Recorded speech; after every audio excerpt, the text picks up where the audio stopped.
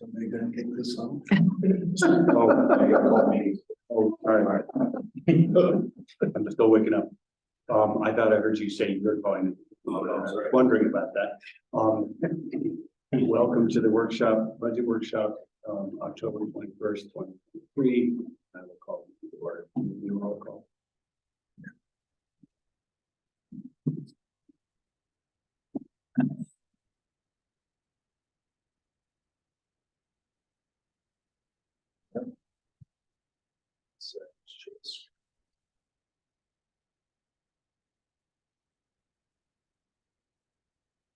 Welcome again. Saturday, Ridgway Town Hall.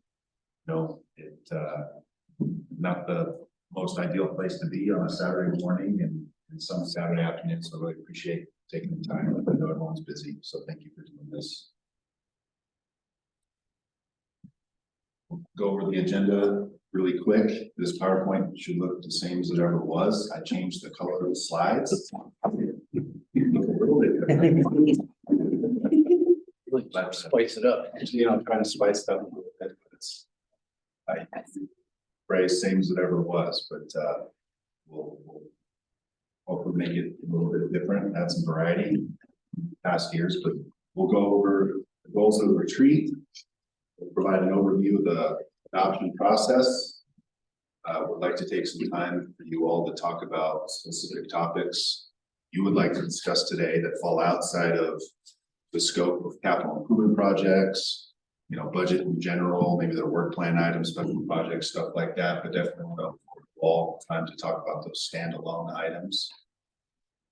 We'll have Pam give a presentation of the draft 2024 fiscal year budget. We'll review pay movement recommendations for 2024 for town staff, similar to last year, the year before that.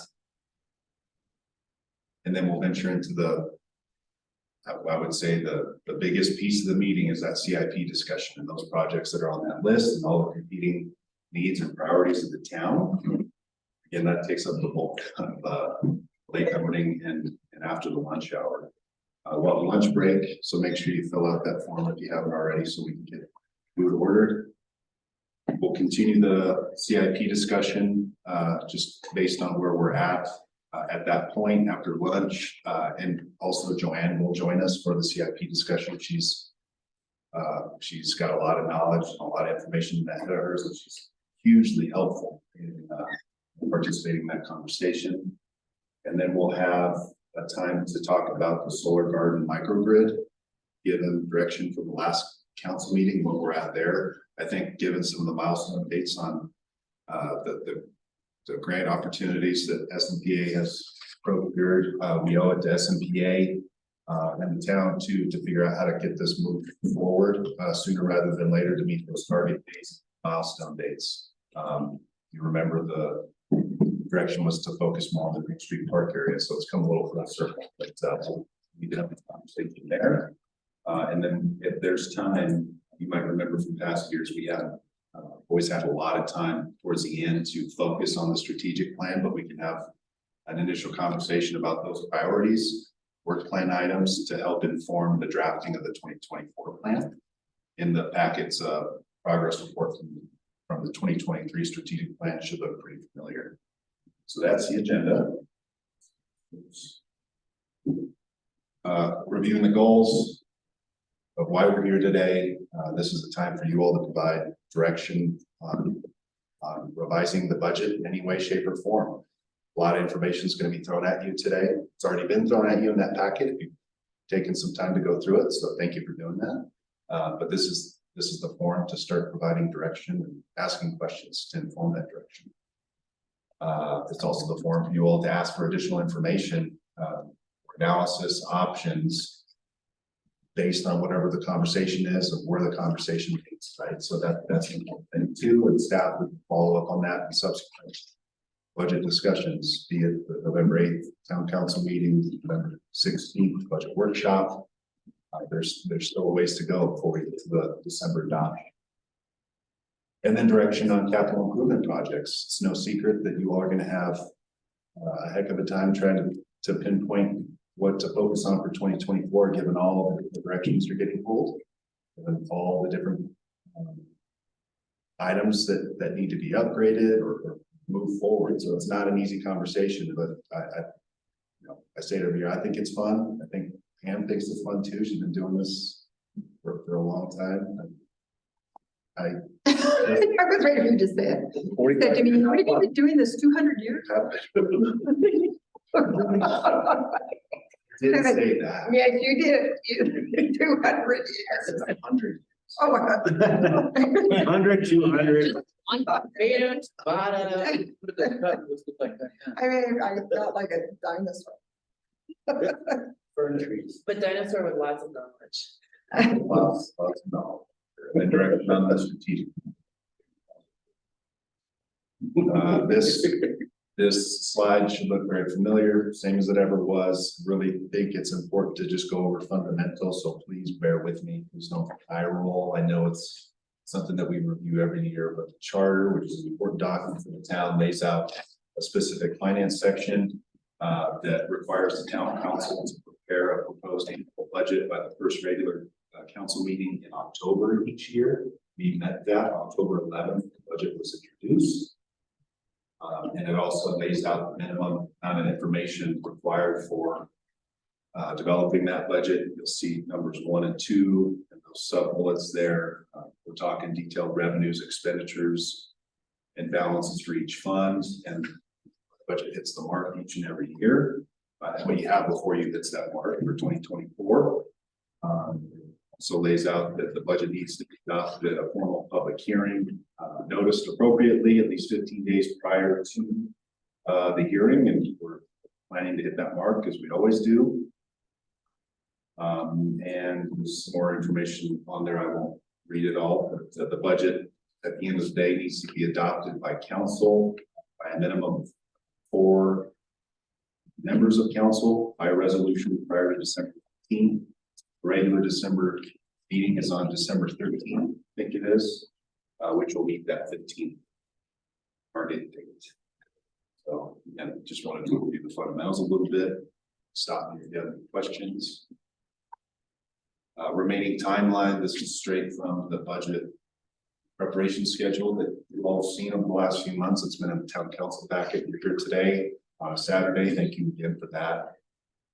November 8th is that next budget milestone date. I call it a budget hearing, but we'll do another presentation based on updated figures for the fiscal year 2024 budget. We'll follow up on any specific requests for information or direction items from here today. And again, it's that forum for you all to have more conversation and afford the public an opportunity to comment on whatever they would like to related to the budget. Very similar on November 16th, the standalone budget workshop. I think that's a Thursday. We'll give an overview of the budget. We'll have a PowerPoint very similar to this with a lot more detail, given updated figures and such. We'll follow up on any specific council directives or requests for information. That's the opportunity or that forum for you all to review those funding requests from area nonprofits. We call them council initiatives. But that's the time you all have traditionally spent going funding request by funding request to help finalize that portion of the budget.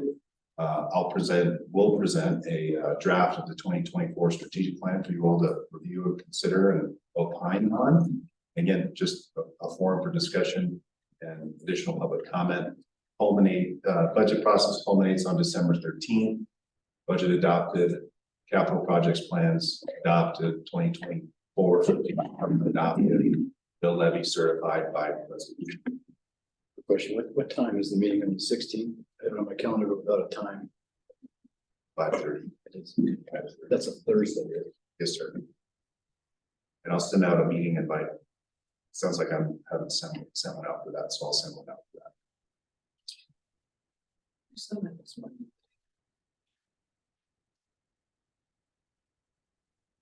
A little bit on approach, and I think we all hold these year into year. I review them every year. We want to balance core operation expenses with conservative revenue projections. We want to ensure long-term fiscal stability. We want to provide for the delivery of quality services and maintain an enhanced service delivery for the services that we're responsible for. And then 4, like I said, it's every year, that one should be all in all caps, and I always forget to put it in all caps, but we want to establish reserves necessary to meet the known and the unknown future obligations. You never really know what's going to come down the pike, be it, pandemic, forest fire, God forbid, but you never really know. And I think our budget's been very healthy over the last however many years, and we certainly want to continue that trend. I think this slide's out of place, so I'm going to jump ahead real quick.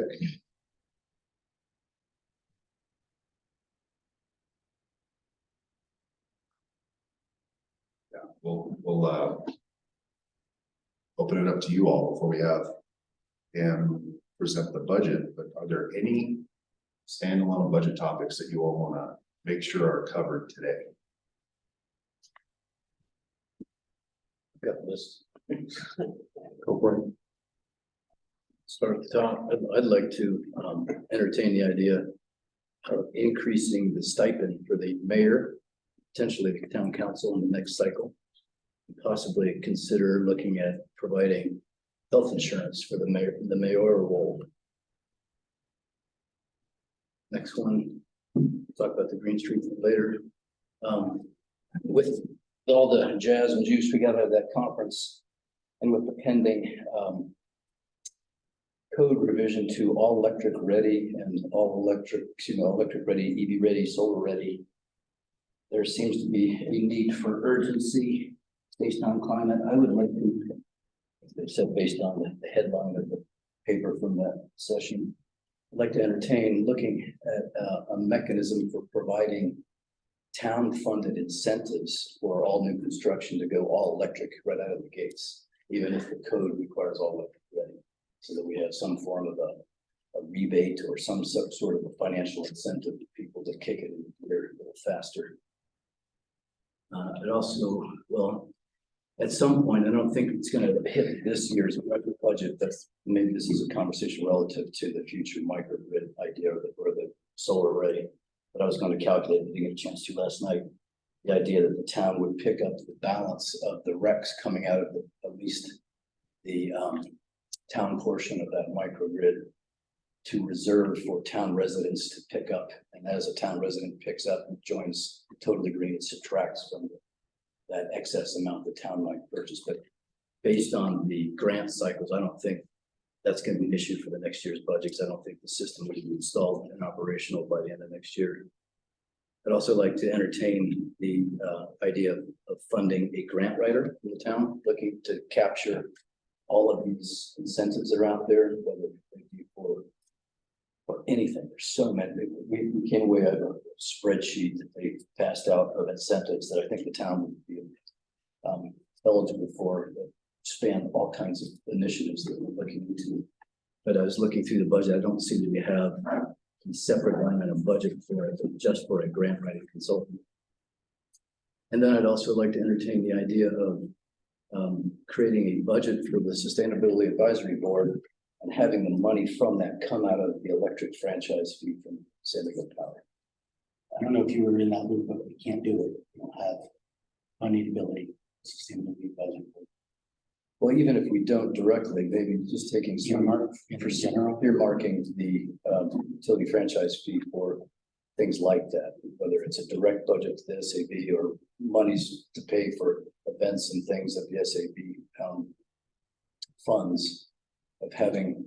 And the reason I'm using that, I'm suggesting that because it's a model that's being used by some of our other communities, Mountain Village, Telluride, have used their franchise to be earmarked for things that are sustainable. So I'd like to consider, have a discussion over that. Yeah, I'll chime in on that when you're on your list. And I think it's my list. Do you think that those code revisions moving towards all electric ready are important sooner than later, even if it's creating a roadmap in terms of how long those are being phased in over? So we know how long a good solid code revision takes. And so it's something we've been talking about for a while and should probably start moving forward on. In fact, tying two of these together, maybe that money from the franchise fee could be earmarked towards these all electric incentives. So possibly that's a source of funding for that concept. That's all I have so far. Anybody else? They maybe, I'll just riff off of Terry's because that was convenient. Because we had come to the discovery after asking the Sustainability Advisory Board its own budget plan for education outreach and conferences and stuff, but we don't have fiscal capacity, understood now. But what I was gonna broach on that, thinking about the monies that are potentially earmarkable from SMPA, was not just town, but still trying to build a bigger cohort. SAB being the face of that here, but working through Sneffels Energy Board and Eco Action, all of those various players, everybody needs grant writers as well. And thinking about how to collaborate in that process, not just based upon the most recent stuff from the conference, but looking back at some of the Lotus Energy plans that have occurred differently. Great consulting company here in the state, the best programs in the state that have been built for these transitional times have been cohorts between communities and identified as in a particular region. Some in the Front Range, some up in Summit Eagle, elsewhere in other states as well. So just looking at using some resources in a collaborative way and having a dedicated amount of funds that other organizations could contribute to as well for a full-time grant writer on some of these bigger projects where we'll end up sharing. It actually lets us leverage the economy of scale for these larger shared cost projects. Preston, did anything ever come out of Region 10 discussing some grant support? Because I know last year we talked a lot about, yes, there's a lot of grant money out there, but also administering the grants once you get them is a huge draw on staff time. And I thought there was some discussion around Region 10 trying to support. It's already in place. Yeah, good question. So Colleen Hannon is the representative from Region 10. He's done a really great job meeting with every community, understanding needs and priorities. Mary Clark and I met with her back in April, I think it is. And I get emails from her regularly with, hey, Preston, you guys might want to think about this. Here's this funding opportunity based on what's on our work. That's the thing about grant writing. You can go out and look for all these opportunities to bring stuff to fruition, but at the staff level, our concentration is, what are our projects in the short term? Okay. You can look in the long term too, but it makes it harder. Most of these grant opportunities require engineered drawings. They require, funding match already secured. So you can hire a grant writer, but, the focus needs to be what projects we have identified in the work plan in the short term. That's my opinion. Just yesterday, Joanne and I started looking at this Bureau of Reclamation Drought Contingency Water Smart grant that I think can help advance projects like lining the Ridgway ditch or piping the Ridgway ditch, stuff like that. Stuff that's on our capital improvements plan. And I'm getting on a tangent, I'm sorry. But and that's all well and good, but those funds could help the town because it needs to happen in the next 3 to 5 years. That doesn't happen all the time with these grant opportunities. So I'm just trying to paint a picture. There's some neat opportunities coming about that haven't really been out there before. Usually grants are much more short term. You have to be shovel ready.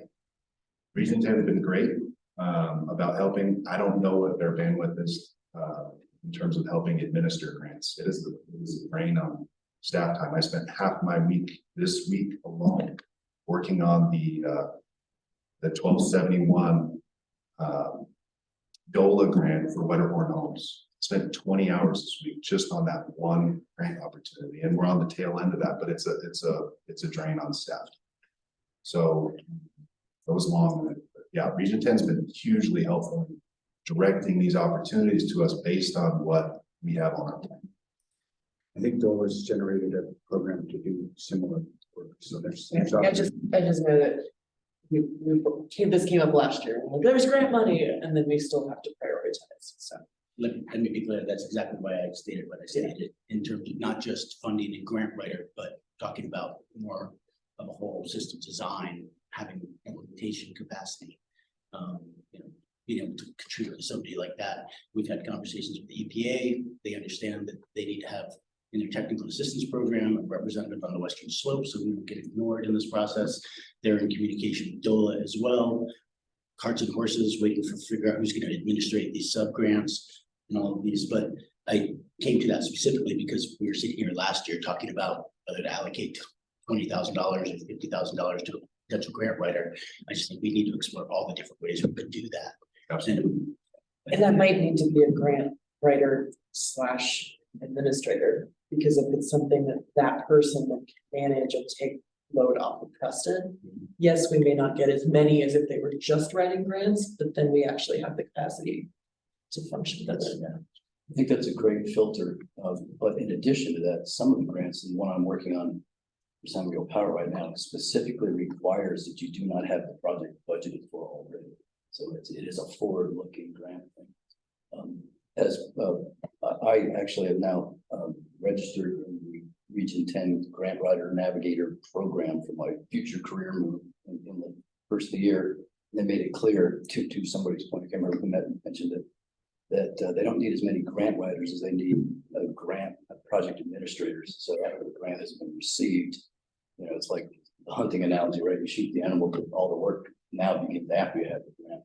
So there is support and funding. So maybe we ought to consider whether it's funding for grant writing, but just the notion of going, you know, either managing to your point of your 20 hours, some sort of consultant assistance to you for project management, as well as grant writing, as well as conceptualizing and filtering which of these opportunities.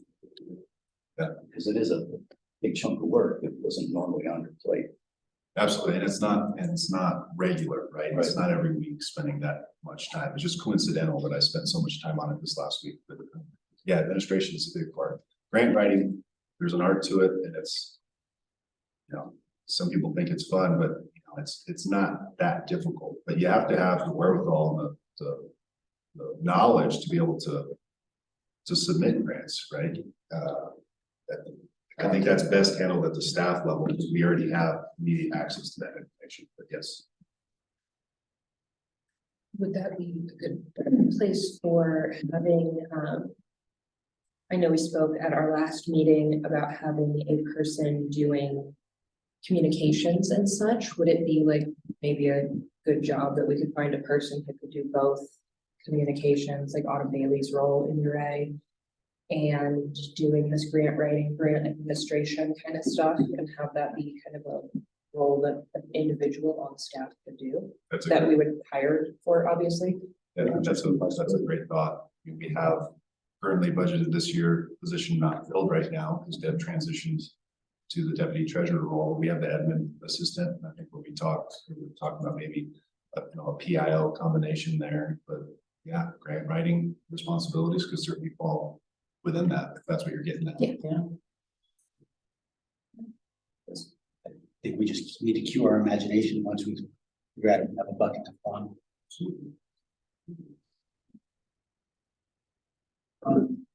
Couple things I want to make sure we're talking about is the water, which you've already brought up, but you know, making sure that we're getting all the water and potential to pipe the ditch, those kinds of things.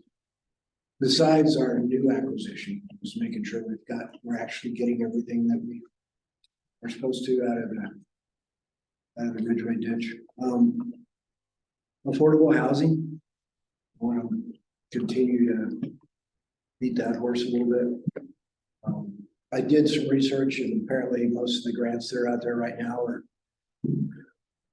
used up. I know there's more money coming, but it sounded as though DOLA had no more affordable housing money through 2024. I seen last night. But I know a lot of those are shovel-ready projects, and so I know I just want to make sure we're moving that forward. And then And then also the thing we keep hearing about is, I think it's in line for this year, but going through the affordable housing section of code and getting that updated and processed, and hopefully that will get us a little more ready when the next round of grant funding comes through for this kind of stuff.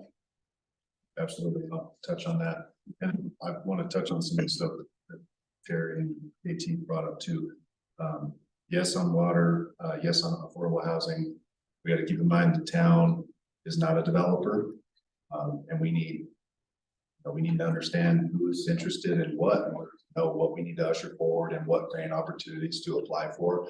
There's still, I'm not sure what you saw, but there's still funding down the pike, various funding opportunities, not just through, not just at DOLA, Division of Housing, but other places too. And then I'll go back to Proposition 123. We are opted in, and that is not just for the benefit of the town, but that's for any eligible entity, nonprofit, private developer, even to try to apply for available funding opportunities for within our jurisdiction. They're eligible for those because we've opted in. And so those funding opportunities are going to be, I mean, that's through a period of 2025, 2026. So, and we have to meet our commitment of creating additional affordable housing units. I think it's 10 over the next 3 years, three a year. So how are we going to do that? We don't quite know, but we're working in collaboration with the county and the city to try to hit our marks because everyone's opted in.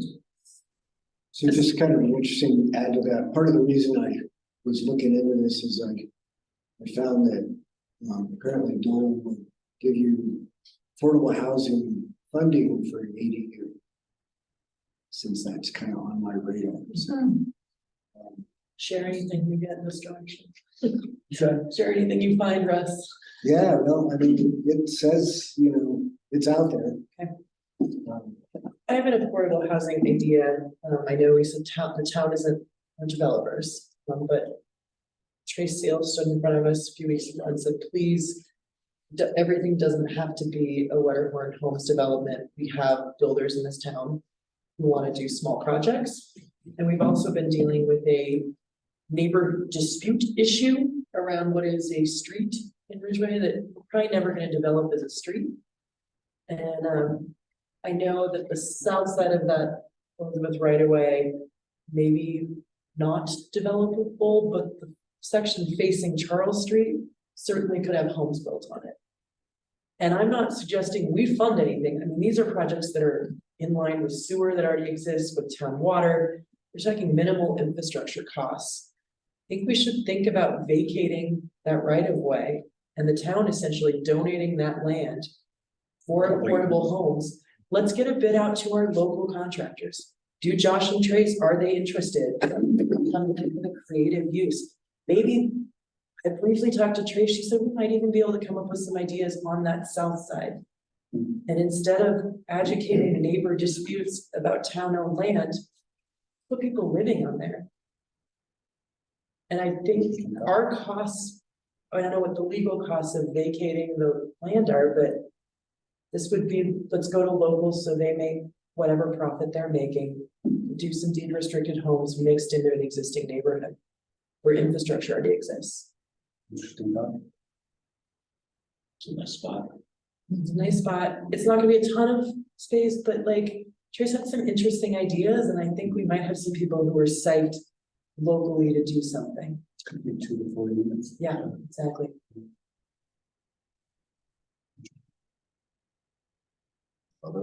I'm like, guys, I'm really like, I think it could be really cool. I think it'd be interesting. I think there's an ongoing NIMBY aspect potentially as well, obviously. Well, it kind of solves a little bit of that too. It solves part of it as a new one. Yep. It's not yours. No, and it's really dependable. Makes a lot of sense. A complex set like that, discussion for later, but also potential to get like a competition for design. Design done elsewhere because not just like that, it's just an out of the box kind of design, but there's a lot of momentum out there in competition. competitions that already exist, to come up with innovative, small footprint housing for infilling. I just think this is a really great opportunity for us first to look to our local building community and ask them to be our partners in this. I think that really should be part of it. I mean, in terms of, in terms of design. Yep. Design and then RFPs for, building. So outside for the big lift on design. Yeah, something that Terry and I talked about on the drive home yesterday, it's a tangent, but mentioning is, I think we all got it, from Therese yesterday, the day before. There's, and she's not, I think,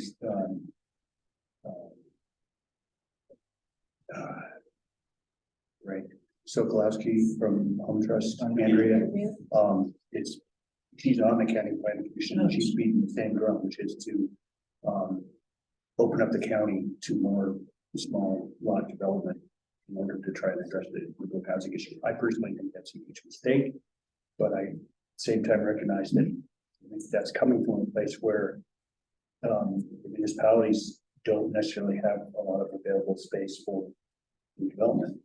Ridgway certainly has the potential much more than Gray, but none of it's available. And it's on the market or accessible, or appears to be. And so something like this would be a great way to kind of address that, at least initially. Because I think the idea of just opening up areas of the county to 6 acre development or smaller is usually problematic. So I'd like to be able to address that through more potential development in Ridgway at the very least. President, I was trying to remember along the ADU discussion, did we ever, we actually had on that Me, You, and an ADU program that came about, we were talking about having a, what do you call it, a competition, or having some local designers create sort of basic templates for ADU construction. Did that ever happen? We have, yeah, I mean, That's another one. I think. One of the other things I saw when I was cruising around on this is I think it's Vail has actually released, if you're a resident there, they've released a series of plans for ADUs. That's what we were talking about. Yeah. Yes. They're there, they're available. Wasn't something I was gonna roll out yet, but my friend Stefan, Cast Architecture Design in Seattle, won the national award for the best ADU in Seattle and gifted me the plans. Awesome. Great. Depending on how they'll licensed receive those plans, that's the type of collaboration where if there are those municipalities like, hey, we can't necessarily commission a set of 6 plans, but how can we partner? Those types of They just have a shared value fund. That's not like. And my guess is that there are designers, architects in the area, in the region here, that would like to be able to take part as something bit of PR for them to do something. Yeah, with fully in mind not to, scuttle the ambitions of local folks and to amplify them as well. But just there's so much stuff out there as well, but have it administrated and modified through locals.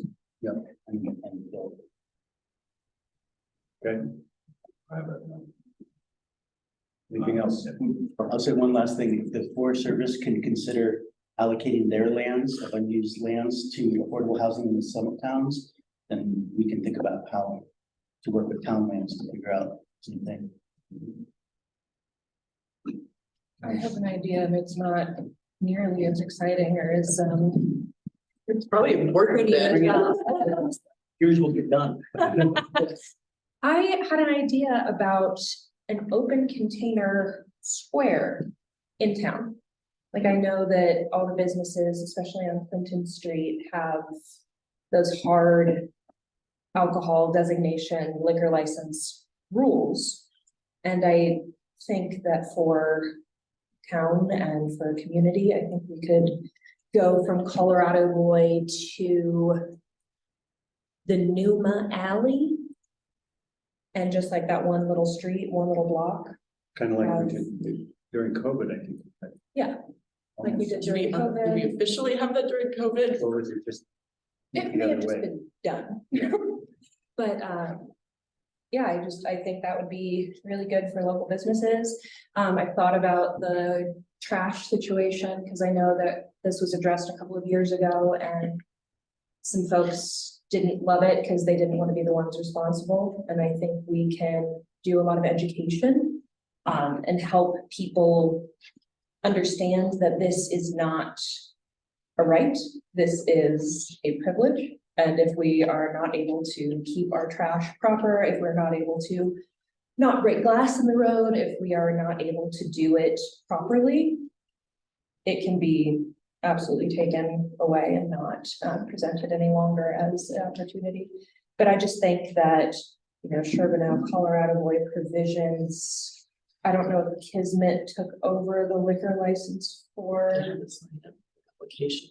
They have an application. okay, cool. Kismet, Kate's Place. Am I missing anything? No, but it would be a nice time to try it with that block, considering that Jenny Lee has renovated hers to be a restaurant, we're trying to having a firehouse right there. Yeah. So it'd be nice to explore it with that smaller single block and see what the pros and cons are before doing it potentially larger. As far as the glass goes, when I lived in Idaho, there were 2 towns that had what we called red cup laws. And your alcohol had to go into a red cup. The idea was they were plastic. A Ridgway version would involve, something much more reusable. Dirty Sturdies. Right. Reusable. Like having, well, yeah, or it's something you buy into as a local, right? Tourists don't really care. They're not going to talk to a friend at Provisions if they're having a drink at Boy, right? Like, whether it's something usable where it's like, that type of thing where it's not glass. I could see that, where I buy a $25 Hydro Flask pint glass that's branded with one of our businesses locally, right? Doesn't have to be a town. And that's my ticket to move. That kind of, this is the glass piece. That's what all these restaurants did, is they all had, some people did solo cups, but some had their branded plastic red cup. It's an interesting discussion, probably not as budget relevant at this point. Yeah. But that'd be good for note taking. Yeah. Makes it on, work plan, we can certainly look at, our state liquor laws, talk to the state to see what's possible. Open containers where, entertainment districts, I think we talked about the entertainment district. I think the entertainment district is. That was several years ago, maybe it's all further, but I think that's kind of a different deal, but we could certainly look. Quick question, just for all, since we're spitballing stuff, and with all due respect for Daniel, is this all fair game for his reporting? As It's a, meeting, as far as these ideas that are coming down, absolutely, just want to make sure. yeah, good question. I'm gonna use that horse, but I wanna go through this and make sure. Yeah. Increased stipend for mayor and town council, monthly stipend, consider health insurance for the mayor position. I want to say I had nothing to do with the suggestion. Yeah. And I wouldn't be eligible unless I am. Would have to, long-term discussion. That's right. Town rebate incentives for going to, solar EV ready, that realm. Talked about the microgrid, and, town covering the recs for participation in that. Funding for grant writing assistance or grant writing / administration assistance in some way. A budget for the SAB, and I want to talk about that a little bit. The call them the bylaws, but the authority and procedures lays out. It's across the board for all the committees of the town, and it's like this in many other communities, but as an advisory board to the town council, advisory board doesn't have appropriation. The board could, or the group could certainly have dollars allocated by the town council to help advance education opportunities and whatever the SAB decides. So I don't want anyone to think that the SAB's precluded from getting a budget, getting some dollars set aside to accomplish some objectives, right? Does that make sense? That's the part.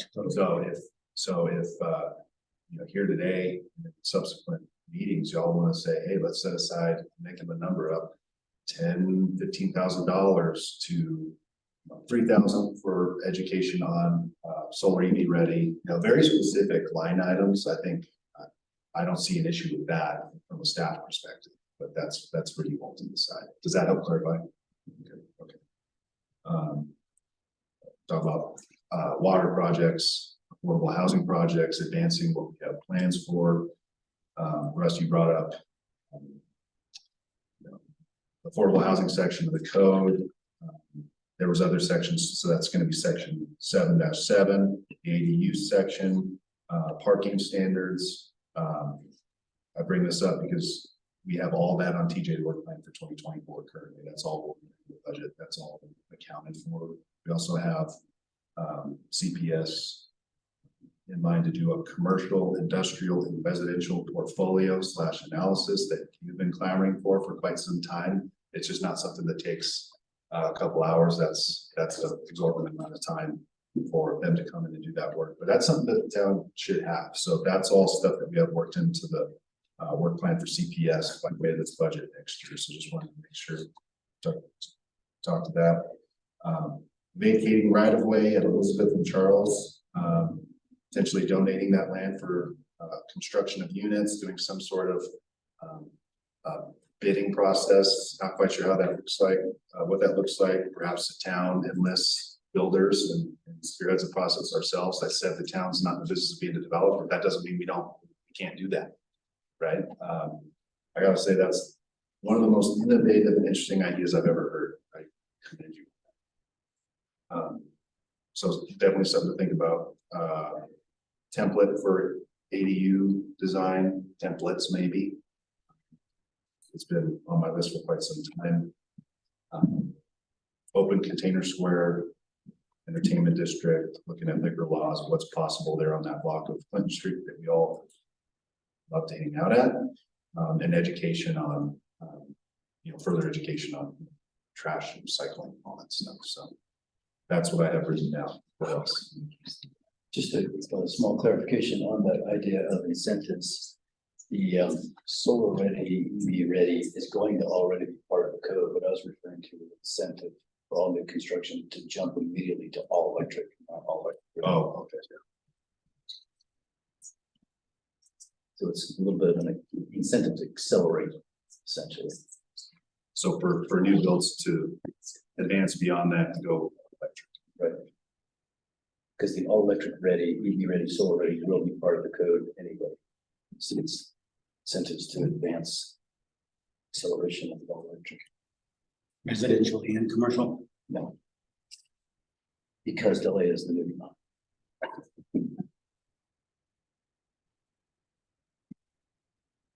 Thank you. Thanks for that clarification.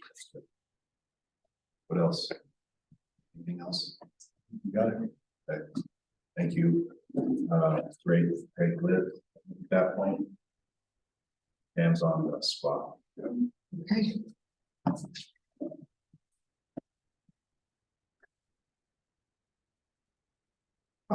I'll just give you a quick overview of the budget document. You've all gone through this process before, but just as a reminder how the document itself reads. There's 3 funds. There's the general fund, the water fund, and the sewer fund. In the back of those funds are the Ridgway General Improvement District #1, which was an improvement district approved in the early 90s over in Ridgway, USA. There's still some funds left in there. We're just holding on those funds for street improvements over there. And they have to have their own page within the budget. So that's the next thing behind those 3 funds. And then there's some worksheets that I put in there for my use on capital projects. So not everything that is a capital project has its own sheet. Sometimes those things are small enough, maybe they're just one line item. So I take everything that we call out and I put it into another document, which you should all have in your packet that says line item locations of expenditures in 2024 fiscal year budget. This is a document that I've used like for my 100 years of doing the budget. And we use it internally, but it's over the years is something that I've given to council to just help you in the budgeting process to see where we put things within certain line items. So the budget itself works with this document in that if you were looking for, oh, where did we place the monies for whatever, like the first page is community outreach, advertising, it gives you the line item so you can find it within the budget. So the budget itself, general sewer and water funds all read the same. They start out with beginning fund balance that's brought forward from the audit. The last audit that we just had was for 2022. That if we look at the general fund, page 1, beginning fund balance, the auditors are bringing forward a figure of $2,894,704. Those are all the funds that are contained in all the different accounts that we have monies in for the general fund. The budget itself just reads starts out with revenues, and those total projected revenues for the year are added to the total available funds that start out with that beginning fund balance and then carries forward every year. So this document that you're looking at right now is almost complete for 2023. I left some areas open in sales tax because we can get much closer to that number as we get down the line. Sales tax always runs 2 months behind. So it's really hard to project how our summer went until we can really see those numbers. We're using as a projection in the documents that Preston gave you on the draft financial overview. What sales tax you did on the right? You did use the 95? Oh, okay. You did, okay, then I'm wondering. So that's why those are still left there, but if you think about the fact that we're looking at approximately $1.5 million in those yellow boxes at the top of page 1 coming forward, and they would take that available resource number, bring it forward into the beginning fund balance and increase that number up there. So right now it's 2 million, but it'd go like 3, maybe 3.5. Which is awesome. Yeah, which is awesome because when we come down to where it's not, of course, I don't have the numbers in there for 2024 yet, but we got a good place to start from. I don't think our revenues themselves are going to be too much off from this year, but we're going to be, as we talked about last year, super conservative just because we don't know what the economy's going to do. So that leads me, if I can just jump in real quick, I have these slides that look familiar from last year and the year before. This slide is meant to depict operation reserves. I don't have that little spreadsheet in there because I didn't feel comfortable putting something in that wasn't like fully paint a good enough picture, right? I mean, there's a lot of numbers that aren't in there for the reasons Pam just explained. They will be in there soon. We just wanted to get a better number before we plugged it in. We're required by Tabor to have an emergency reserve of 3% of operation expenditures. Don't have that amount pictured here. We will. You couple that with additional fund balance over the last few years, and going into 2024, town's at a very healthy place, I can't commend and well enough on the work to get to this point. So I'll have a little spreadsheet here that shows as a percentage of operation expenditures what our set aside is. And in the last few years and here this year, it's going to hover. It's hovered in the realm of 70% to 85% of operational expenditures, which is just so healthy. And you'll see that here soon, but didn't put it here today. And then yeah, I will stop talking in a second. I'll get back to this one, but we don't have a recommended revenue amount for sales tax. Pam was just talking about that. We have a number through August 1st. I, being the type of person I am, I did this arithmetic to extrapolate it out based on that number through December or through November, right? And came to like just shy of 1.3. It was like 1.25. I don't know what it was, Pam, but Pam came in and did a much more helpful exercise by looking at, month to month between August and November, based on historical trends. And that's how we got to this 1.5 figure, which is well above what the adopted budget figure was for sales tax. So there's a variety of ways to try to extrapolate it out. This one's probably, not probably, it is a much better way to do it. So I just want to give some context on what we're projecting. It's still yellow, but you'll see it soon. And our 2022 number was 1.65. And the Our audited.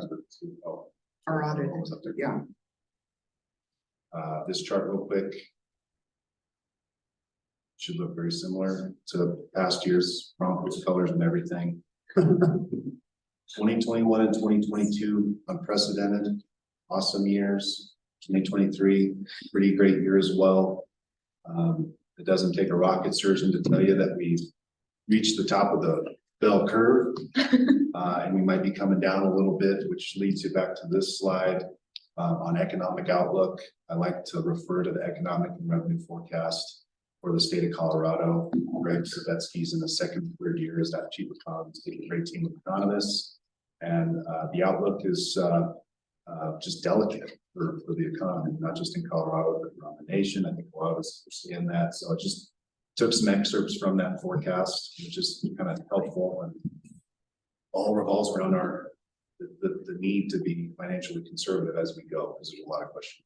So hopefully this is helpful for you all. But I thought this would be a good time for me to jump in and do this. So I'll turn it over back to Pam, unless anybody has questions.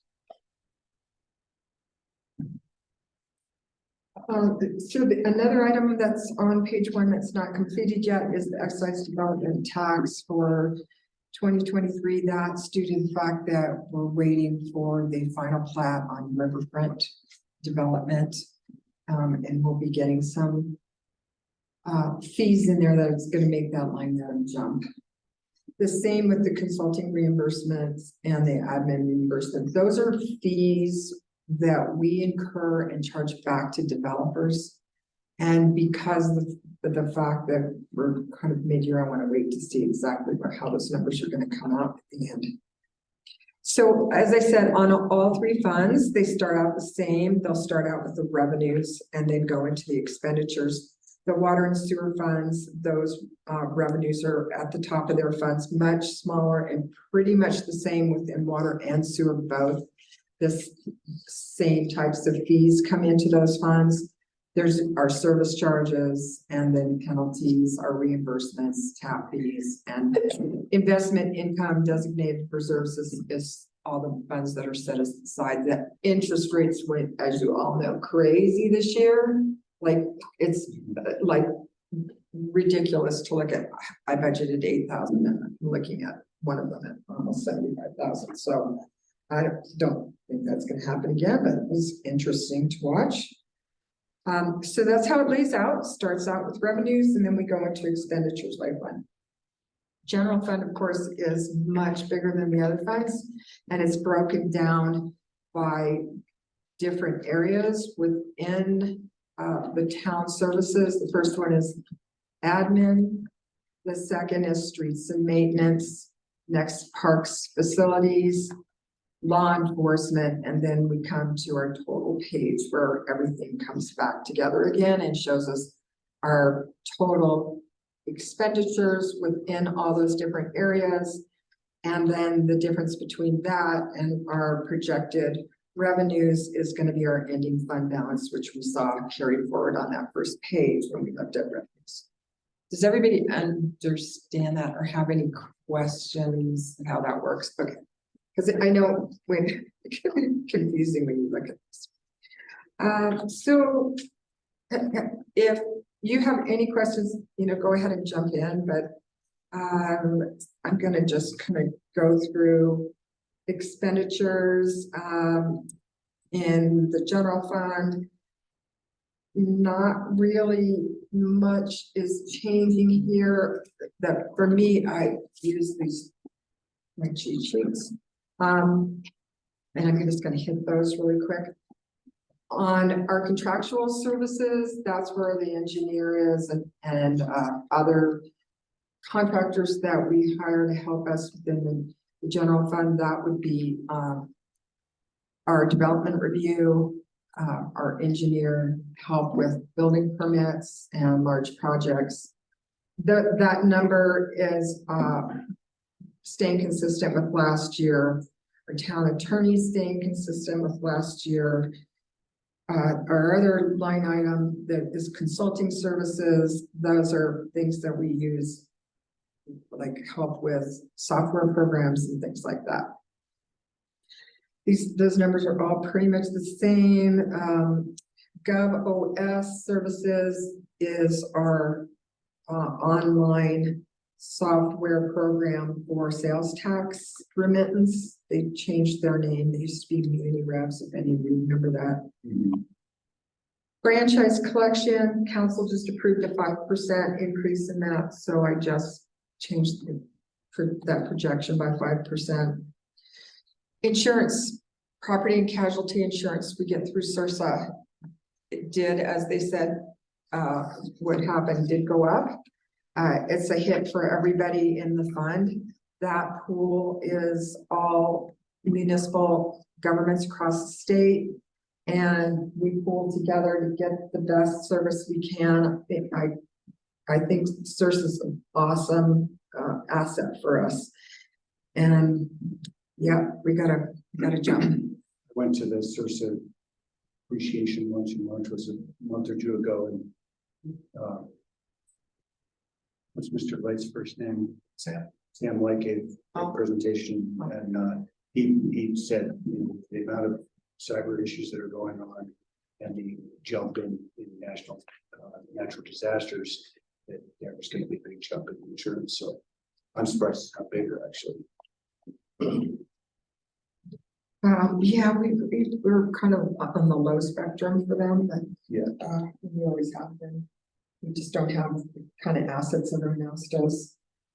So within this document, there are the items that we put into the draft CIP, and they're embedded in here. And I highlighted those on this line item location of expenditures with a yellow line, so that we could easily see if there's something that's already placed and embedded into the budget that correlates to the CIP, if in case we choose to pull it out or change it, or so those numbers, if you're looking at the sheet that are yellow, that's why. That means they're in the budget, but they're also in the CIP. And I won't hit those right now because we might as well hit them when we go to CIP. Again, when we go into the streets, does anyone have any questions on that? We were going to wait for our council initiatives, but we can hit those now if you want. The capital improvement projects on page 3 of the general fund are yellowed because, again, they relate to CIP. Okay, streets. Again, we go into the same thing with consulting and contractual services, and streets. That's mostly our engineer services are in there. She's got a number of projects that she's going to carry forward from this year that we had budgeted last year. Actually, she's doing that in all the funds, water, sewer, and streets. She's carrying forward things just because she's been so busy trying to keep up with everything else that she's been doing with development. Streets, no real changes there. Parks, you've got some items that are, we're looking at doing some additions through, if you go to the sheet on the park improvements, which is the bottom of page 5, those items are, I should have yellowed this. I should have yellowed that in the budget.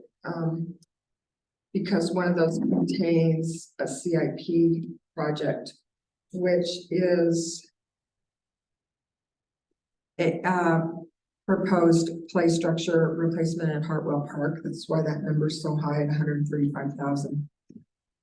The other items we didn't put in the CIP, they include landscaping east side of Rollins, which was in the budget this year and didn't happen. It's a carryover. Upgrades to the electrical panel on the stage in Hartwell. That was this year, is getting carried over. Replacing the cable lines and the trees in Hartwell, that's new this year. And a fence replacement at Weaver Park, that's new this year. Any questions on parks?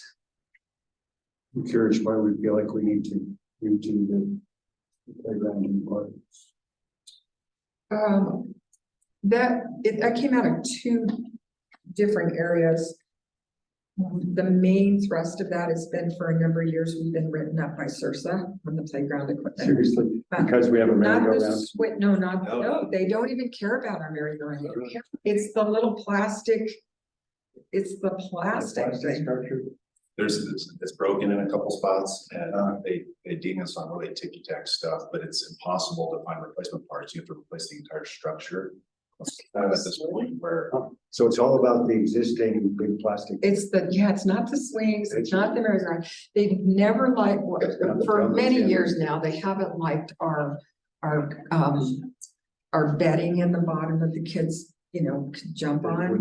Because now it's all about that, the new kind of stuff. I know we played on blacktop and hardtop, but, so this play structure will have the GeoGrid pour-in place padding so that. Oh, it's that black spongy stuff. exactly. Sorry, this is I not know. about, this is not on you, I this is generally to the world.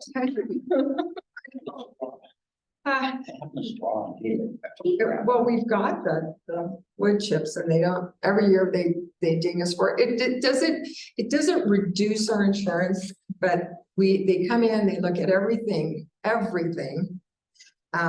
we have and do, and then they write this list up, and that has been called out for year upon year and upon year, and finally we're just like, let's just look at replacing it since we can't keep putting it back together again. I think it would behoove us to look at GoCo to help. I think that's how. Yeah, we talked about So, a mini grant on that. but That's that's something staff's want to put forward. I mean, by way of, him and Public Works largely, Stephen having to try to make modifications and stuff, but it rests here. So if you all want to focus on something, not focus on that this year in 2024, and put those dollars somewhere else. I mean, that's why we're here. And then So we'll the discuss intent that is in to the CIP. remove the plastic piece, place that thing and put something else in, is that it? Another plastic play piece, that gets used so much. Yeah. There's so many little kids. I take Um, the kids to the park at least once a week and it is heaven because they just run. Oh, yeah, yeah, Just being a total overhaul, new equipment of the. and the the base, Playground equipment. And the base, yeah. Wood chips, that's And the only option is another plastic thing? well, we haven't looked into Okay. it. I Starting. when I've seen those books, it's the only thing in the books anymore. It's not, those. Well, I would imagine those wood things are probably Yeah, exactly. really I was just expensive. gonna say, and they're not necessarily a better option, but maintenance wise. And then you have to look into the stand. We had to replace the brand new one in Paonia a bunch of years ago that we put in and didn't realize it had some toxins in it. So we The wood had to did. pull it out and put it in. Oh.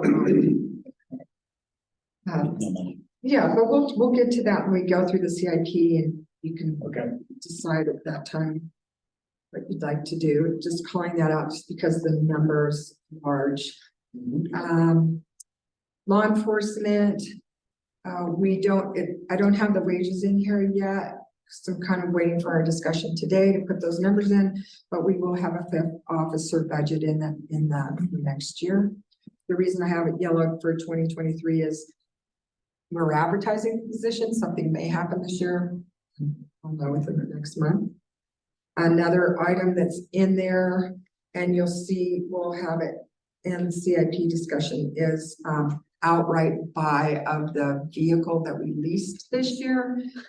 And I believe paperwork in the, there's a separate paperwork in the document. packet There's, yeah, about what happened with that. It was kind of an interesting, Interesting is a nice word. yeah, the county sheriff's department bought into this company. I think Montrose bought into this company, we bought into this company, and then all of a sudden they turned around and said, oh, well, we're, leasing that. And everybody just kind of like in the same situation. So let's have that discussion. Yeah. one quick question here. Do all of our officers have ARs? Have one? ARs. Yeah. Well, there's a new AR, right? Oh, yeah. Yeah, we did that just a few years ago, actually. They were providing their own Okay. weapons. Yeah. The handgun, their pistols, and then their rifles in their cars were theirs. And I think it was when Preston came on and he went, what? But no, the town has purchased all those weapons now, so. So we just need to outfit a new vehicle for a new officer. Yeah. I just didn't realize they had ARs. And then, yeah. And then, Cops, they love their weapons. Is it not just cops? A lot of us love it. yeah, Well, I mean, they're big weapons. the page 7 of the general fund is where everything comes back together again. We've got our total expenditures, as I said, which will go back up to the revenues off the first page and come down and give us our ending fund balance. Of course, our ending fund balance in 2023 is not correct because it does not include sales tax. It's a little frightening, yeah. Yeah, but that's, yeah, it's off right now. And then we'll put in there any capital improvement monies that we spent for the year to bring that down. And then we'll take out that Tabor emergency reserve that Preston just talked about. And will give us our ending fund balance number that we'll be working with. Water fund, again, we've got some capital projects embedded into next year. Things that I've got outlined here. Oh, I'm talking to myself. I'm waiting to get some tap fees on Riverfront Village for both the water and sewer fund. That's why those numbers aren't in there for 2023. And we're closing out some grants in the water fund for the GAC project, which Preston can tell you about more than me, but it didn't get completed this year because Joanne's working on some items with the contractor on that. So it looks like some part of that or most of that, I'm not sure, is going to get carried over to 2024. So that's still a little bit up in the air. So those numbers aren't put into this water fund yet. Other than that, there's no big jumps here other than you can see in the maintenance line item on page 8. I'm just going to carry forward the same amount of money for the beginning or for the fiscal year. This 2024 is 2023 because of that GAC project. Probably won't come in that high, but just to cover for now. And there will be a large CIP project that we'll talk about in the water fund that will come in here as a capital project. And sewer, again, there's the tap fees waiting for and close out of Riverfront. And there's no big items in here other than, again, our engineering, all the projects that Joanne has started, her hope to start this year, she's going to carry forward into 2024. So you're pretty much looking at the same document that you did last year. And just to piggyback on that, Joanne will be there shortly. She has another month and a half of doing development review stuff. And she's done. She's retired from development review, and that will be Joyce Wong. And then Joanne will have a lot more free time. Not free time, but to be freed up to focus on the internal projects that you see here, the water and water system and sewer system. So this is what we've been planning for and waiting for. I'm very excited to get Joanne transitioned out of that realm. And I know she's excited too, so just trying to provide some context. We've been talking about it for the last few years, but Is it just Joyce solo or her company? her company, but with Joyce, part of the area rep, she handles 99% of development stuff from Swiftwater. Capacity of what we're being for.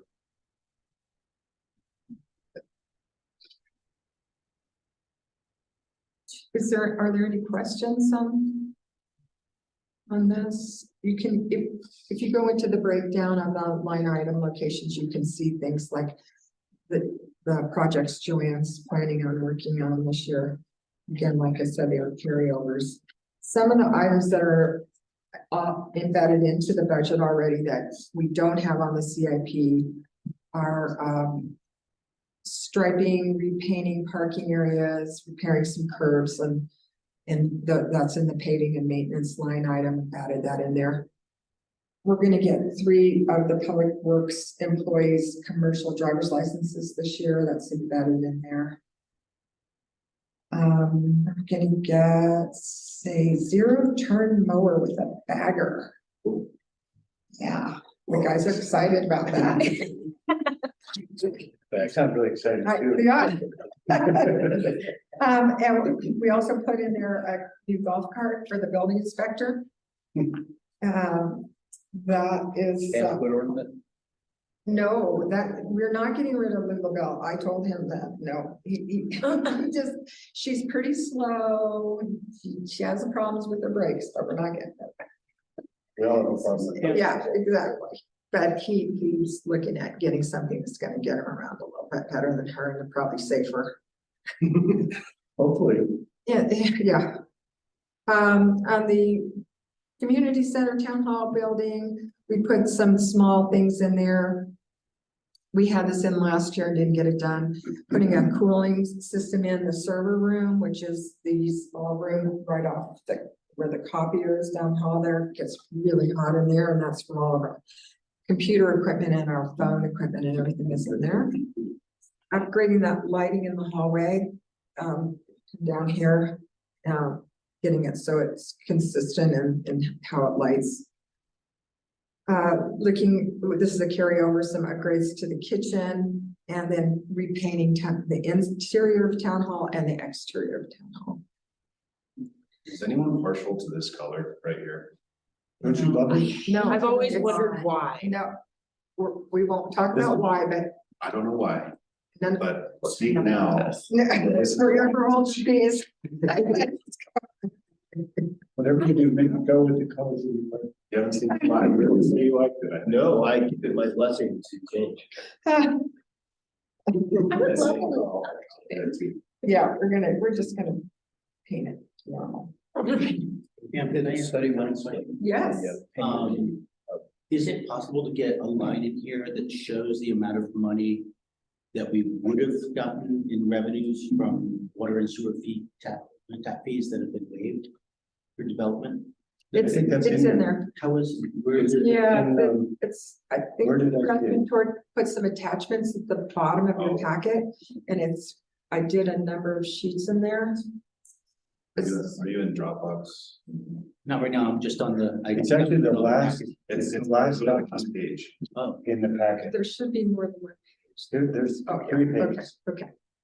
Yeah, so Yeah. it's something I wanted to bring up, in another discussion, but we could discuss it now if you want. I think now's a good time. Let's, Okay, Well, sorry, you're running. no, it's fine. If you're ready to. I was gonna say, I'd rather we just stay with the budget specific stuff we're talking about now and come back to. that. Come back to it? Okay. If that's okay. And just for Chris, what page is this on, or? This is the It's- there's- supplemental info waiver for affordable housing. It's the third supplemental document. That's a nice document to have too. Make it easy.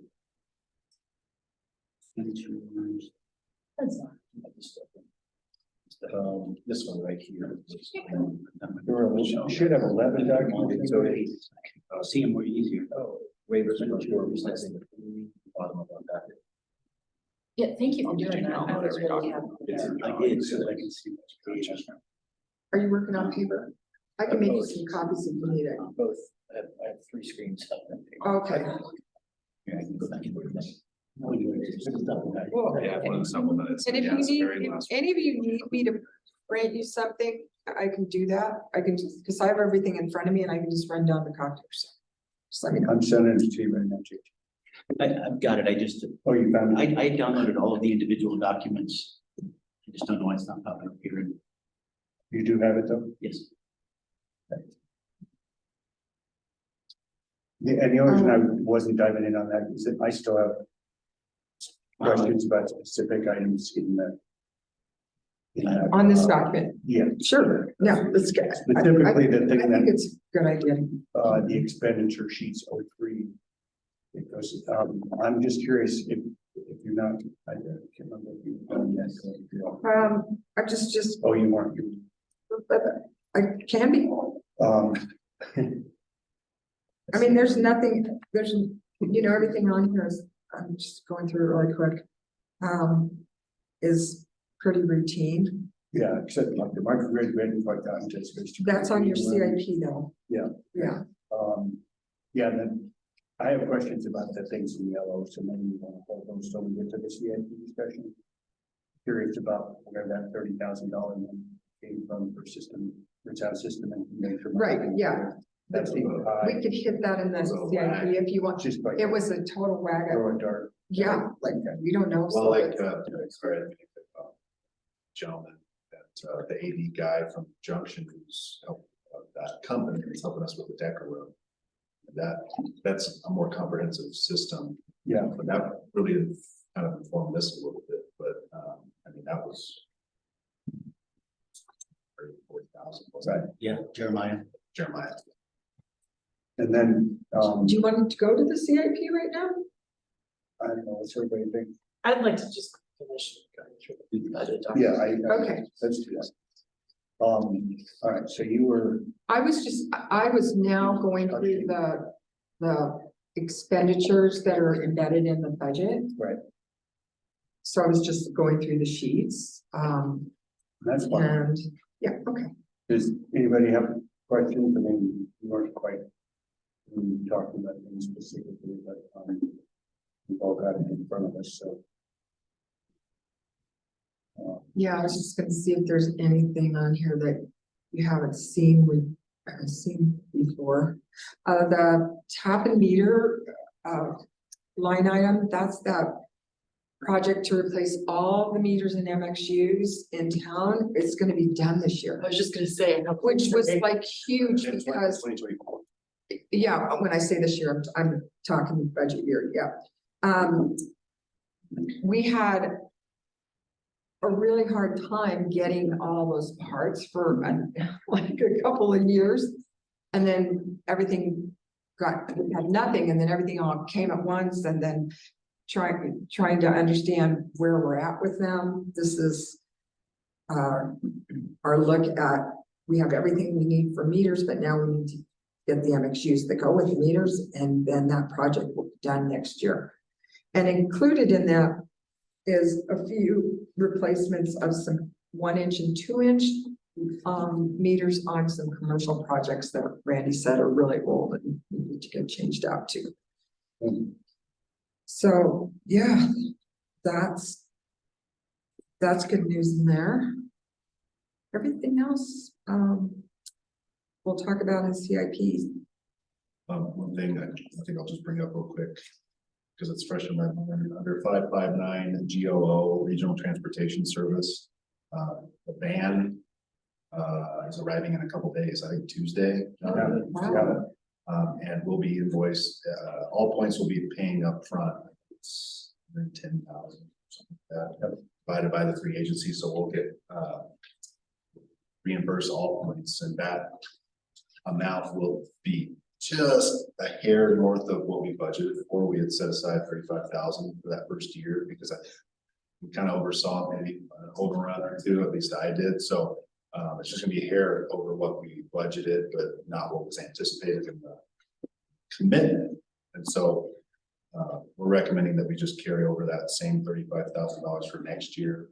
It should not be anywhere close to that amount, just to be conservative. That's why it's at $35,000 again, but then comes in on Tuesday, and then I think we're all getting to a point where we can be all square for January. Can you remind everyone and myself, how that project in delay actually got restructured to actually be more beneficial by having all points be the recipient of the grant instead of the city of Ridgway? I can't remember. Yeah, that was pretty much just explained it, But there's some financial ramification that I can't remember.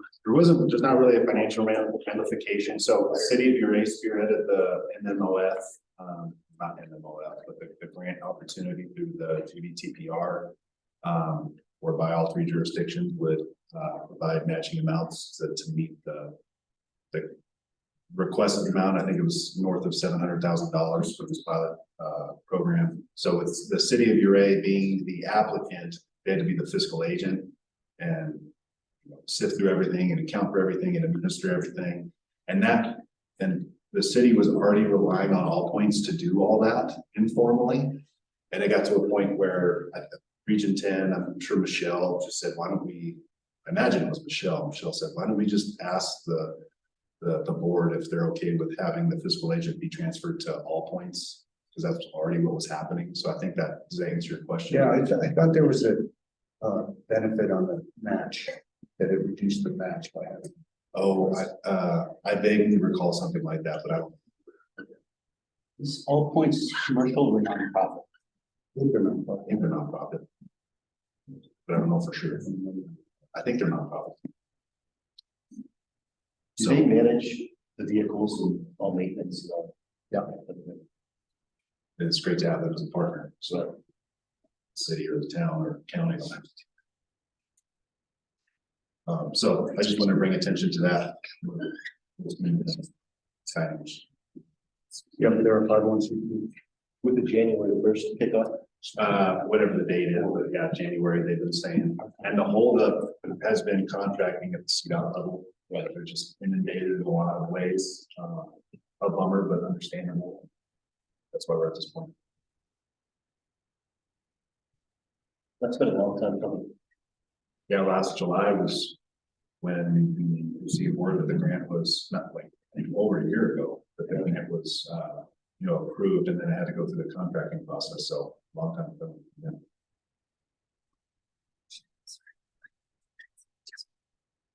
Are there any questions on the budget or anything that's contained in the budget? Or the line item in particular? Yeah. Now that I've got my eyeballs free on the supplemental Uh-huh. page, going forward in future years, is it possible to enter that into the line item so that we can see that there? Which one? The supplemental packet about the water tap fees, is it worthwhile having that into the actual spreadsheet? You're talking about affordable housing, right? Yeah. We could create a sheet.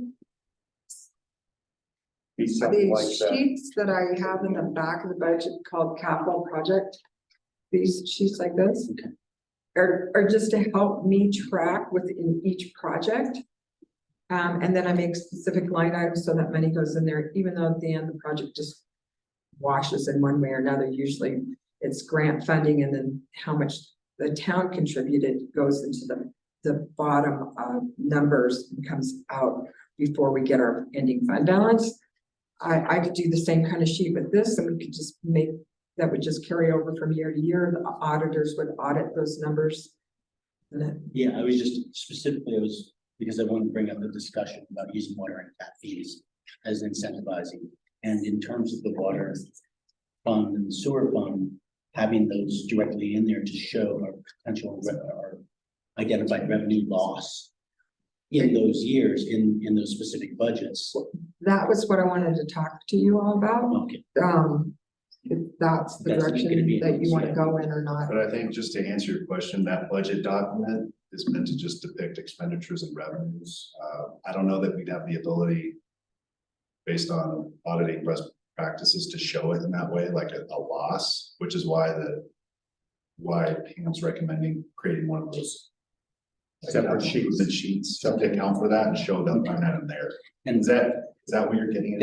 that's an actuarial accounting thing that I don't understand structure, but when I look at, for me as a layman, and looking at the water budget or so, going through that, that's where I was wondering if it could be visually right there, so that I knew that we had given away 14 in one project, or cumulatively say 20 for the year. So you can see that we would have, had we not used that as an incentive, know that that would have gone into that budget, rather than be the supplemental part of it. No, I can't put that into the budget document itself. But we can make note of it on there. Yeah. Maybe it would be at the bottom of the budget before we get to the ending fund balance, and we'll actually show it as a loss. But that goes into the whole discussion that I wanted to have about the direction that they want to go. Do you want to go into that now, or do you want to go into the pay movement and stay on track with Well, I the don't know that agenda? we would I don't know that we would actually get back to this point, so. Okay, I think great. it'd be good. to- Okay, so the reason that I put all this together, and that we're gonna go to those sheets that are in your packet at the, It's John the said there's last, a last it's the section. third supplement sheet. Okay. So I've been tracking the waiver of fees for affordable housing. And I wanted to have this discussion with you because we don't have any policy about waiving tap fees and giving funds from water and sewer. And should that, how that should be addressed, because the town used to have a policy that if we waived water and sewer fees, the general fund would have to repay the water. Did I say that right? Yes. Yeah, the general fund would have to repay the water and sewer funds. And when we had this discussion a couple years ago and we brought that up, I think, John, you were there at the time going, yeah, that's the way we used to do it. Our attorney said, well, you don't have to. So I researched it and to see what everyone else was doing out there. And what they do is they have policies that they set up, if they do that, how they're going to address that. And we don't have one. So I wanted to put these numbers together and have you look at this, these kind of, all these projects that we've done this with to date, and have the discussion about where you want to do, because right now, just with Wetterhorn, we're looking at, as JT called it, a loss, right? A loss of revenues. Potential loss. Yeah, well, it is not a potential, it is a loss to the water fund of $101,000 and $84,000 to the sewer fund. In addition to, we're not receiving revenues into the general fund of $120,000. That's just for the Wetterhorn project. So I wanted to bring this to you and have this discussion of how you want to start looking at this, or maybe the idea is, as JT said, is we track it on a sheet and there's no movement between the funds. My first question is, like, this is the type of thing we're talking about, what do we spend money for affordable housing on? How does this also get communicated to the public? Not necessarily as a negative in a loss sense. Yeah. But But here's our investment. but in it, we are financially investing in affordable housing. Seriously. Like, and, you know, I think, yes, the fiscal term is lost. But, you know, my next answer is, okay, well, 120,000, you know, what are we've got 14 units in Wetterhorn, 3 in Habitat for Humanity. So it's 17 plus another 2, like general fund, that's investing $7,600 from the general fund per affordable housing unit. That actually doesn't feel that bad, right? Like, and so then that's not counting the water and sewer funds, but I think part of this is how do we communicate this? Because we do need to budget for it. We do need to find those funding streams. But yes, it's a lot, so we have to account for it, but if we start thinking in terms of a per unit cost, those are well within comfort levels to me. Yeah. So it is a matter of how do we, but that's the communication part, is first of all, how does it get communicated to us? And second of all, how do we communicate to the public?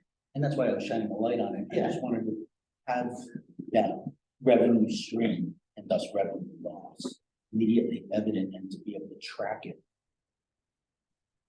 Just so that we know from one year to the next. Yeah, actually, And do we as a value system decide that that money is in our, if we have a policy, or we can articulate it and say that we only give those incentives for water sewer just to affordable housing and nowhere else? Or are there opportunities for exceptions? Just figuring out how that works. It's not that I'm, just to be clear, because some people have said, I categorize our natural resources as the top tier thing, giving water away, right? Just in simple terms, as giving away a natural resource that you can't get back, and the revenue along with it here in town and maintained in those funds. And so I want to be clear that I'm not opposed to it. I just want to shine a light on that we find a mechanism so it's clear that we can then either that we can celebrate that we helped boost the affordable housing process by reducing the fees of the development, which we all know, and just so that we know exactly what that's going to be for and when it's going to be used. hey, Pam. It's pretty clear that we need a policy, right? Yeah, we need a policy. Um, I was gonna ask if, instead of this being like a Word document where you have to add things up, could it be something that existed in like an Excel sheet where we get a total impact to each fund and that kind of per unit cost? Could it be fairly easy to divide it by per unit? Because that would be helpful as we look at creating a policy, like what are our bottom lines instead of making it a. So do you want it an overall or a fund? Well, I mean, Overall. I think go And project specific. in project specific, Yeah. right? Because I would just, One sheet for each project. instead of me going through here and adding up. Well, and then you can also, once you have it project specific and fund specific, like I just had to go through and add up those general fund line items, divide by 19. Like that would be super easy to have. In terms of the policy piece is hard because we have a ballot measure hanging out that would help fund some of these things. And so right now, it feels like I would like to see SJTA agree, because we all know that the TAP funds are just like paying for the water, but they're paying for the infrastructure that delivers the water. And I would like to see us not just blanket give those waivers without backing them up, at least at some percentage. Maybe we don't pay back 100%, but we pay back 50%, 75%, some number. It's really pay back to the water sewer funds, right? From a affordable housing line item. 100% may not make the most sense. Maybe it does, but we're trying to create a revenue stream, but we don't know the impact of that yet. We don't know if we have it. And well, it's this discussion obviously needs to happen after. Yeah. Ballot. After the election. I think, the only thing I was gonna add is that, once again, like everything else, let's not reinvent the wheels. If there are policies in other communities. Yeah. Let's get a comparison of view of those and see what makes sense for us. And that's where I was gonna go in my research. A lot of the way they do it is looking at the previous year's budget.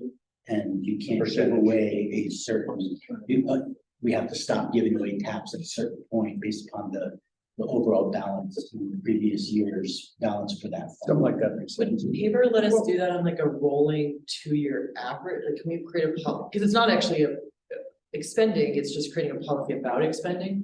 Because we had 19 affordable units come up last year, right? I highly doubt we're gonna have 19 come up this next year, right? So I wouldn't want to make it we could only increase, right? Because maybe we have 2 next year. But then the next year we have 10 or 5, like I think it would need to be on some sort of average basis. Does that make sense? So just like on a deed restriction, just typically use that 10%. So that we always have a line amount, a percentage available per year, just like licenses for short-term rental or something. Just identify the mechanism and set staff to research that. So I just- jump in real quick, because you make some really good points. And not to insult anyone's intelligence, but tap fees are system investment fees that are really meant for maintaining the stuff that we have and enhancing the stuff that we have. Again, they're system investment fees. You made a really good point about there's a ballot initiative coming up in a couple weeks' time, and we're gonna know on November 7th or shortly thereafter whether or not we're gonna get an increase to the lodging tax, which will have to be, if approved by the voters, certified by you all down the line, with 50% of those proceeds eligible for going towards affordable housing initiatives, childcare effort initiatives. A policy will need to be put in place that'll govern how those funds are used, which is, I think, touching on what you guys are talking about a little bit, but I think it would be good to have a policy in place that governs how any sort of funding going towards affordable housing, what the criteria for use is. I think it would behoove us to have an application process and not just, someone coming in, putting a letter together and say, hey, can you waive this stuff, right? Like a formal application process that's comprehensive enough for you all to really evaluate, does it hit the mark of what this policy states, right? So I think I'm saying what everyone else was saying. I'm just really trying to lay out that should happen sooner rather than later, especially because come November 7th, there may be an actual dedicated revenue source for affordable housing, which is what we've been wanting for quite some time. I have no idea if that's going to happen or not, but we'll see. I think we need to be committed to it, and that's why I was kind of talking about this document. You have Pam as a really great start to that. If we've gone to the voters and said, this is this dedicated revenue stream, I think as important as the policy is how do we communicate, these are the things we spent it on, right? And this was, a tap fee is an increased cost to that house, right? It's a way we help bring those down and keep them in an affordable sense. But I think that's one of those pieces is people are reticent to maybe raise taxes if they don't know where it's going. And I think that's as important as like, oh, I need to know exactly where it's going versus can you account for where you spend? Maybe we could, for lack of a better term, I use the term project impact report or system impact SMPA. Affordable housing impact report, an annual report that shows that's transparent, put on the website, that shows exactly what the town spent. Again, after maybe we had the fund, we put out an annual 1 or 2 page report. The use of expenditures for affordable housing. I mean, that's a great idea, but that's I'm- kind of what you have in front of you. Yeah, that's what I'm saying. We have a start. Yeah, we have to start. Right? We have to There's start. something more public oriented. So, Yeah. and I'm listening to everything and trying to see how it could work in the budget. So right now, in your budget, on page 2, and your general fund, there's a line item for affordable housing. Okay, and costs like, that we incur. So our engineer, our attorney, our development review, we put a culvert in for, Weatherhorn. Those are actually in that line item. They're deducted from that line item. Now, the waiver of the building permit and the excise development tax aren't there. I mean, we could do that. We could negatively impact that other line item, but I don't think we should do that, but, so what I'm hearing you say is, showing it in the budget, we could create an affordable housing line item also in the water fund and the sewer fund, and show it as an expenditure. Now, how would I do that? I guess we have to do that internally and do a general ledger offset to make that number work within the budget. I don't even need it, I don't necessarily, you're right, it is, Because It it's is not a a loss. tangible but it's, thing. you know, I don't know, just even a starred item at the bottom of it. It's like a says opportunity this year, cost. the net of what we've waived Can I in just, one spot on that budget, in the water budget. So you just visibly see it, even if it's not. I think that a I was separate gonna say- sheet makes sense. can we just say that what's really important to us is being able, that it doesn't have to go in the budget, doesn't, like, this document's a really great start. That's Is it fair that we say, Pam, we would really just like a way to be clear and communicate what we have spent or waived or all of those things in a clear place that we could direct the public to, and not put you on the spot right now to tell us how you think best to do that? Yeah, figure out a way to capture. Okay. Yeah. Okay.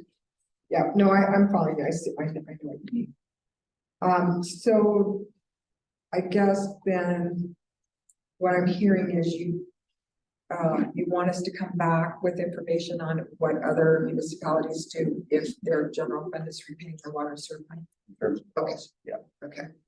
And then you think about what makes sense. It seems to me what makes the most sense is another just page in the budget, like at the bottom.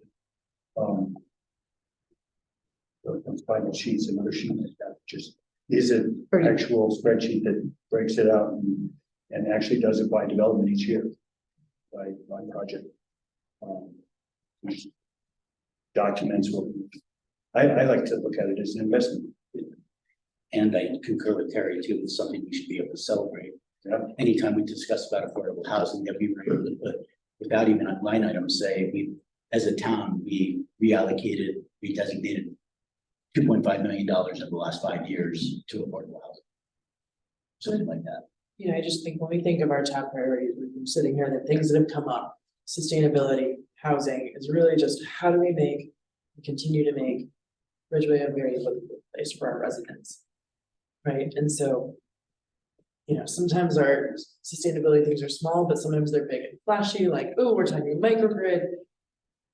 You know, when we're getting the affordable housing, we're talking things on a pretty gritty infrastructure level. Like, we didn't pay for the houses, but we put in a culvert. But guess what? That culvert needed to go in order for this to happen. And so those are harder to celebrate without aggregating them. The quality of living thermometer, it Yeah. went up. Yeah. The Kelp. Remember the messaging.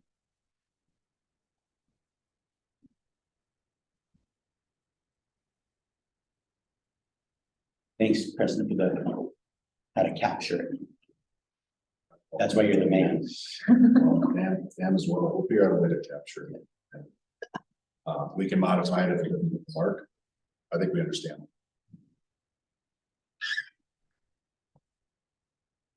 I think, are there any more questions about these documents and how they relate to the budget? You're the best. You Pam. will see the affordable housing line item though, in the general fund. It is on page 2, 535 GOO. Whenever there's an actual expense incurred that we have to pay a check or something, it's coming out of that line item. It's not, that doesn't include waivers and fees or waiver of town charges. Yeah.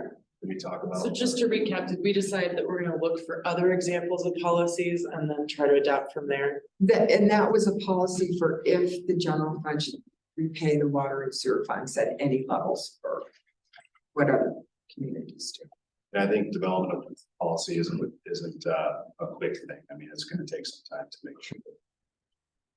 Great point. I never want to reinvent the wheel, but there's already some good stuff out there that we can. we want to talk about and that affordable housing expenditure line item and what we want to set aside for 2024. Absent what's going on with the ballot initiative, of course. Yeah, the reason I yellowed it is I thought we would wait until we have our workshop meeting in November because we're gonna know that. Yeah, let's I didn't want to take a stab at it. we can talk about that. Hey, Joanne. You know, talking about things that might impact the budget also is along with the town question is the state question that could impact our property taxes. I didn't put a number in here yet for this. We usually wait on that anyways before we calculate our mill levy because the assessor always gives us a new number in November, and it's like, yeah, we got to the point like, why do it twice? Like, just do it then. And we're, you know, property tax is not our big revenue source. But that, you know, has the potential of impacting the budget also. So we'll know November 7th if Proposition HH passes. Hi, Joanne.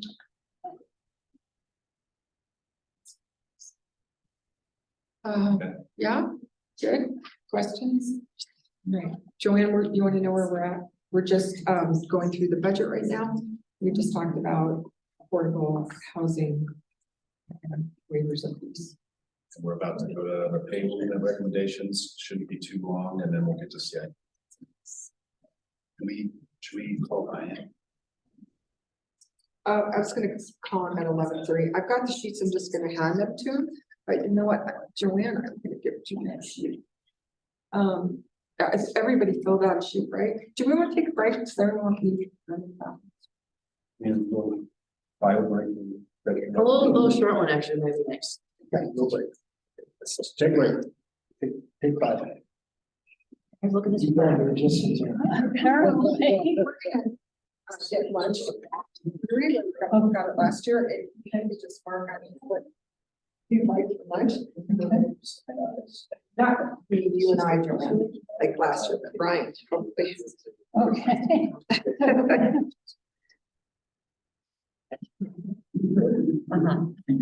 Preston, look at this park. Holly's over here browsing. Yeah. The crypto and crap. How pretty cool is this? Yeah. And then how out of a lunch, I went down a rabbit hole. Oh, there, Mr. Chris. It's so. You want to come out? Yes. Good. Button up.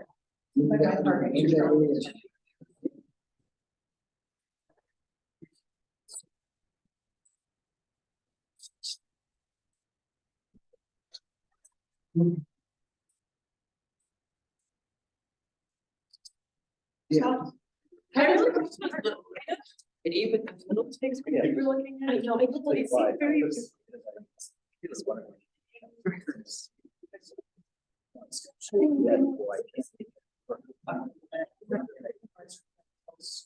That was this felt. Well, we heard that. It's not visually, it's the. There's a million other connections. On of it, this is said, put this in that. That's the. It's a sauce. Yeah. It's forward. Okay. She apologized. Yeah. So you were like.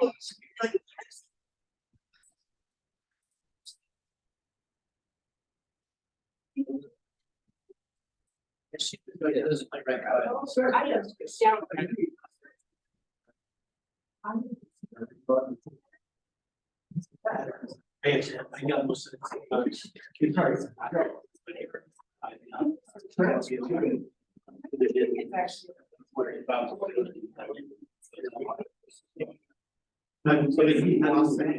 You're not. I like that bunch. I don't want that.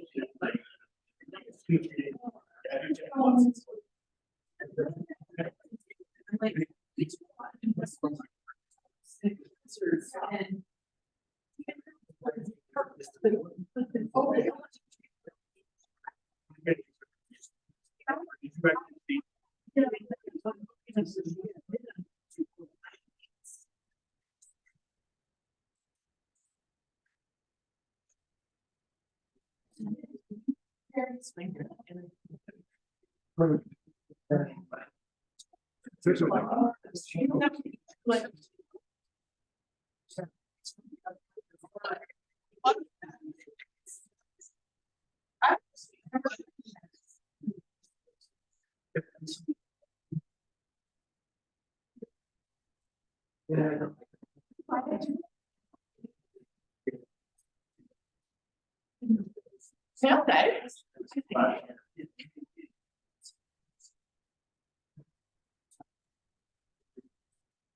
It's all.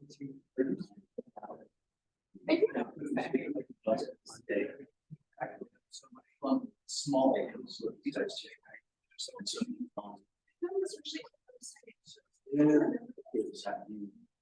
Really sick to have down there. Yeah, yeah, that's just-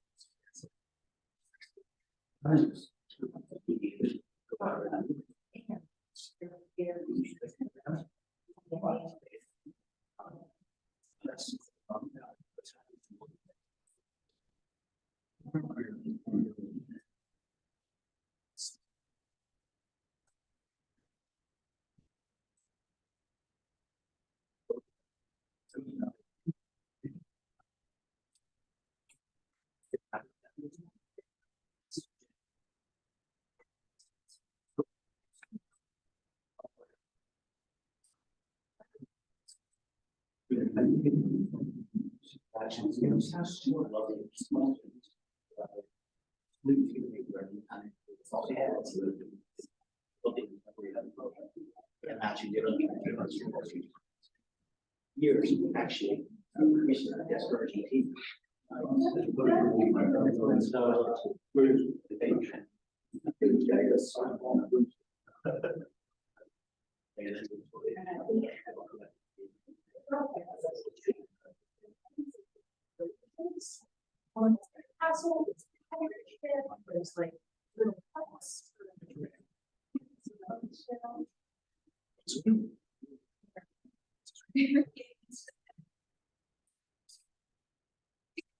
They can have some, not just kids can go outside, but Sure.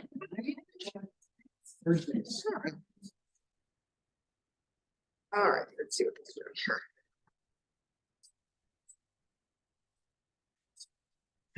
Oh, you did it, Joanne. Yeah, I'm sorry. I haven't. That's good information. I still think it was a good. Yeah. That's because it's a bummer. I think the. You had the. On.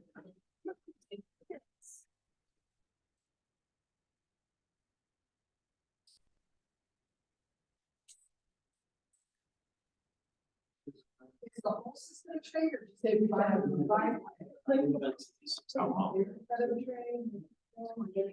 Oh. Yeah, that's.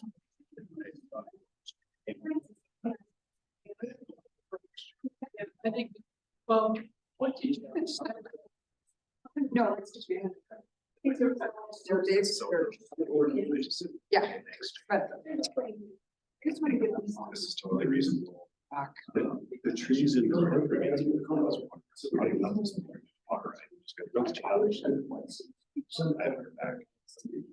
We're now. I'm a such a tree person, I can feel that. I'm sorry. Making them healthier. The one, I know, the one in front of my office, I just. I had to talk to him, like, it was bad. Yeah. That's right. But it's up to council standing, it'll be in that meeting. Yeah, that Bureau of Recreation Grant Opportunity that I sent you yesterday, that document. I got it. What really didn't seem like something needed to be shovel ready, design, it was, I think. Give them the chair. The times we received, they had to get away project with that, like. You don't do that. Think that I would say with a.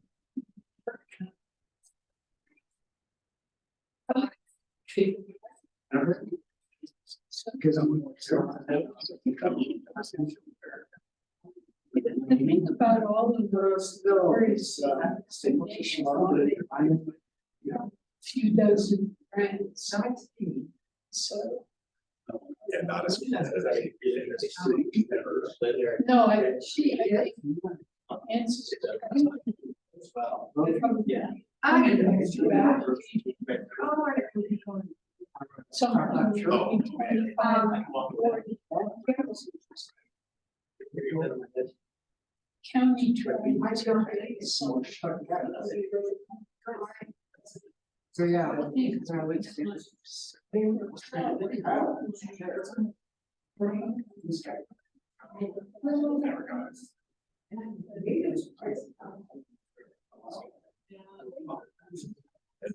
But now there's so much money out. There's so much.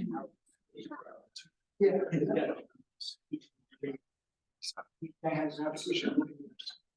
Yeah, so that's something interesting. There was something else that came in this.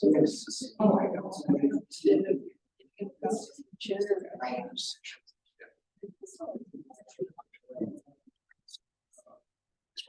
Yeah. Going next. Yes. Yeah. And Surely, like city, but yeah, we definitely use one down here. That They would- definitely, and you have power. They blew up the transformer and went to days. I used to, or maybe you did mention that at your part. Yeah. Not as bad. So. Yeah. Yeah, I mean, nice to have a generator. Yeah, it would. So west and south. It's. Yeah. Yeah. Wow. On the pieces. That one of the things at the conference.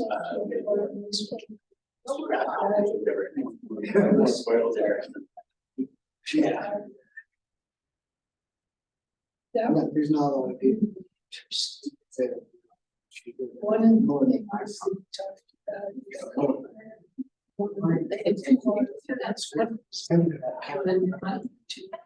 He worked in county. It was guys working. Started discussions. No.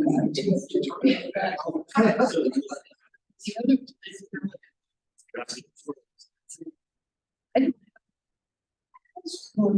One aspect. Chance. Could have pulled off. That was one of the things that take. He had, I want to get his power. He had about 30 takeaways. One of them. Oh. And was there on. Got to be able to get to plan interaction. The other big thing is they were hemorrhaging water after the houses started burning. It just seemed like it was more of a fire department. And they figured it out.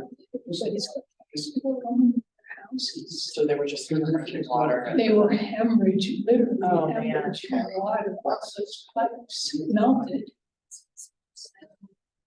The water is nothing. About meters that when they start running to. Just automatically shut down. Wow. The other thing with that plastic is the VOCs, vessels, and it compounds each back into the water. Some guy from under, one of the colleges in called them and said, you need to flush the whole system again. Because you will start. Yeah, they actually figured them out.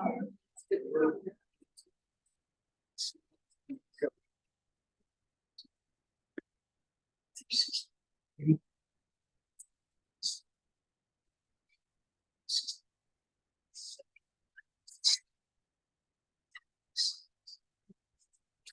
can copy. No, I can copy mine. I've got mine right here. Oh, yeah, here. No problem. That was all highlighted as.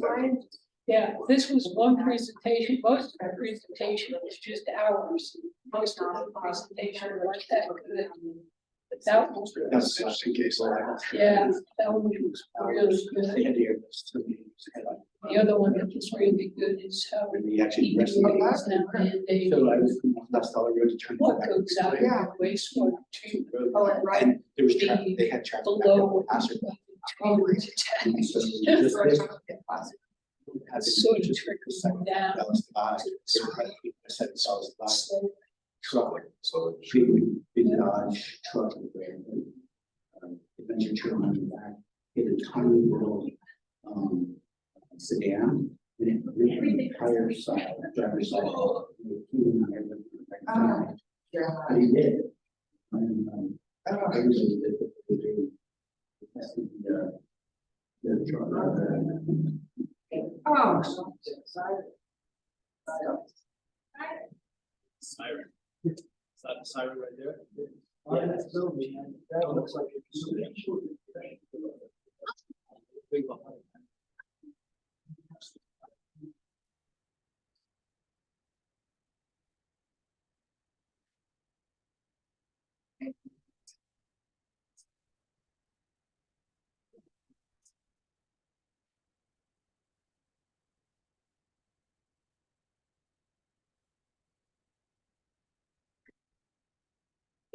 Yeah. Really?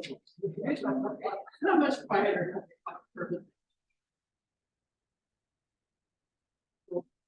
It will show up in that.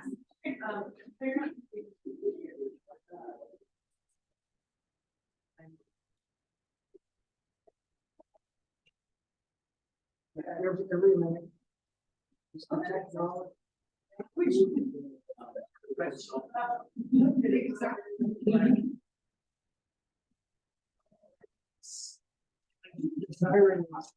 No. Used to move up.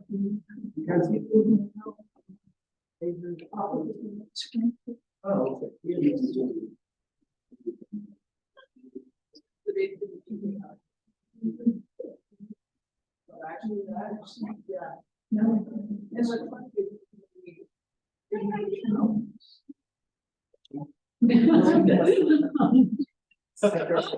I'm going to be able to see that. We couldn't vary it anymore. By the time we got that on roads. First of all, we left too early and people were taking the water. And secondly, by the time we got home, it was dark. yeah, I had a year very funny. I know the Both of those probably. baling hay in the dark. Yep.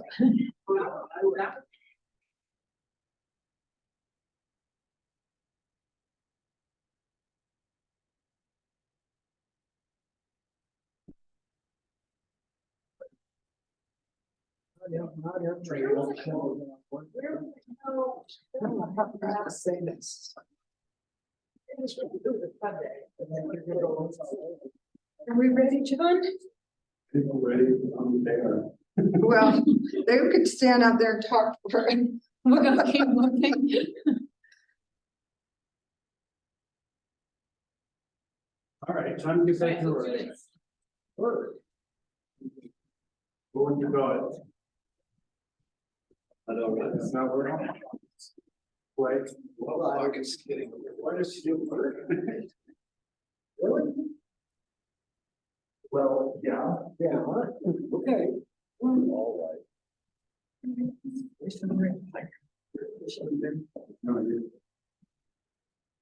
Come on, Polly, hurry up. I got distracted. God, whatever.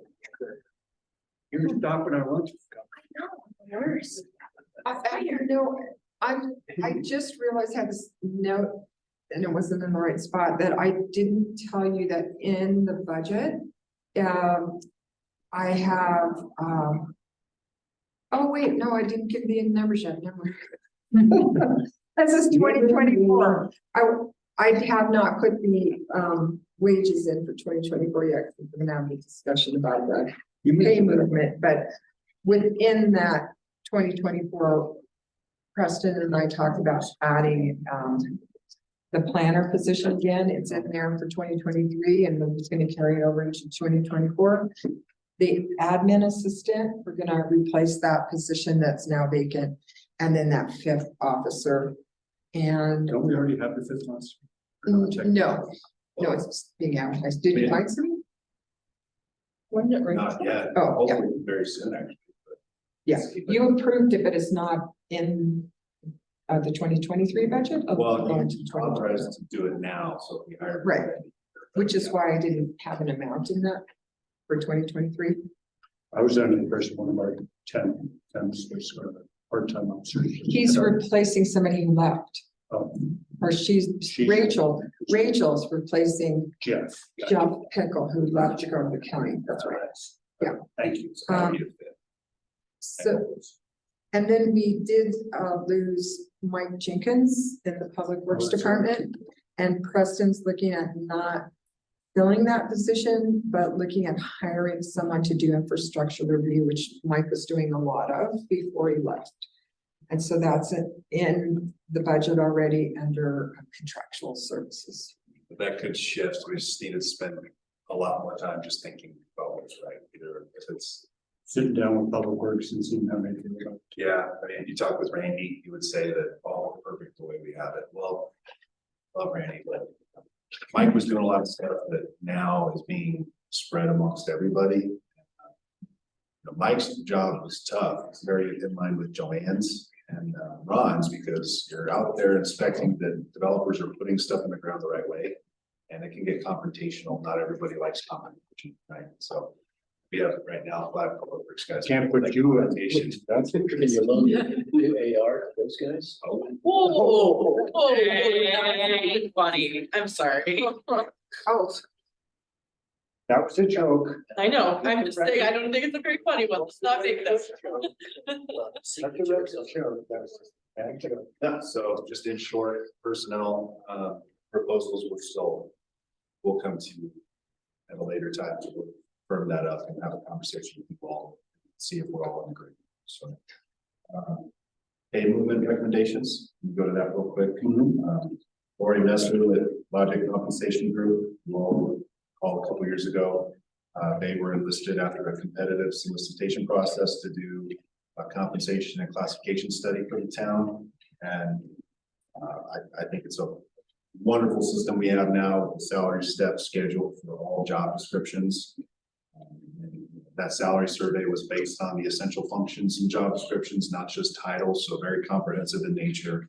Last year, we went to Lori and asked for her to look at the market, the cost of labor, and provide a recommendation on what to implement for 2023. Did the same thing here just in the last few weeks to prepare for 2024.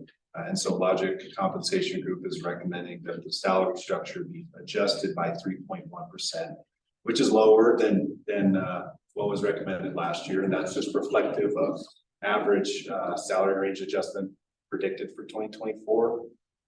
So the recommendation is to move employees within the town, within our organization, they're one step in the step structure, and then apply the 3.1% structure adjustment for cost of labor. Is the overarching term that Lori uses. And that'll make sure that no employees fall below the minimum of step 1 during the process, and that the folks who are at the very top of their step schedule, we have a few of those, we'll see an increase of 3.1%, right? They will just stay there and stay there.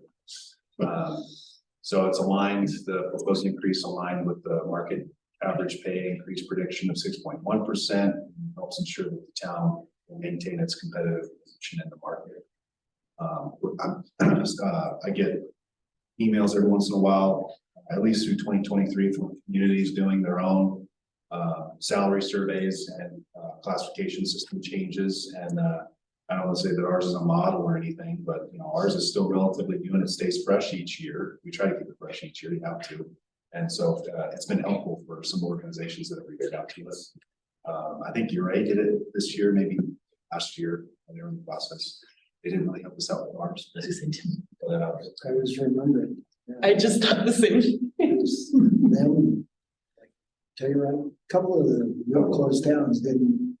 And but as a percentage of total payroll increase, we're looking at a 72,655, 6.7% above total payroll. And that's actually a lower percentage and lower total amount compared to last year. And, you know, a couple, some variables there, you know, Mike Jenkins is gone, Jess is gone now. Jeff Pickle just left. I mean, you know, there's a wash in some regards, but you see some of that reflected here. So. Okay, Pam and I were just talking about like the cost of food at Mountain Market, and I think it's just really important that the inflation rate is in the economy in general, that we take care of our staff and treat them well, and making sure that getting pay increases when we need them. So I think this is great. Anybody else have any questions or comments? I think we're all in favor. Wonderful. Everyone's favorite item, CIP. It is my It's kind of fun. Man's favorite. It's my favorite. So these sheets are broken down by the 5-year capital improvement plan and your 10-year improvement plans. And the easy way to see it when you're scrolling through there is the one that had yellow lines on it. If it has yellow lines on it, it's the 5-year. Because the yellow lines are items that I've included into the budget. They're already absorbed into there, well, not all of them. So we should start there. Does anyone else have trouble rotating the document? Yes. Sorry. I found I was able to do it.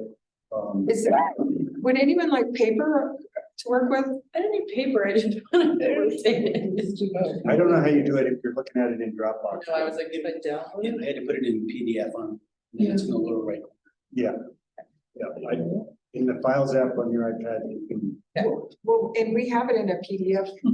Preston, do you want Preston to send you a PDF? Email us the PDF, really, that'd be amazing. I would love. It would be in the, oh, you don't have the packet. No. Oh, okay. But JT, I think JT's got it as a PDF. Yeah. I've got it as well. Oh, okay. Preston, we've got it. Yeah. Thank Sorry. you, JT.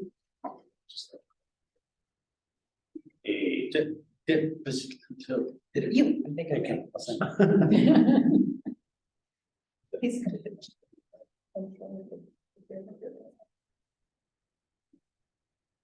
We'll make sure it's correctly oriented. Sorry, not to be like. One, I hate to be a same old thing here, but this was a digital document at some point, right?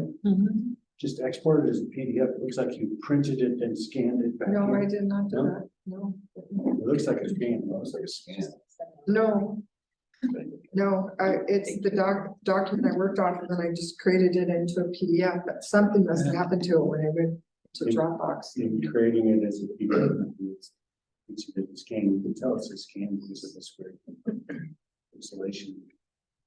Anyway, no big deal. No, I just took it out the server, dropped it in the packet. Together. yeah, I got it. Thanks. Everybody got it? Got it. Close enough.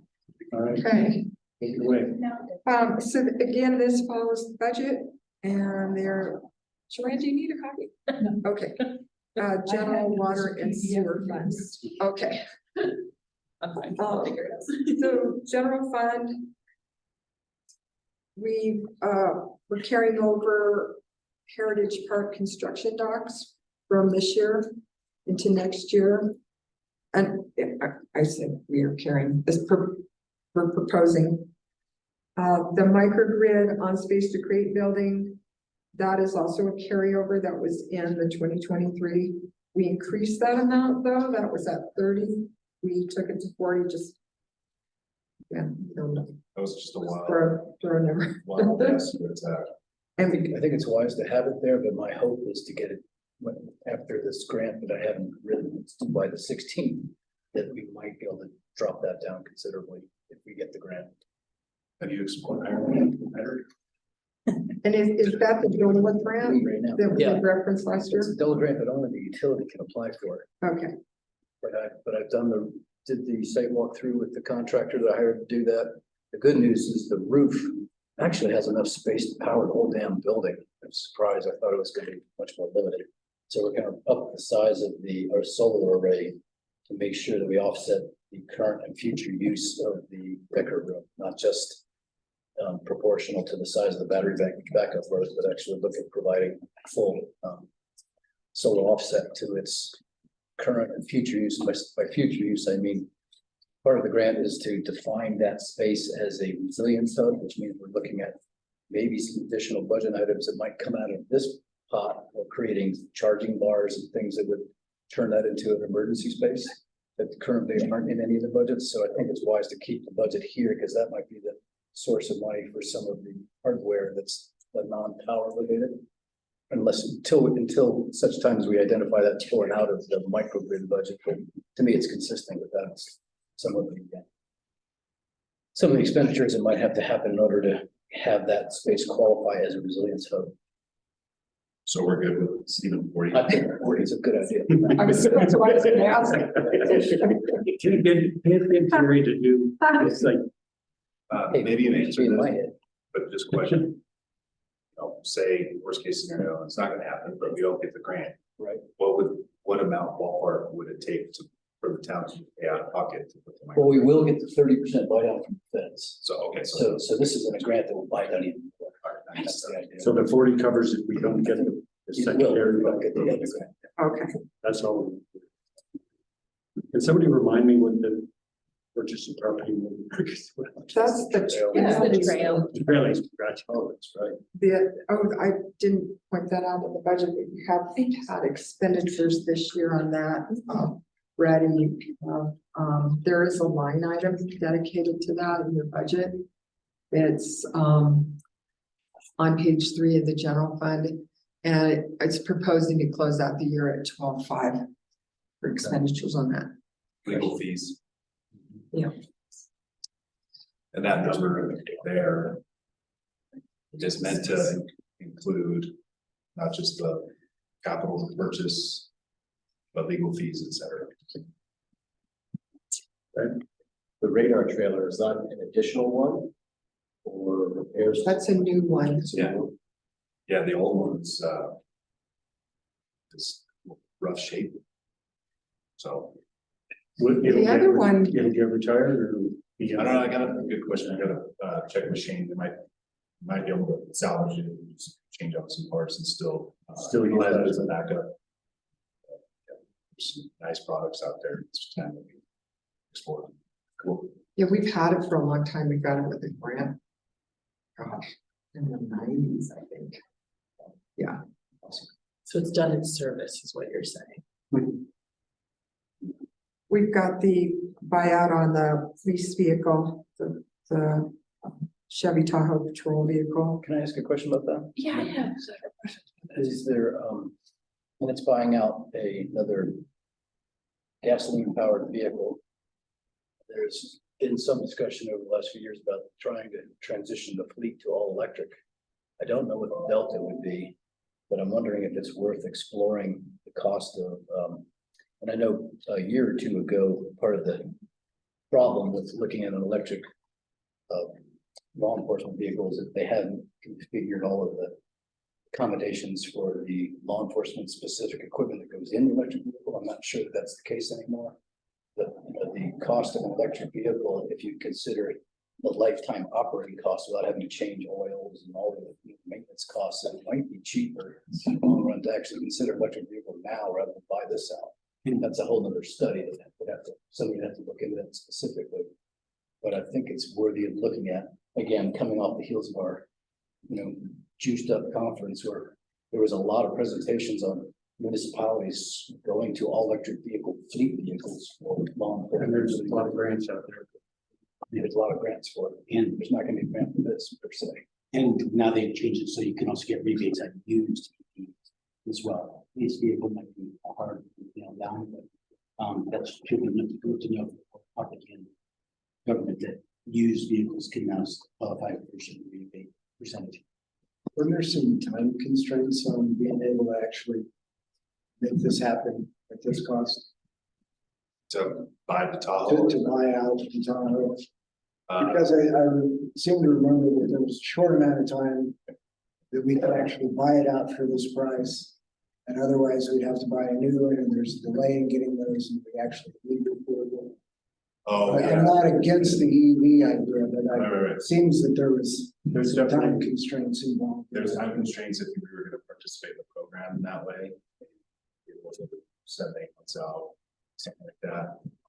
Yeah, but I know that Shane did a great job kind of going out, but vehicles, similar size, are actually going for, this seems like a pretty good deal for the amount of miles that it was driven, and Shane's done a good job being very careful about the mileage for the Tahoe. It's been outfitted, which is another, Additional cost and time. additional cost and time, getting vehicles outfitted takes way longer than you think, because you gotta get them to the place and all that stuff has to arrive, you've gotta equip it. So I think Shane would love to participate in this conversation just to make sure that he can provide his opinions and such. But I read you loud and clear, we can start. I think we can start doing research on EVs and what those upfront costs are, maybe try to do It's important to realize the actual lifetime operating cost. We buy this, we're essentially cementing use of another fossil fuel vehicle for 4 to 5 years at least, plus all of the future maintenance costs, which don't actually aren't incurred on EV. John and I took the S&P Tesla to Vail and back, and outside of the challenge of having to stop at Wendy's to charge it on the way back, it's completely maintenance free. The only thing we've done in the 3 years we've owned it is change the tires. No other maintenance. It breaks eventually. There's no recurring maintenance costs like oil changes and fluids. There's no fluids in it, essentially. So, I was gonna throw out, just, if you don't mind, looking at the memo that Shane put together and kind of scratching my head about it. I mean, this is our newest police vehicle, right? Right. By far. It kind of, even though I hear what you're saying, Terry, it kind of makes sense, since we don't keep our police vehicles that long anyway. It seems to me, based on the where the costs are coming in on these vehicles now and what this thing's got in mileage, that it probably makes sense to buy it out and then look at our next vehicle replacement as the vehicle. That gives us time to research it, time to figure out how to make sure that an EV can be configured with all that. Counter to that, would it make sense to just lease it for another? That was gonna be my. well, Okay. so that was the whole, where we started our whole discussion, is it, when we sat down with Shane, Preston and I had the discussion a few months ago about budget, we found out that this company's changing everything. And for us to do that, the cost that we would be looking at versus buying it out, we went, wow. So just, they no longer do year-to-year leases, they require 3-year leases, so that's the kicker. The other thing is, I didn't fully grasp this last year, I don't know if it just wasn't fully communicated from United Fleet Services, but when we turn the vehicle back, it's gotta sell at the market rate. Otherwise, the town's on the municipality that's under contract is on the hook for that residual. The difference. The difference. That picture wasn't really Mhm. painted Business model. Yeah. And that's what I was saying, actually, the county is now in the same situation, just in the same situation, because we all went with this. And then, Not to say that there's anything negative about it, they just modified their model a little bit, and we're seeing agencies transition away from it, at least according to what Shane's been explaining to us. Which was the motivation, and again, credit to him for putting this memo together. I think it's helpful in painting the picture, but that's why the recommendation is to buy out. If I could just add on the EV thing, Crested Buttes, I think is kind of, I'll say it paved the way in Colorado, because there's, I think a few agencies that have EVs in their law enforcement, in their police departments. But I feel like Crested Butte may have been one of the first or one of the first. I think it'd be good for us to maybe have a conversation with them. If I remember right, they may have 2 electric vehicles now in their police department fleet. The deal with that is, I mean, you would certainly need, I would think you would certainly need like a level 3 charger, not just at the police department, but at officers' homes. So there's costs with that too. That would be totally impractical at residence. You don't have the power capability without putting in a gigantic transformer. That's just on the electric side. Point of interest that was brought up by Governor Inslee, and he was touting it because it's his state, is that California and Washington in a few years, 2025, I can't remember the exact date, 232, where they're going to not allow the manufacturer purchase of anything other than electric vehicles. So there's going to be a point where we're eventually going to have to go down this path anyway.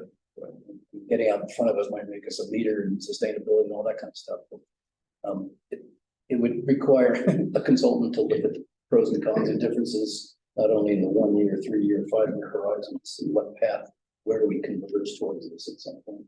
Preston, does Shane have a kind of projection on the periodicity of replacing police vehicles, right? This one being our newest, but do we have this is how often? Because I feel like we occasionally approve it, but I don't have a sense of, is it? Reflection, it hasn't been regular. Okay, but I mean, that might be part of something. Asset management plan. Yeah, kind of, I mean, specifically with these vehicles, because we do put miles on them, and I understand that might get accelerated as call volume goes up or growth goes up, but just having that plan, because knowing that I would love to see us go to an EV, but I think what I'm understanding here is we would be really under the gun, and it's not really possible for us. And so knowing that, is there a way that we just buy this out? And if this lease company has to sell it and make their profit, could we not do the same depending on how that asset management plan of our police vehicles works out? I hear you, and we want to be that leader, but we also need to make that considered decision. So if we're looking at another vehicle in 2 years, could we shift that by a year and build one more for another, something along those lines, just kind of getting a game plan for that That's part of the purchase process. And I don't even know how much we need to invest in that study if the goal is to get to that EV area, right? The question then becomes, staff needs to research EV police vehicles for that next purchase. And if that's next year, it's time to start doing that research. And if it's 2 years from now, that gives us a different timeline. So I think that's, I don't know. I think if that's our values, if we want to go to an EV police force, then that's what we're doing.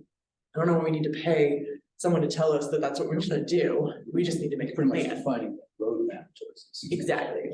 Range of electric police cars go from $75,000 to $91,990 for a Tesla Y. Yeah, there was a car and driver. I mean, it sounds like they're really existing. Well, and part of Yeah, the Ford has a research. whole, There's a map. like on Ford's website, it has EVs.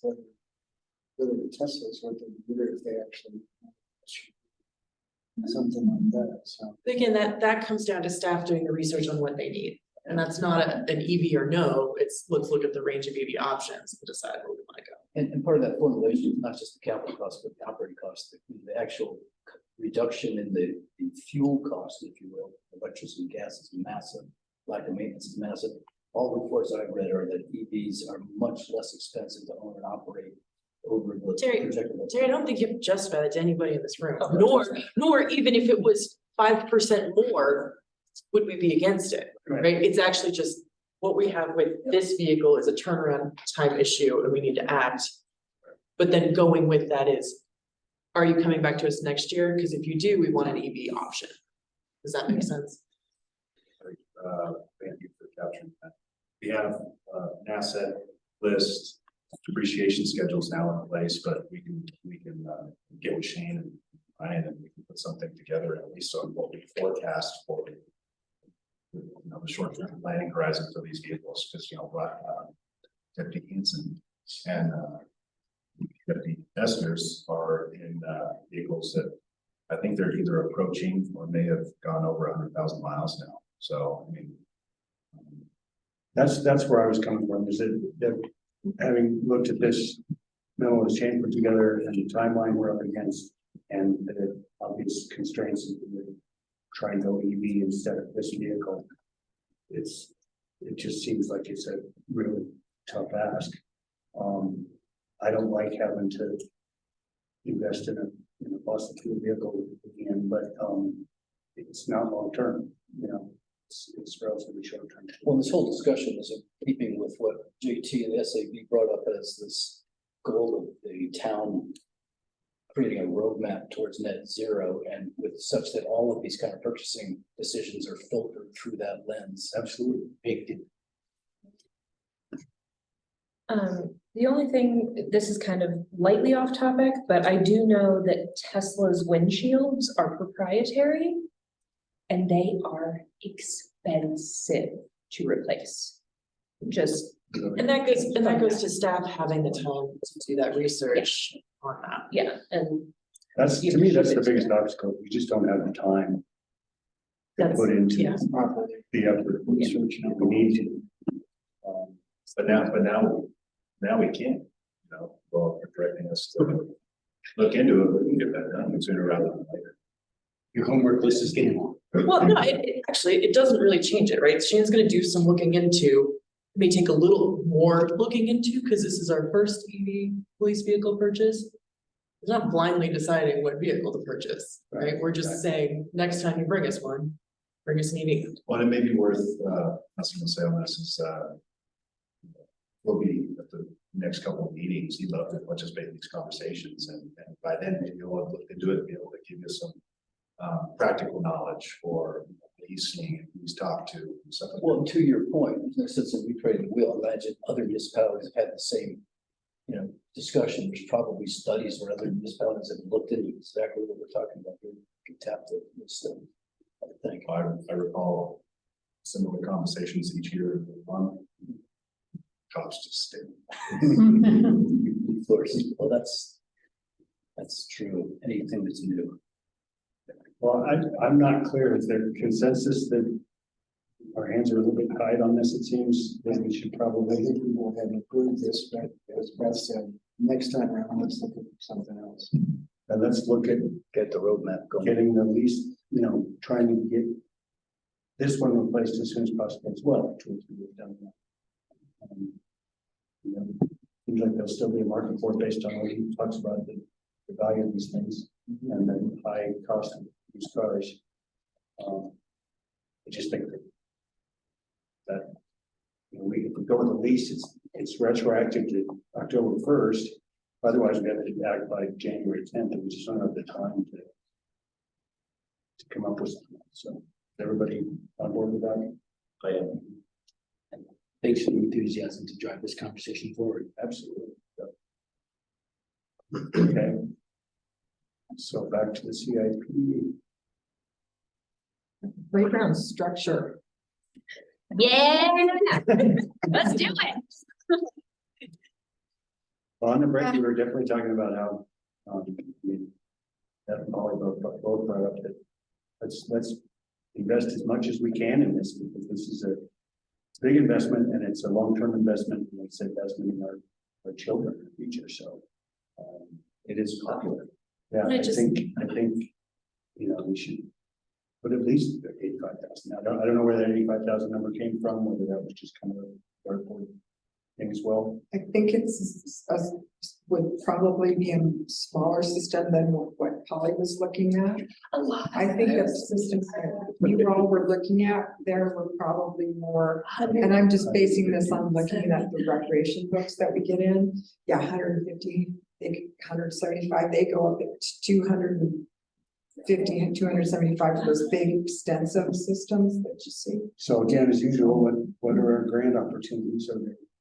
Yeah. GoCo and Guy that GoCo's to go to. Well, and I mean, if we're looking at us budgeting 85,000, that's a good match if GoCo is asking for that. I just, when it comes to, for me, we fund a lot of things that adults do, things even teenagers. We don't do a lot of funding of things around elementary and preschool age kids. And Because they grow think about supporting, you think about supporting families, you know, I think we need to explore GoCo grants, but I would be open to discussing bumping up our budgeting this line item and figuring out how to do that. I think we could put that 85,000 to a really, really, really big bouncy house. And then everybody's safe. Filled with helium. Yeah, and No, they're not. They bang their heads against each other. I'm not sure this number is, you know, if he knows this, it would just be the town's part, but this also includes that GeoGrid, which I have no idea what that costs. Do you know about that, Joanne? The stuff they put in the playgrounds, Oh, that engineered ground. yeah, Is it expensive? yeah. Yeah, I mean, it would Yeah, seem like I'm trying to remember what we paid when 85,000. Danny did it last. it's not gonna cover both of those. Anything that has I mean, I guess what I'm saying is, greenwash is expensive. is it possible to get a better idea on the GeoGrid versus structure piece of it? Like I said, I think when we do this, we want to do this right. And we don't want to feel like we're picking from the 8 cheapest playground models around. Not just cheapest, smallest, or like least interesting. I think I was telling Polly, I was like, given a decent budget, this would be a really fun parks meeting to be at. Like, So Polly, if you could send me some of those ideas, I am. if you could email them, Emailing you all. and we can look into that, what those are, the cost and. Honestly, we can ask Steven to do some research. Yeah. He loves his stuff and he can look at grandiose type playgrounds, something realistic to replace that and the cost of GeoGrid and try to get a more accurate one. Can we also look at whether it not be any resale? Or Wow. I thought you were gonna say put solar.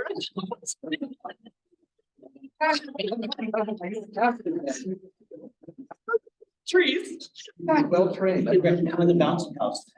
No, actually, I was going to ask you if the cap is any recapture value, maybe we could donate this structure minus the moving carts. Use the recycling. I don't think they'd have to take it apart. I don't think they could. That's how Uriah got their playground. They redid it. Really, even though that it's. I don't know the park. It's worth looking into. Yeah. Because I know our little like climby rope thing wasn't brand new. So. That I think, I don't know what anybody else thinks. Yeah, the telephone pole.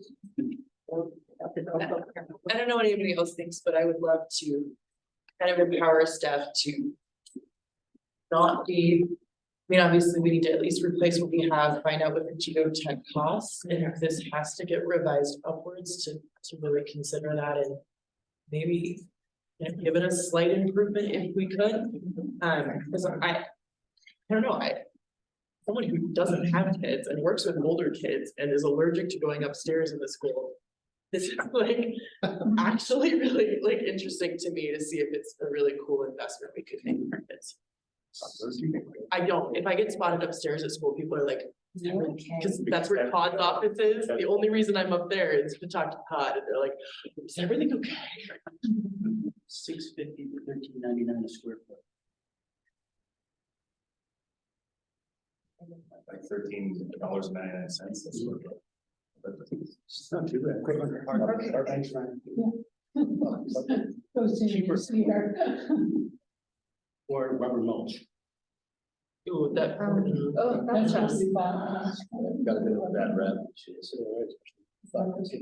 Yep, that's the soccer kid kneecap study, the goalie study. All right, well, I think But yeah, We'll come back with thank you. another amount. We'll have another discussion on that. Then the next one is that sound system with the condenser mics. We were talking about replacing the sound system that we use for council meetings. Is there a way we can, once we turn the on? I have a question for you. That's the big name. Is there a way to avoid all the words? Yeah, wireless. Like bigger. Another thing is that Came from the ceiling. you guys don't speak into them. Well, that's the advantage of the condenser. Yeah. If you're the If you wrong have mics, just use, on, that would be helpful. Wireless lav mics would be amazing. but it's hard to be off the record and say anything funny. You're on the record right now. I said that for Daniel. That wireless loud mic, is this the one? Lavalier. I wouldn't, Flip on? hold on, just to make sure, I'm sorry, I was doing the other stuff. We're talking in here or up there? Here. And Here. these and maybe donating them. Yeah, them up there. the- In here, 30, that, on that, 30,000 seems like a lot of money. Okay, Super a lot of money, but lavalier mics are great. It does that, they get persnickety as well and signals and interference when you sit so close to each other. I think something that captures sound universally that's way better than this up above us, that goes into our audio system. Yeah, because I mean, Joanne, not to put you on the spot, but you attend virtually and it's hard for you to hear, isn't it? yep.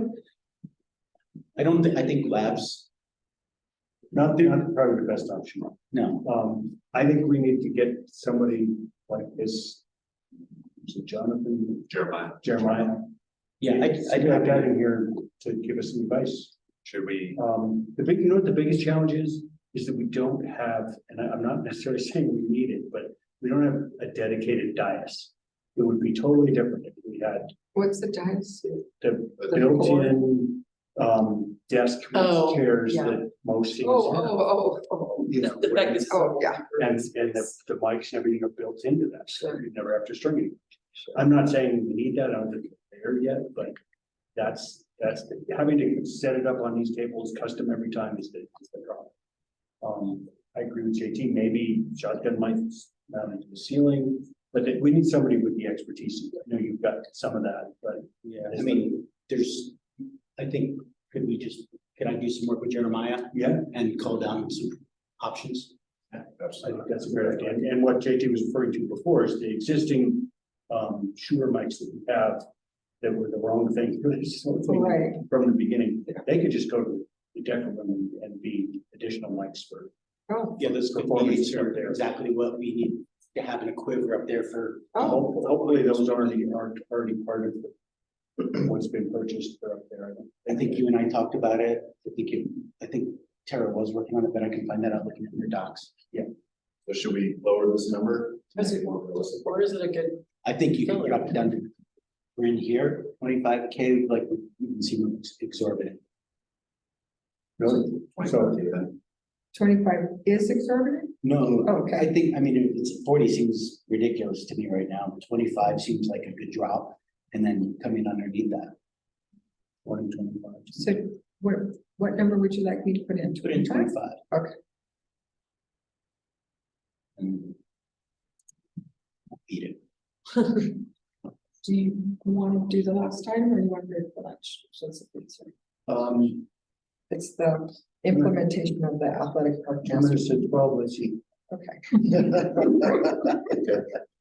Now would be a good time. Terry wants to talk to us first. We were gonna bring. Carrie's gonna hold up lunch? I have one item in here that's not, that would come out later in the later discussion, but I'll just introduce it right now. One of the proposals I'm gonna work with in the discussion is Mike did is a budget for a Green Street Park revised master plan. Mm-hmm. I don't know what the cost of that is, or if it belongs in this discussion, or should it be? I think, No, we. I think that's great, Terry. Yeah, we can do that when we come back and we can add it under implementation of the athletic park master plan if you want. Either way works, but you're talking about earmarking dollars to do a master planning process for Green Street Park, like we're Yeah. doing for, yeah. That revised, because there was an existing one that's 10 years old. That we just have kind of. Updating it with the Completely. goal, including microgrid budget there.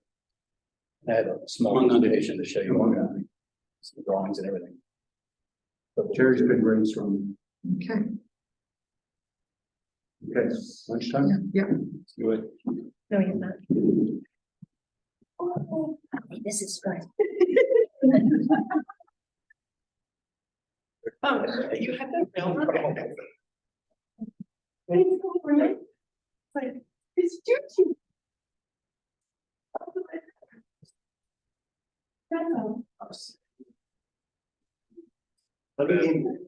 Fine. Don't decide about the trees.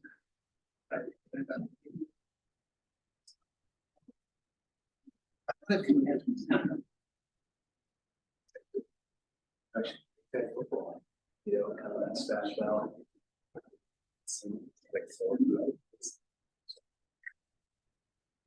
You know, it's what's the weather? Dominic got some water. Oh, great, thanks.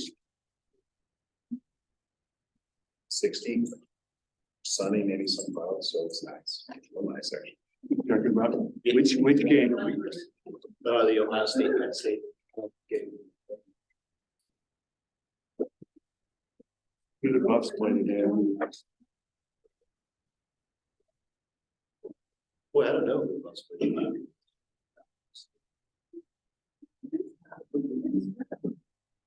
It's gonna be a rainy second half. It's like they might have five. So. Our game is directly in that red loop. So that's gonna be a running. Oh, it's.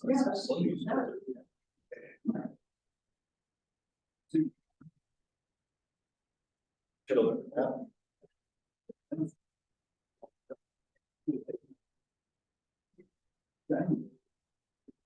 What's the third? What do you have for the third? Did it really? You know, Western? Yeah, Yeah, remember it used to be freezing in there? oh my God. The food was so The food was good. amazing, the margaritas were even better. We sort of had our own table in the back, would be the northwest corner, and one time we went in there and there was water dripping out of the lake straight. All the way from the, that place was crazy. Well. We just walked in there today. Is it really any good? I haven't eaten there. I've heard great things. I walked through just the other day. I haven't. The millions? No, the Western. Yeah. So it's really I had lunch there. Is it good? It's beautiful. I love that they didn't make it super polished in every way and kept some more bits. And The dining area is really neat. I had no idea that existed. Not about the bar. yeah, I did. There? Amazing. No, no. I mean, Also you guys, but but like, the place itself was just so incredible. That was what's No crap. Nothing. at least it happened as you sat down. I had my thumb on the wrong spot and I broke it and it fell. didn't go all over the It floor. did not. My team. So we've already had that. Have you listened to the new Mel album? Oh my God.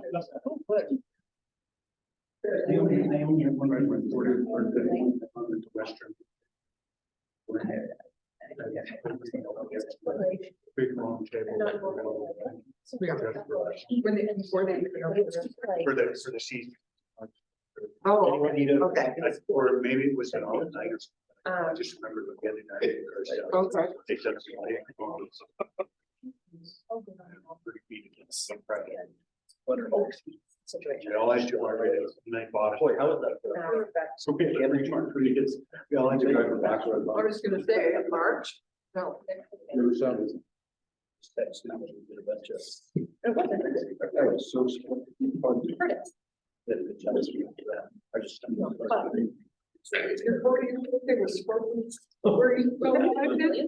That's really good. Went and had He was good interesting. food there the other night. He is just. I've heard great things. He absolutely. Like I was with somebody else, who's like, I almost never go to Lake Dog. I live here, and I just never make it that far. I know. Yeah, friends on my side. I'm like, Last night was installed. It's been fun. oh, I love it. Oh, crap. So we were able to. build a one- if you need to make it over the million, just so I can put it in my catalog. Participated. It's pretty on the inside. It looks pretty, like, the outside looks good. It's really pretty. We spent And all our company. drinks are good. The But food's you're still good. talking about the worst one. Did some. Millions. For the millions, yeah, we went there for dinner last week. You know, and all of the travel. Pretty. We were fine as exactly. It's solid. surprised. Yeah. It's interesting that they're doing counter service, like, I'm sure it's the employee. Yeah, thing again.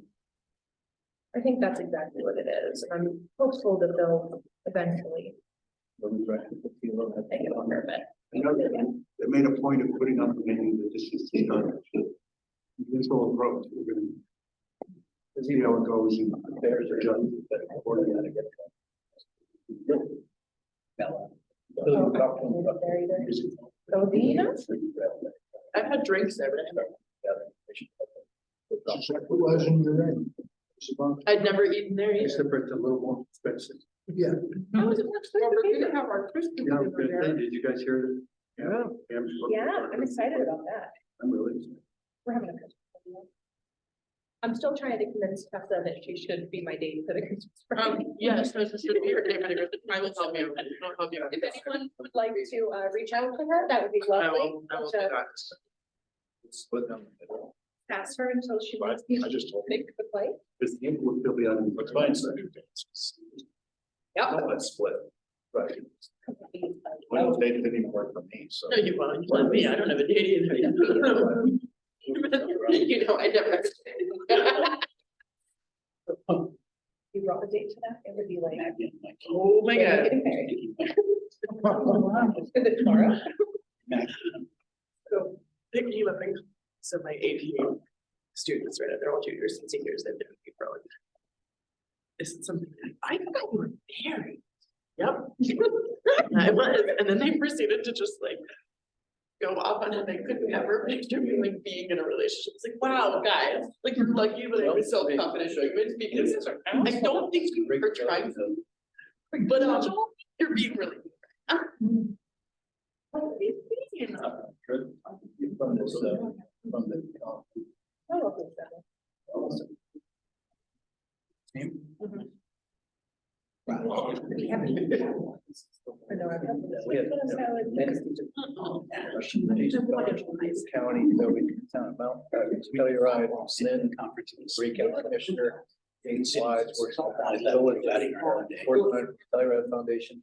I'm not sure who he was. She works with Equatorial Partners, over Ridgway. We had. I found my website. Also, all of these, Guy in the back. Like- It wasn't a kid. websites for playground equipment all have, like, here's your grant opportunity, here's all this, here's this information, here's the money. like- Why would you have people that they work like why would you not? Money for the. Stuff. So they had what, comedian. So he kept. it. Yeah, that's the brand that's on the like. Yeah. Oh. Really got you. God, no, they had all come back to visit like current breakouts.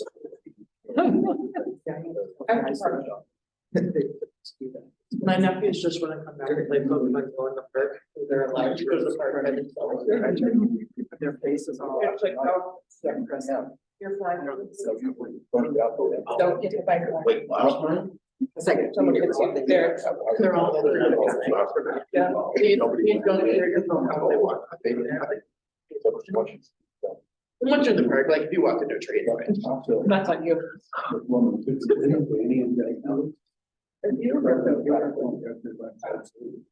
Yeah. And the answer, that's all. Where they came from, they started out. Yeah. So I have a, Yeah, there's a Metro branch, The cross. Hammer and pecan. Make them, that made me realize that So pecans were destroying the rock. we don't need to talk about this right now. We can dial back. I am still hyper fixated on playgrounds. They are. I told Nothing. you, it weird, like. That's true. You're spending a lot of time with the little ones. I am, and I like parks, trails, and open spaces. That's when they trained. Did we get any, I can't remember the map. But with being that those, whatever they were climbing boulders. Going to. It's in there. Encouraging it. I have a whole bunch of photos from when we went to, Fires and all of this. Buena Vista of really cool, like natural play. Oh, fun. Getting off. You want me to send those to anybody? Yeah, send them along. Pictures of parks, like a crazy person, like, I swear I'm not weird. if you've ever traveled. And a Super impressed with that. climbing boulder donated, somebody that got creative was there. Like a year or so. Year or so. So there was one available. I was going to have to talk about that. It was very elegant. That was that one from Mountain Village, but, Jay and climbing boulder. I'm so. What are Later. I don't know. Half an hour to an hour. Yeah. You should see what I'm doing. Oh. Written on it. It was very short conversation. Have you been to Ron and Taylor's house yet? Yeah. Up there, not in the garage. Yeah, we're returning. Walk in, they're hitting all, crazy geometry, roof, super high, whole back wall, this whole climbing wall. And murals painted on the left side, all over the rest of the stuff is lounge base. Pretty, it's like an urban climbing gym. Expedition Studios part. That's close to work. Out of 500 fire, that's the. That's the president of that. Who's a rock climber himself. This. Why I don't drink coffee. Right, The whole thing will be. Out of the report, so. Back to the original. Probably.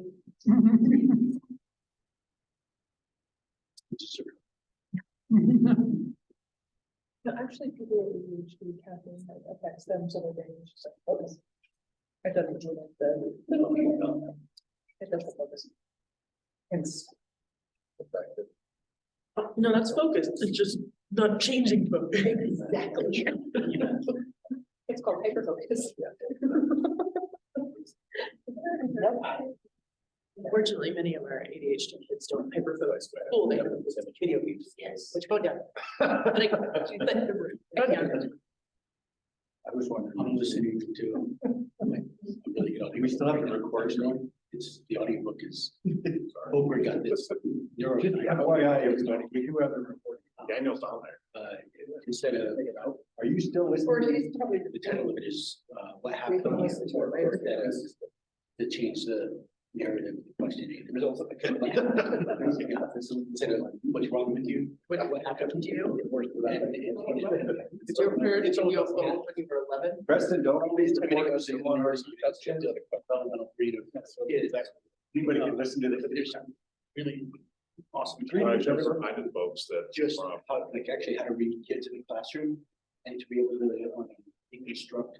But I haven't heard of that. He says annual one. You haven't been listening. Experience. That's why I selected here. Now, these guys over here, they're all evidence for specific behaviors in each kind of disassociative parts. They're really good, actually, when you go, it's like- Yeah, that's good. It's good.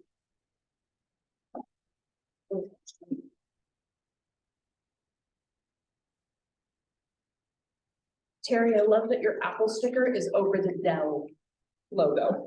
That fooled me more than once. It's like, Oh, you. And that would be tough. from an angle, it's like. If we still the hell out of the place. You do something you give. Just good. Curious. I'll probably absorb it.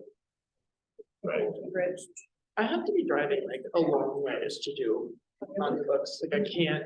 How old is it? Whereas like a podcast, give me an hour, I can split it into two pieces, but Oh, I can like, I've already had that replaced with the Howard. play a both like all the time.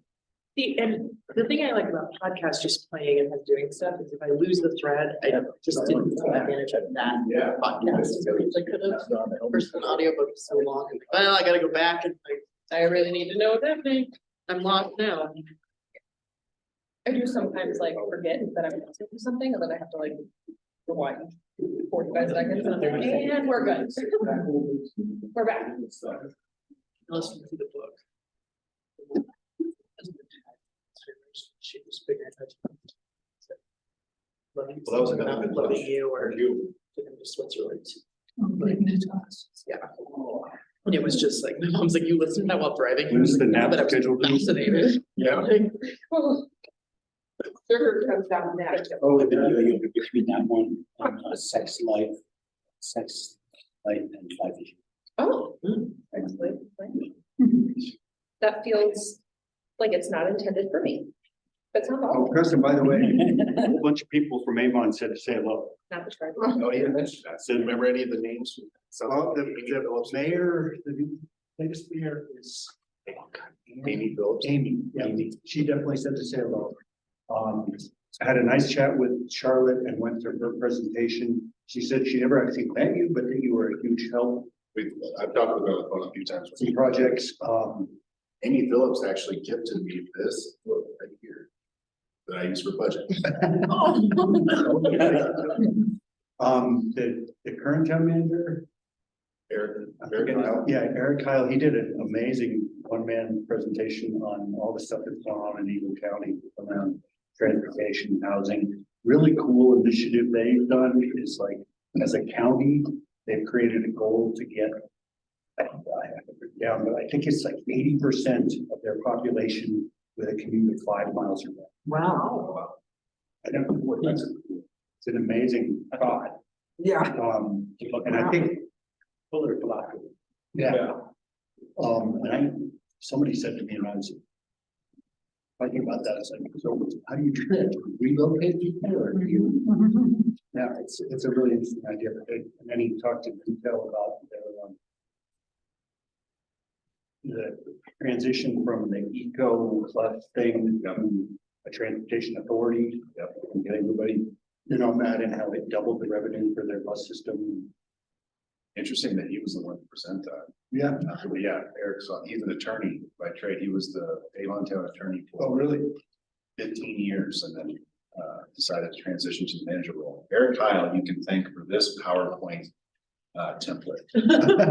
Thanks, Eric. This whole, not the whole thing, but like the template. You can thank Eric Kyle for that. I wonder if, well, I'll get his presentation. We'll get his presentation after the fact, what to compare. No, I think he told me that he was only town manager for a short while before we knew that. Is that right? So I was in the acting role. Oh, were you? He had said he was interested in the manager role, so I was really advocating for him to get to that role. And that was right around the time Ridgway opened up. So he had just gotten through the process and appointed town manager 2 or 3 months before I transitioned out, so. You know, it's interesting. You know, it's interesting, John, about like the work within 5 miles of your residence. Like in Uray County, maybe we say that's right between Ridgway and Uray, but how do we facilitate getting between Ridgway and Uray? Could we cut down on trips to Montrose? Like, how do we attract a pharmacy? Jesus Christ, Mountain Market, what can we do about like making this a reasonable place for people to at least stretch out a Montrose run? You know, could I do it every 2 weeks instead of every week, every 3? You know, it would be interesting to think about what those type of goals look like here. Here, yeah. I was fascinated to see that he put up a slide showing that the national average commute is like 30 minutes, 30 miles. Huh?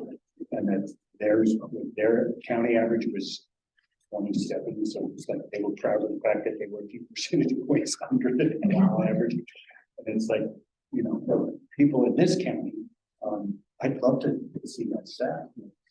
What our average commute is, because, I mean, obviously we've got the huge amount of people that move from points north to Uray County or to Telluride.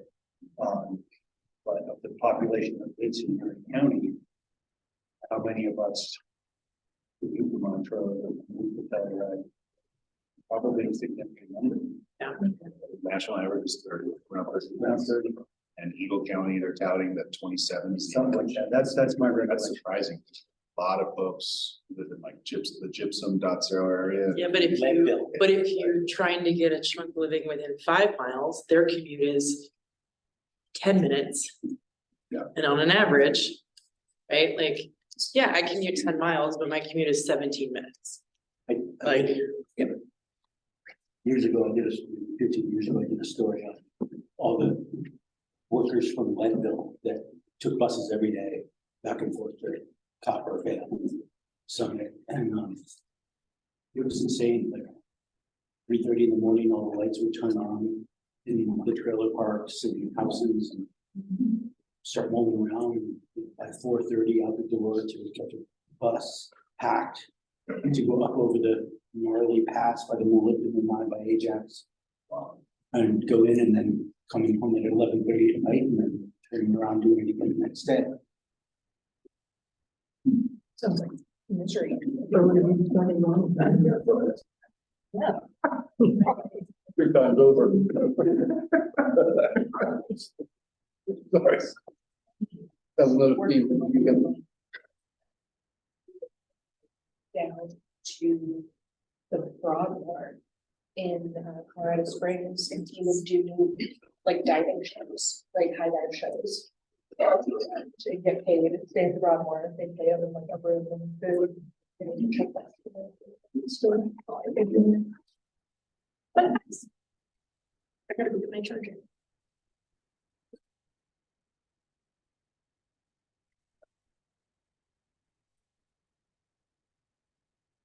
We're actually right on time. So. Awesome. Nicely Of built. course we are.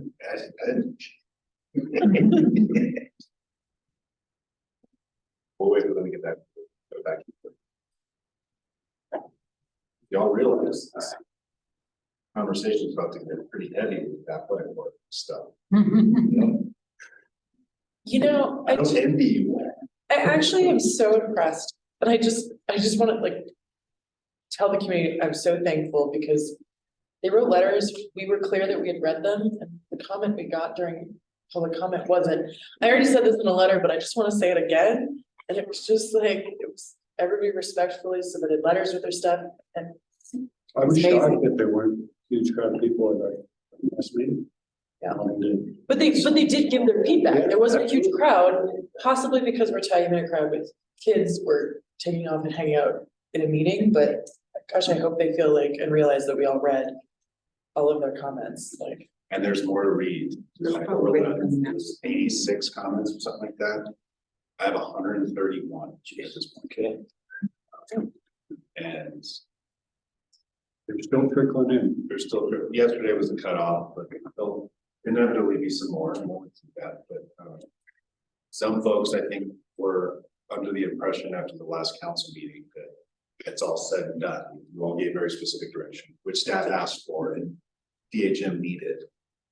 But a lot of folks kind of saw that as cut out the solar array I was looking at, cut out 12 pickleball courts that I wanted, or remove the dog, you know what I mean? And so I've been spending time really trying to respond to these folks and make sure they understand that there's still time left that can further be modified. That direction was necessary to help DHM get to that final preferred layout. So you guys all understand.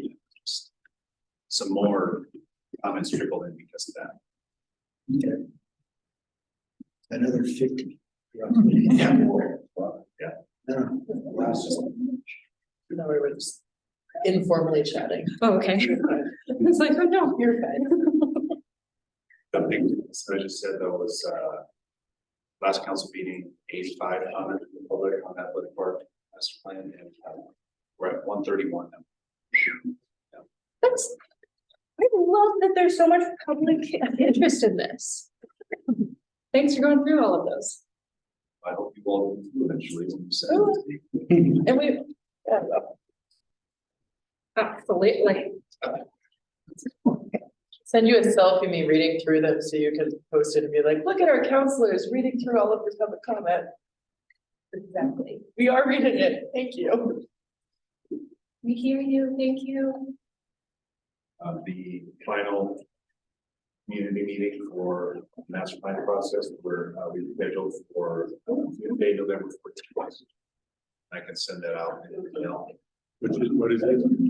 For that final community meeting. Oh, okay. Or DHM to be in the morning. Okay, to present the final preferred part concept layout, which What you say, November 14th? November 14th, that's a Tuesday. And cross-reference the Alpha Glow Alliance calendar and some other calendars to make sure that they conflict with, you know, like RIF or. Right. Or the Nordic Council event at the right. That would be nice. Yeah. So the concert in the shirt, but it's at 7:30. Oh, thanks. Yeah, the Nordic. I saw that. It's at 5:30. Jeffrey Coco shoot. You're right. Usually it'll be at 5:30, hopefully. Hour and a half like it has been. So maybe. So that's good. If anyone has an issue with that, speak now so we can maybe modify it further. But the other option was the That's very fine. night- the very next night or the night before. Now the budget workshop 16th that same week, so be a heavy week. November 14th is what we're looking at. You wanna, I would like to propose, just because we are talking athletics, and I think Nordic event plus an athletic event, we actually may Nordic have some Council. overlap between those two. the Nordic Council dinner. What time? And they're not doing a dinner, they're just doing a event at the bar, right, this year? No, it's just gonna be some raffle and buying memberships in the right, more about like, Is that the way they've Social. done it for a couple of years? what's that? Is that the way they've done it for a couple of I years? don't know Because I that haven't dinners been- come back post COVID. Oh, right. And I think this, maybe they realized they didn't need to do a full dinner. But I would maybe suggest Monday. I would be game for Monday or Wednesday. I know we have that Thursday meeting, but I'm just saying Monday, because I will be trying to get ready for the Thanksgiving week, but Wednesday would be fine as well. I think it's hard to have an athletic park on another night where we're talking about outdoor activity in the county.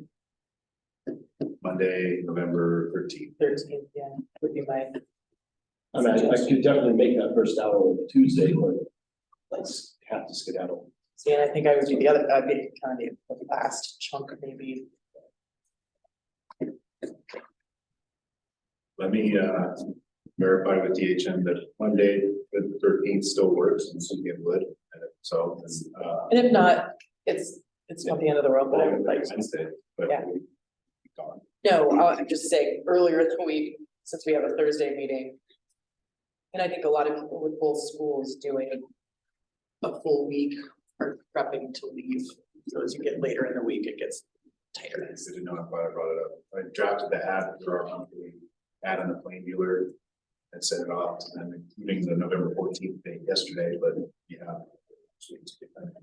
Till Tuesday at noon. Oh, you know the exact. I do. Good to know. I just discussed it with Kate Jones last night. Oh, did you? Yeah. Yeah. Okay.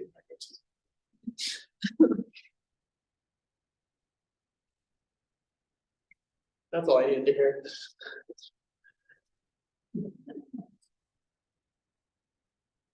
It'll be exciting to see how all that moves forward, how, if, what parts, all that stuff.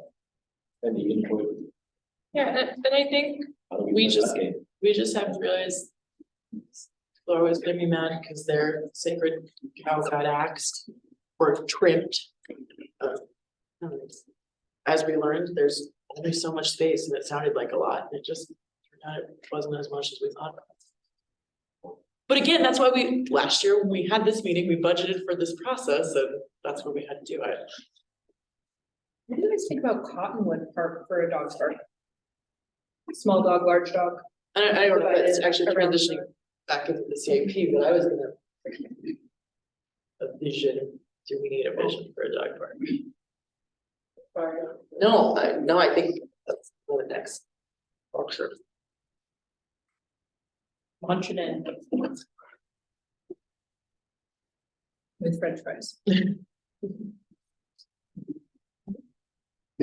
Yeah, we're back in. Okay, so we're back in the 5-year capital improvement plan for general fund. We had added the revised master plan for Green Street Park, but the only item we hadn't addressed was the implementation of the athletic park master plan.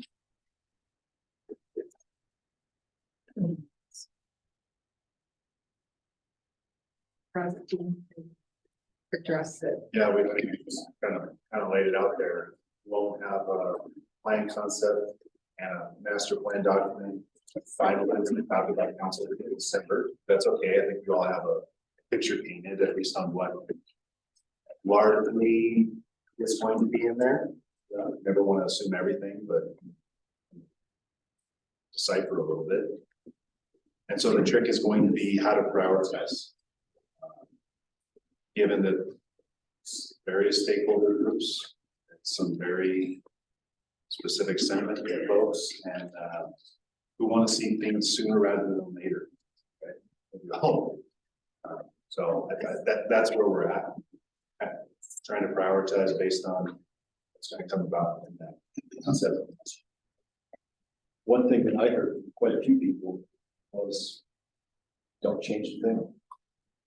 And in terms of, we need to rush and bulldoze the whole park and do all that, I know that's not how it's all gonna happen, but you really, the people who want an immediate seem to be critical about it. In terms of input, everybody else was relatively just minus baseball coach, football coach. Was pretty casual with the collective sanity that I see. I think the baseball piece is a joint conversation that needs to happen with Ridgway County Baseball and the school district. Because I think, again, as we discussed at the council meeting, we need to kind of keep putting some pressure on Susan and Sean and the school district in that I think we should be happy to be providing that space in a central spot. I mean, the idea of watching a high school baseball game with the Cimarrons over the right field wall is absolutely insane. Like that, what a beautiful place to play high school baseball. But that timeline, I think it's the high school baseball field as an individual project maybe winds up, because implementation of the athletic park master plan is going to wind up being a series of individual projects. So I think we could plan on a high school baseball field being on this 5-year plan as a project. But there's larger things to happen around what is our share of funding, what is the school district share of funding, because they should be bringing something to the table because we're providing that CHASA field. What is Ridgway County Baseball willing to contribute? Do we have any other private partners or their GoCo grants for that? Like that's a bigger, it's not even, I mean, it would fall under parks, I guess, but it is a subcommittee where we would need stakeholders to come together and talk about what shares could be coming from what sources. I think that's going to be a 5-year-ish thing. Also, what's the school's plan for the existing soccer field? I hike the dog on that every day. It's a lumpy, bumpy mess, but how much does it cost to recondition that to either make it into the preferred soccer venue or even maybe a baseball? Or is it not? Yeah.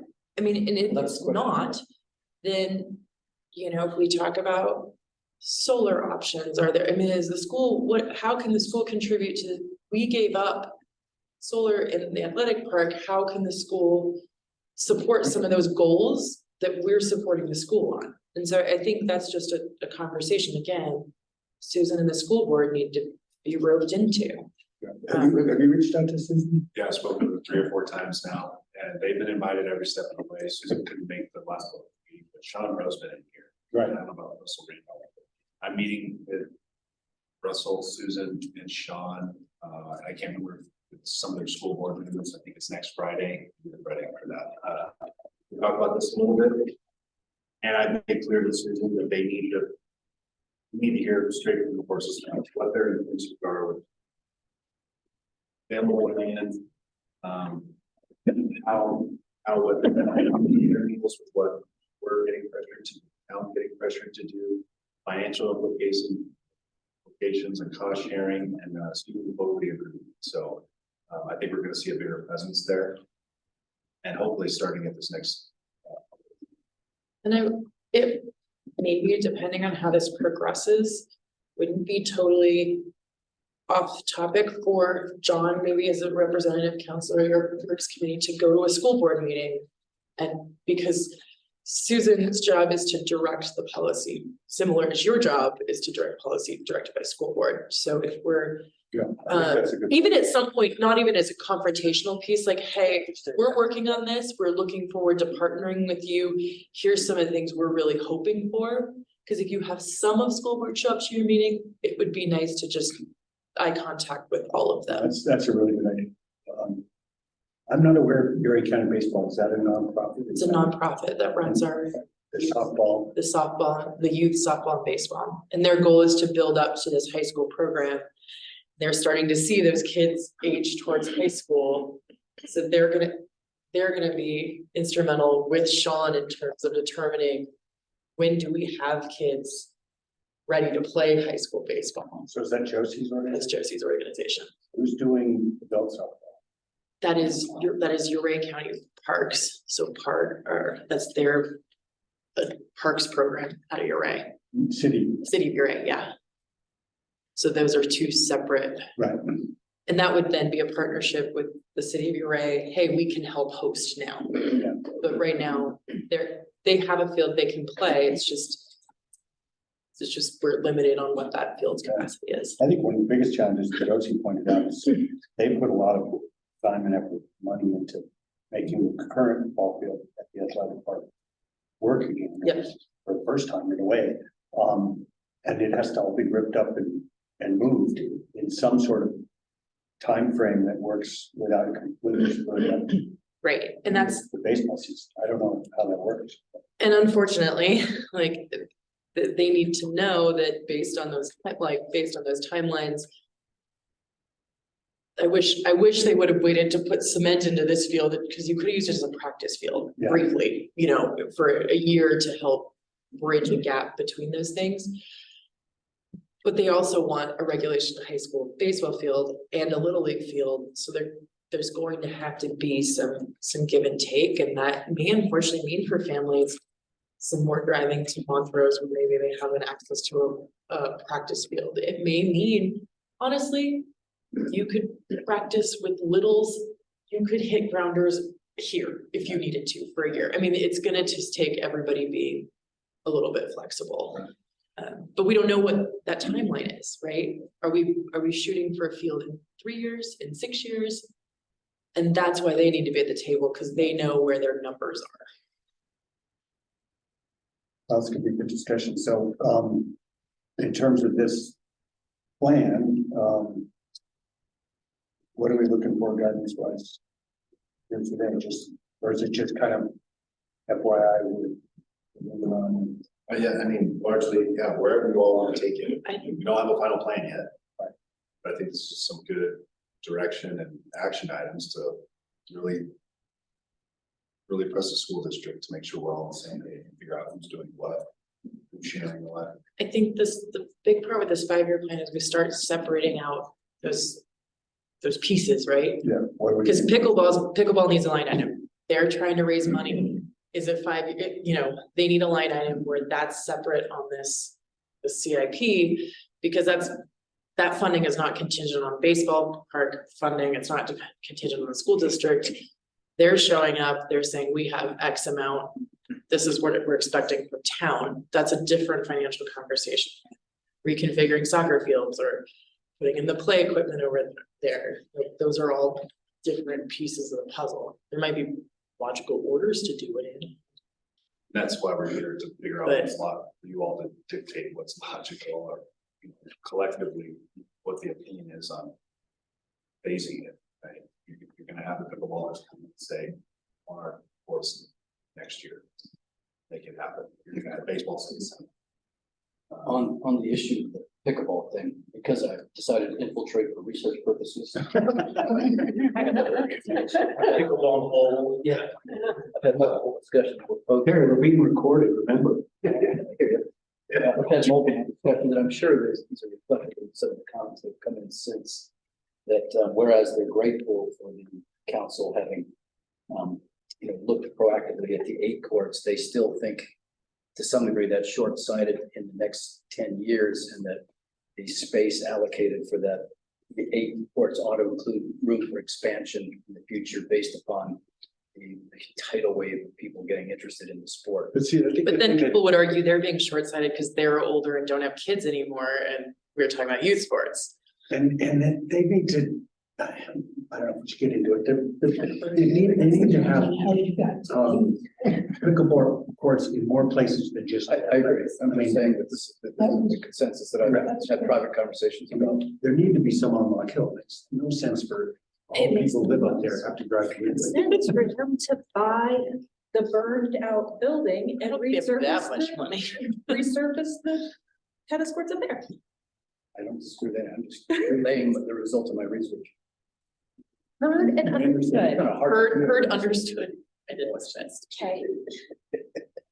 Respectfully, I don't know that we can do more than what we've decided. So what are we looking for? Timeline, money, what are we trying to establish here? We can't even, until the plan's done, there's. Yeah, I mean, it's a little premature given the timeline, but Yeah. there was interest in giving direction, like, sure, we want to see. Making this up, courts, engineer drawings for the courts now, or. Yeah, anything to start informing this a little bit more, but maybe it's premature, maybe we're not gonna be at a point where. Those decisions can be made, once we get into November. A month from now, the budget workshop, better informed after we get past that next public meeting, and maybe nothing happens next year, but then you're gonna hear it if there's nothing allocated for next year to advance anything, right? So. I'm curious, I've only seen a couple of the letters that I've been copied on since our last council meeting. You said there's another 40, 50. Has there been a clear feedback on the dog park being full? I don't think that that's given anybody major heartburn. At least in the letter, because I'm sure there are some people. The major theme, just real quick, and the additional 40, 50 letters is heartburn over reduction in the courts. So, Cool. Letter writing. I'm sure that. I think the feedback I've heard of the dog park is we probably do need a dog park.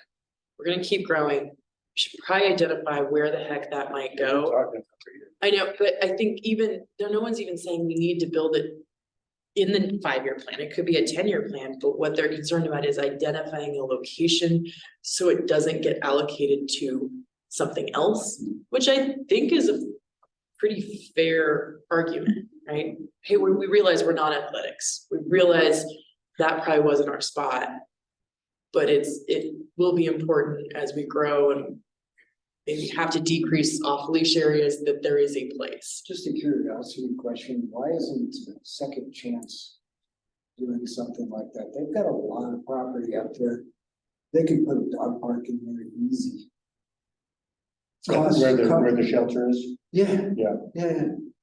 I also saw some comments, I think in the letters about maybe looking at the Cottonwood Park or. Cottonwood Park doesn't make sense, it's too, not just because I live next to it, there's way too much residential right next to it. That many dark dogs. Our dog units are disgusting. Terrible place. I mean, you take my dog and run. Getting people to drive out to the shelter area would be a challenge, but I think that's not about it. Is there any room for discussion where we've got the new visitor center being developed over here with the county 4-H folks? And to separate out dog parks from residents to visitors, because right now, like the lot next to me, I almost miss the industrial part of having the machines there, because every dog that comes into downtown is being walked in that lot right now. Is that right? And a lot of the Space to Create folks who have dogs are walking their dogs in there, or as soon as it's dusk or dawn, I look out and they just let their dogs loose in the corner because it's the most convenient spot to get to. Well, they used to be where Wetterford. What's that? Sally Puff spot, yeah.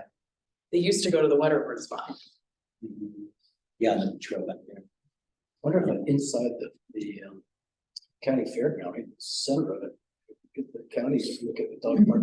In the center of the horses? Well, when. Not in the arena, but there. parsing area. I just been continuous with the new visitor center. People are going in there to park anyway, right? So to immediately have a dog park with people coming in, that mitigates what happens with people coming in. It's a convenient spot. It's not a bad idea, no. I don't know how much land we have over there, or if they need, not much at all. We have a lot of land, it's leased Yeah, the county, for 99 years, maybe Oh, that's 20 the years lease. ago. we'd have to negotiate with the county, but Okay, well- that's not a.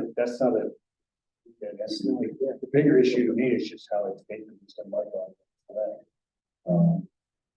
But it could be, I mean, it's doable. But I mean, stuff like that nowadays, dog parks, ash and turf with pee absorbing stuff and all of that. Yeah, no, it's. Bordatello injections kiosk. That's one of the issues with putting your dogs in a dog park is if they don't have their Bordatello shot, they can catch disease. I thought you said Bordello. I know, that's what I heard too. Bordatello, I heard it too. Okay, moving on. Anyway. That was the feedback of the dog park is can we start to think creatively around where we could put it, even if it's not being developed? Yeah. Especially with the state park cracking down on leash laws, swimming areas, like other than going into the forest, we're starting to see those growth effects on. Yeah. Dog owners. Okay, So what else was on there? So we could baseball, pickleball. Figuring out what to do at dog park, Playground. playground.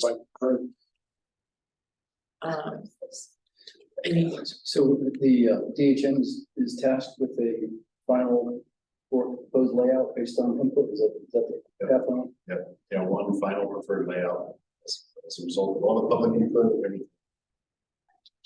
Not everyone's gonna be happy, right, but it's a part of the public process. But yeah, bike park, that's a whole different deal. Matt McIsaac, I've met with him a few times and he's totally amenable to bike park staying where it was intended originally or moving closer to the skate park. So this nonprofit fully intends to help bring that to fruition still. Provided the councils still want to do that. I think it's a great idea I mean, it serves all ages, it gets people outside, it does all the stuff we need it to do. I think it's a good idea. I do like the idea of the bike park being closer to the skate park to kind of keep that together and then kind of use that area like by the future pickleball. Or it's closer to parking, and that sort of. It just seems to make sense, but. I'm just glad that that's in the mix. Well, we'll see what comes of this final preferred option and then the community meeting, but it sounds like maybe we're not at a point to start prioritizing and laying out what to undertake in 2024 related to all this stuff on that. yeah, no, I mean, yeah, it seems like from what we're hearing and what I'm hearing today, that probably the two things that would definitely be on the 5-year plan would be the baseball and then the football. Absolutely. But other than that, we got to work ahead of us first. Going back real quick, Pam already mentioned it, but Heritage Park is another area of town that's been master planned for, been topic of conversation a number of times. We didn't get the construction documents done because there weren't any contractors on DOLA's approved list that wanted to bid on that project. We got technical assistance through the Main Street program for that. Thanks Gail and Tracy and Larry. But that RFP didn't result in anyone wanting to bid on that. So we're kind of at this point where we can do our own RFP, where we can put it out to anybody and everybody. We had $50,000 set aside last year to help, match technical assistance if needed. We were banking on that at the time. Now we're not going to have technical assistance because to get construction documents done, we have to do ourselves and pay out of pocket unless we found some sort of grant, right? I don't know if we find a grant to help with that. That said, we've upped it to $75,000. that's kind of a wild guess as well. It may need to be higher.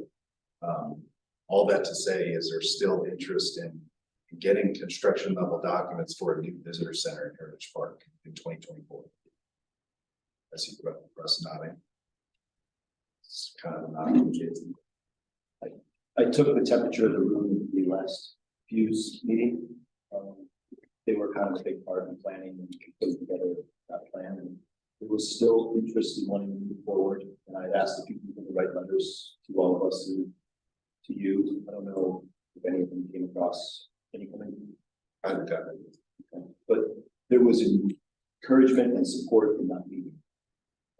I told everybody probably be a good idea to follow through to voice that if it's really there, because this could be something that gets lost in the shuffle. If not, That answers my question. Just making sure. That's good. Move on to 10-year, No. or move on to the rest of the We're line. bringing up 5-year Water. into the water. Hello. Yeah. So the items, you can see the items that we've highlighted. Beginning with the GAC equipment, which is a carryover from 2023. And Joanne can update us on that project. Plans went to the health department a month ago, but we got bids for the equipment and we did the plans for that. And so we got the plans in about a month ago, and the health department, it has 45 days to provide comments. My 60 days on the wastewater plant took more like 4 months, so I'm not holding my breath. So, but hopefully we will have something early next year from them, be able to wrap up plans and let Filter Tech out of the injection. It's going to be the vendor and get them fabricated. And the guys can do, Public Works is going to do a chunk of the installation. Great. So Joanne, should that number that we're putting in here be the same number we had in 2023? We took the dollar amount out because I didn't know where we were going to be spending money this year. Okay, I will have to do that. I'll have to Come up get with the it. number. Okay, great. We were paying them like 340 something, and then we'll have to buy materials for what the town needs. Okay. So it's real close to the $100,000 offset from the DOLA grant fund, which we have to get an extension for. We'll probably request the extension for the full year just to be safe. And then, yeah, ARPA funding that's already in our coffers, $261,000 that will apply towards the project. That's good. The MXU and meter replacement plan we talked about earlier, this is closing it out, completing in 2024. And then we're carrying forward the repair of the flow measuring devices at Ridgway and Lake O. And we added the water line replacement from the water plant to Moffett Street. So going back to the flow measuring devices at Ridgway Ditch and Lake O, there's a gentleman that Russ that we're working with, and there's potential to have that company work with them on this project. Right now, we're working with them on the meter installation project at the water plant. So we hope to have that done here in the next couple of weeks to a month, give or take. So that's the update on that. The water line replacement, I'm just trying to give some background. It's a big number. You guys have never seen this before. Some of y'all will remember, I will always remember the date. I'm forgetting it. So, I think it was April 17th was when the main broke on Lay Street. It's a tough couple of days, but that's dumped out iron pipe that runs from probably like to the top towards the plant down to just past the Rita. Is that right? Goes all the way to Moffett. Goes all the way to Moffett. It starts right before the last hill into the plant. And how old is that pipe? 1980. So is that really brittle? Your original. Well, now, I don't know whether it was in 1980, but now everything ductile gets poly wrapped. And this, at least on the bottom part, is not poly wrapped and has a phone line on it, so it has some electric current. Oh, Spicy. And that's Which what is happened. Which is what caused the break. Really? It just corroded, it just blew a hole. So, Randy, myself, and Joanne, we really feel that it's pressing to get that portion of pipe, pretty good stretch, switched out to the tune of a lot of money. Which is why- Coming down that really steep hill, first of all, we have to have a bypass. Yeah. Because it's the only line down. And so they gotta do it, and it's somewhere between 36 and 4,000 feet. So it's a big bypass. And then you've got to come down that really steep hill. Our easement pipeline is where the power line goes. It's that scar. And when we put in the non-potable line, we took having outside help hold the hoe that was trying to dig the trench. Really? Yeah, this really needs, John McCollum looked at it, and he thinks we should just pipe first, and that would be how he bids it. But yeah, it's gonna be a big project, it's gonna be, it's a lot of pipe. I'd like to do it in real heavy plastic, so we're not dealing with soils issues. And upsize it a little so long as we're spending the money. Is there a way, because it's not highlighted, the micro hydro is still sitting there, earmarked with $1 million, to consider that integrated into this line replacement? It could be, if we're going all the way, we're going to buy 2 PRVs, I said that. pressure reducing valves. So to that end, interesting leverage possibility is there's a lot of grant money out there for renewable energy projects of which the micro hydro would qualify. It's possible that if you featured that as the subject for the grant, that you end up getting what some of the construction costs of this bundled in as a sidecar to that grant. In other words, you're granting for the renewable energy component, but you're including the cost of this into that full build out. It almost comes for free on top of the grants for the renewable energy side of it. Well, I would certainly qualify on the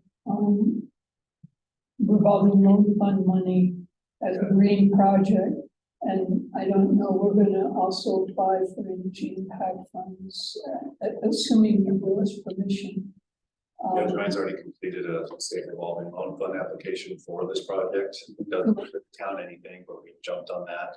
It wasn't submitted yet, but No, because of going to state, DOLA gets involved, and I met with Patrick Rondinelli and things, but specifically this project. And EIAF grant would automatically be part of the state revolving loan fund application.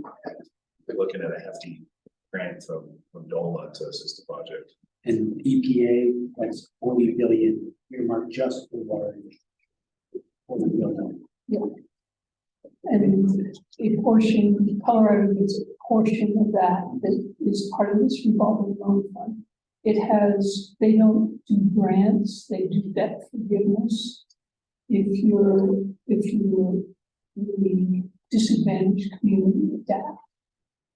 And I think there's going to be some changes to talking to Christine specifically about water and energy, who's the woman who's in charge for Colorado. She said I said these guys earlier about the horse and she hasn't even been given her marching orders on how to start to distribute that the percentage of that 40 billion in the state of Colorado. But made sure we got on the mailing list for that. They also said that they will provide technical assistance, and that's through the whole range of grants. But I begged her to make a note to get somebody on the western slope that can of Taylor stuff here as well. Okay, sounds good. On a similar note, I applied for technical assistance for, lead service line inventory, which was required because of state legislation last year to have done by, I think, fall of next year. Yes. So we have to have inventory done of all our service lines to see whether or not there's lead there. And so that's worked into the budget. I hope. Yeah, it is. It is, okay, good. Supposed to hear today from the consultant that the state hired about that technical assistance, so. An analogy on my idea of leveraging one off of the other is something similar that we're doing at SNPA. We're trying to rebuild the Red Mountain line, as you may have heard. But as part of that rebuild, we're going to use a conductor that has the middle mile fiber in the middle of the conductor. And we're finding it's difficult to find grant money for just rebuilding the line, but we're finding broadband money that would then, instead of it being a electrical line with fiber inside, it would be a fiber project with electrical around it. So that's the way we just reframe the design concept and attract a different type of money. That's what I see here is that if we went after the renewable component of the micro hydro, it might have paid for the line. It's a way of just reframing how you're describing. Peter and Paul partnership. Pardon me? Peter and Paul Yeah, partnership. exactly.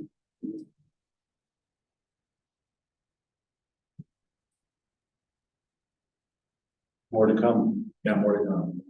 But again, staff's recommending that we focus on that line as soon as possible. So is the 1.2 million the construction cost or is that the design cost? That's construction. Construction. With your permission, I'd like to get the survey done, if I can find somebody who can do that before winter. Survey. The actual survey, so, yeah, yeah. So you kind of want to survey. No. Too excited.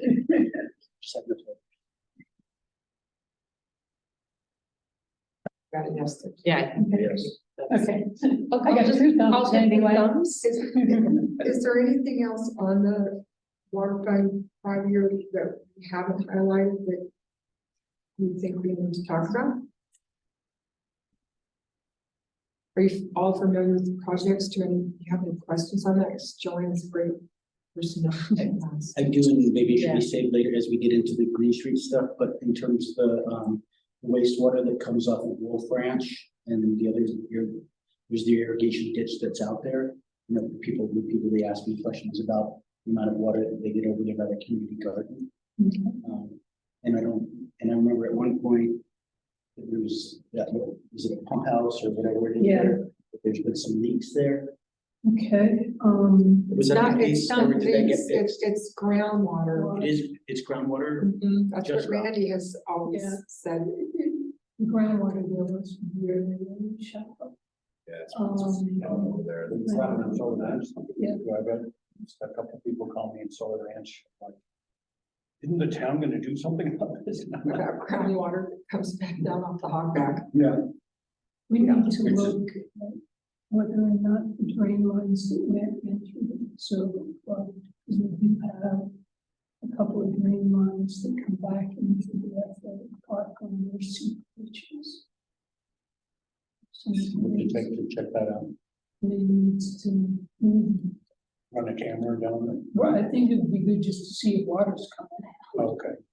That would be a cheap start. And Rick, look, and it would be great just informationally to have a definitive to know if it is just groundwater or if there's also a particular time of year when there's irrigation water coming off of Wolf, is supplementing that, just see if we can differentiate those. Because otherwise we'll just have this conversation every year. Something about this year's unique, there's a lot of water. The way the I talked to- runoff, yeah, But it's funny that it's happening now in some dry. is the irrigation above us saturates it and brings it up. Groundwater table and Which soil ranch is always highest to the bottom. Last week, Yes, Linda came up and talked about the problems. Yeah. That's all right. Right. Same thing.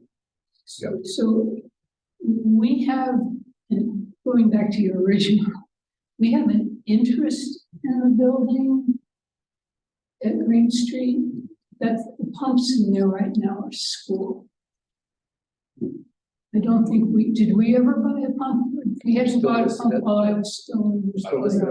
the electric that meter there, somebody. Yeah, they're. Yeah, I don't think we have, the deal was that they were willing to give us space. And I'd have to talk to Andy Mueller about how the water rights worked on that. There was something funky about that, and we needed to agree with the school on something. Because some of that water is allocated to the community. No, it's to the school. To just the school. The school built the pump house. And are they using that water for irrigation? So you got that on there. Well, it's supposed to be, that's why the topography has got a problem, it's because the irrigation doesn't work right. Yeah, The and when they irrigation do doesn't run it, work it's right. usually the middle of the day. Yep. It's usually the middle of the day in the sun. Well, yeah, the water's awful. It's really awful. But the community garden's using town water. Yeah, they use just the domestic. Oh, that's, is that just a single tap or? I think it's just a Yeah, single. it's a town. I know that they are very conscious of that. That's- Very. Appreciate them being that way, great. One item that's not on this. Is we just purchased the water right? Is there any appetite to go to water? To the tune of $60,000. Can you run, Share, bank can share, but community he works in is going through right now. At least a little bit, right? The longer it sits not being able to be used, the harder it is to prove in water court. Use it or lose it. it's also not gonna get cheaper to go through water court. No, and you probably. I don't know, this is Tri-County is trying to show diligence on several water rights. It's been taking forever, so they're 2019 and 2021 and the 2023 are all together now, all trying to get to water court. And some of our neighbors that have more money than they need are objecting on Tri-County, so I don't know if there's an advantage or a disadvantage to doing what Tri-County is trying to negotiate with them.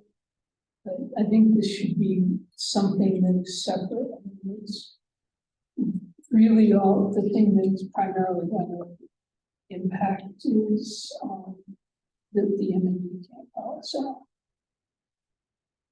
Doesn't do anything for the people. We still can get called out by the people, large ranches around us. So. We never came up with, we never identified specific use for it. The roof was going to go into our wastewater system.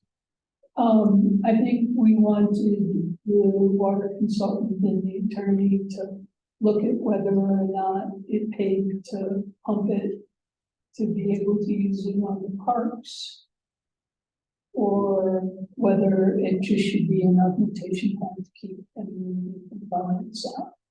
And if we could use it on the parks, that helps up above. We're taking Beaver Creek water, basically, Happy Hollow water, and putting it on the parks, which is not true. So if we could actually use the water rather than just have it as an augmentation plan, that would really help in terms of our supply. So the pumping process, then knowing what we'd have to budget for that to be able to pump it to where we want it is kind of the missing piece to identify our intended use. I think it depends on what the consultants think is gonna be, how contentious it's gonna be. The pumping we can figure out, that's not a big deal. And the cost for that, that's secondary. that wouldn't be negligible, that would be a chunk of money. A chunk of money, but not, I mean, we pump the water and whatnot. So and what's the timeline to get that information from the consultants? We have to still bring that as a council. We need to greenlight it, we want to put the money in the budget to do that.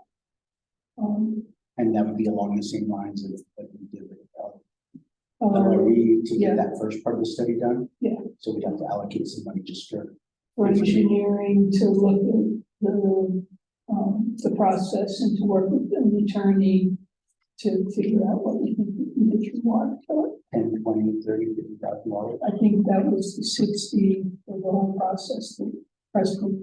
That LRE said 50 when one of my other clients talked about doing it was 30. So I think, you know, I don't know. The other client is using a different consultant and that may help.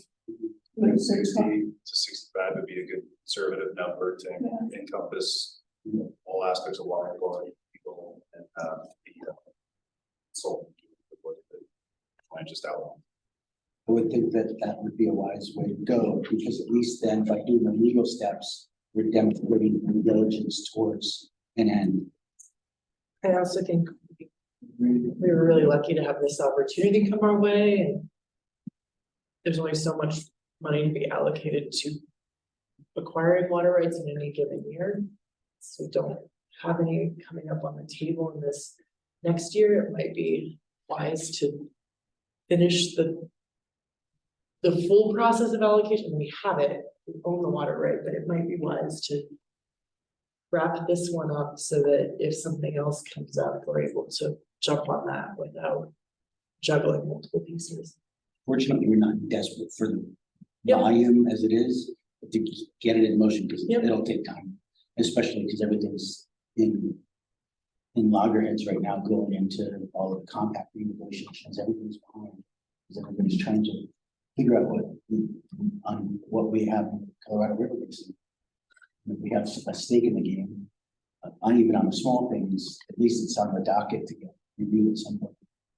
Being able, there's some opportunity to negotiate with the individual landowners. The best luck we have with the M&D is to point out how much water they're wasting in the Delta and they can't put a call on. And other than that, they're gonna take their water. The year-to-year agreement that just happened with Ridgway County That, water users to remedy, offset that demand. I know that's just, is that still on year to year? it's a year to year, and then the Bureau has said they will not renew it after 5 years. They've already categorically said only 5 years. That's the lease for the water reservoir. Yes. Yep. The county has formally requested the town to contribute towards that at an amount of $3,100. Nominal in the grand scheme of things. So you'll see that in the MOU between the county and the town, the operational MOU that'll come before you either in November or December. So just giving you a heads up there. From a staff perspective, I think it makes total sense as a town being a member of the Ridgway County water users to contribute. Go ahead. No, I didn't want to derail you. Keep Oh going. yeah, to contribute this year. But you know, Jake East was the one who sent the request, but we've been privy to the fact that we bought this water right to help with that. You're not getting called out. And that's a three-way share line, right? So it's City of Uray, City of Ridgway, and the county. Right, tri-agency agreement to cover that cost. Is the city in it? No, I don't think the city is. I don't think they don't have anything that can be called out. Well, maybe they do. There's 3 parties involved. It's not the city. I'm not sure who it is. Yeah, they could probably get called out by Where's the it? name and call too on the spines. Or is it Uray County water users? Call. So it's actually writing the check for that other. I don't know, I don't think I have. No? So, They don't know they can call. yes, but it sounds like there's a census to add an item. Water court. Yep. Water court, yep. Well, the consultation and water court, right, is in that Should section. just have Russ say everything. No, I'm just making sure that. That's right, Yeah. Yeah, Yes, but no, that's Water, the water board. 65,000, As a ceiling, 60,000 for now. revisit if it's more. I was gonna say it would probably take more than a year, so. I'm wondering if we should put the micro hydro construction in light yellows. Yeah, And try I combining. made it, The with micro water hydro, line. I okay. like that we would just keep adding layers to Pam's job. We have light yellow now, Pam. But I think that's one of those really great grant leverage opportunities that might be worth the extra staff lift and support other goals.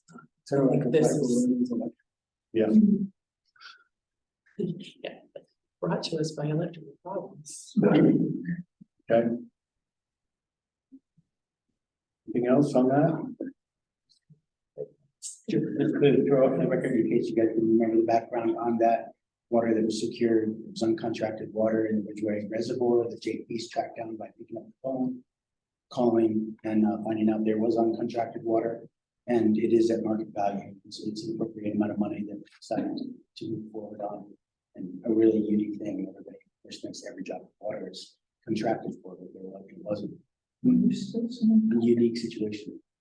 And that means that even in this 5-year period, where they agree to go that far, doesn't mean that Ram's Horn's gonna go away. They're saying that it is It's, gone. Ram's Horn is pretty long. Oh, I hadn't got. Yeah, the reservoir is pretty long. They are still pursuing a pipeline. Pipeline, okay. So that's, but the reservoir is gone. It's pretty low. Is that from Marty? We're trying to Is it Western Resource Advocates? It's because the landowners have not agreed. They've said, this is what we need, and the county's gone in and said, here you go. And they recommend it's still needed. And so they just, no matter what they've done, there's certain landowners who are objectors to this, and they cannot get them to agree with it. So they are, the reservoir itself is dead. Tri-County is trying to show diligence on it. I'm sure they are. Right. I've heard Aaron Clay say, this will happen. It may, but maybe not in this lifetime. I don't know that the reservoir will happen in any of our lifetimes, but, the Tri-County is not giving up on the water, right? At least to this one. Okay, Stuart. Thank you. Sure. That was good. The sewer, we have carried forward the preliminary needs assessment for relocating the treatment plant. That's contractual to. Yeah, I don't think we're talking about relocating. You want me to get rid of that line item? No, Oh, but we're gonna do a needs assessment. oh, As we did a leak test, a preliminary leak test on ponds that are urban. So we'll be doing something in ponds. Without saying that we have a problem. all right, and that's a carryover from last year. And I think maybe you want to throw a little more money in it, and we'll think about trying to design a partially get a step onto the design. Okay, To shore them up. I was thinking that maybe we would just double it and at least start to get a design, okay, so it's gonna be a needs assessment and design, a preliminary. and it's all work you're gonna do, right? Okay, So you want it to be 70 grand? And we'll get the design done. That will at least get me through there. And we'll also be able at that point to see if we can qualify as a disadvantaged community. Is the disadvantaged communities get the design footprint? We have not historically in the last few years qualified as that, but part of the stuff with the infrastructure bill and the jobs bill, changed the criteria to qualify as a disadvantaged community to broaden it out. So there's a chance we I think it falls under the brownfields No. We don't have talks. Another item we had last year that we're bringing forward again this year is just setting aside reserves for the wastewater treatment plant improvements. So we're just building a fund there. And then this year we need to do biosolid removal from the ponds. So we put $100,000 in there. That'll, at least the first two cells will make it rolled into whatever we do for capital for the ponds. Because we can't fix the problem with the water loss without getting all the sludge. So that I think you keep the 100 in there, but they need to do something. Okay. It'll just be a down payment on what we need to do later. Just the slump. But is that the right amount, Joanne, for 2024, or Yeah. could it be higher? The corners and so on, Well, should we put a different number in there? put on. For flood removal, Yes. we'll take it for flood removal. Is there any use for that? Yeah, Where's it from? Compost? okay. The last, years ago, it went up to Bill Humphrey's place in Log Hill. But when Bill died, we quit doing that. Because I don't know what his kids do with the land. And then we hired a contractor to pull it out. And the last few times it's gone to the composting facility on the Delta Mesa County line.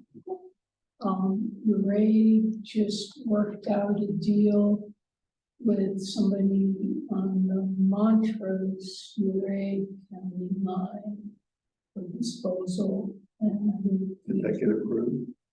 I think so. I didn't. It almost happened on Weathers. Yeah, I know, that wasn't going anywhere. That didn't have groundwater separation. Sorry. I didn't even think that was. Not help. But I saw the adjusted plan for them. Yeah. Your call. Yeah, I think I didn't ask him, but I think that would be hauling it, the extra 50 miles to get it to the county line and paying to have them composted versus finding somebody that wants it. Yeah. People that have used it want it. We've just did a bunch in Lake City and on Winter's Ranch, and she called it a PDM. So Could you keep us abreast of that as the process moves forward on it? on the sludge. Yeah. Okay. You may call it flash it.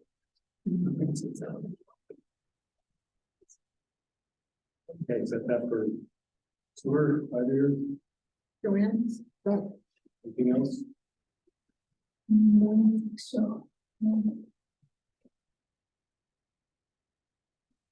Yeah, Region 10 people tried to put together a package for a whole bunch of towns to get generators, but that fell apart.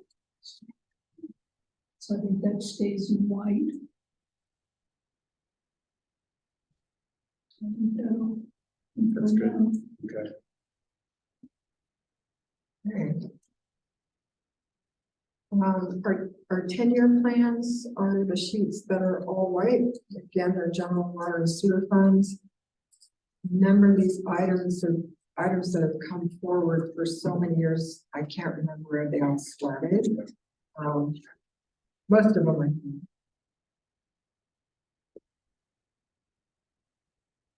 I guess at this point, if council just wants to look through those, see if there's anything that they want to bring forward, maybe to a 5-year plan or anything you'd like us to see us change or add in these 10 years. So I got a question, sir, I maybe get the answer. And one of the things we've talked about is there a way if the contractor open cuts the water line, or whether we should run fiber up there, and we need to fix the gas line that's going up there so we can get off the propane. But is that an opportunity to, if we were to open cut, is there money to run fiber?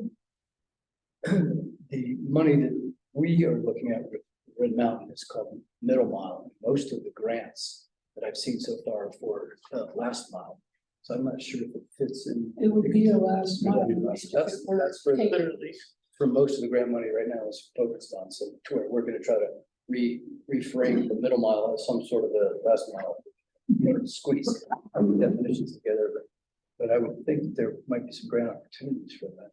Okay, Because they really are focused, and there's several of them, there's a couple of them available, one right now through DOLA as well. That's ones that we're focused on, and some of it's new, it just came out like 2 weeks ago. I wonder if the pedestrian crossing over under Route 550 as the triangle or as a riverfront village starts to get built out, isn't something we want to start looking at opportunities for in the more of a 5 to 8 year window versus a 10-year window.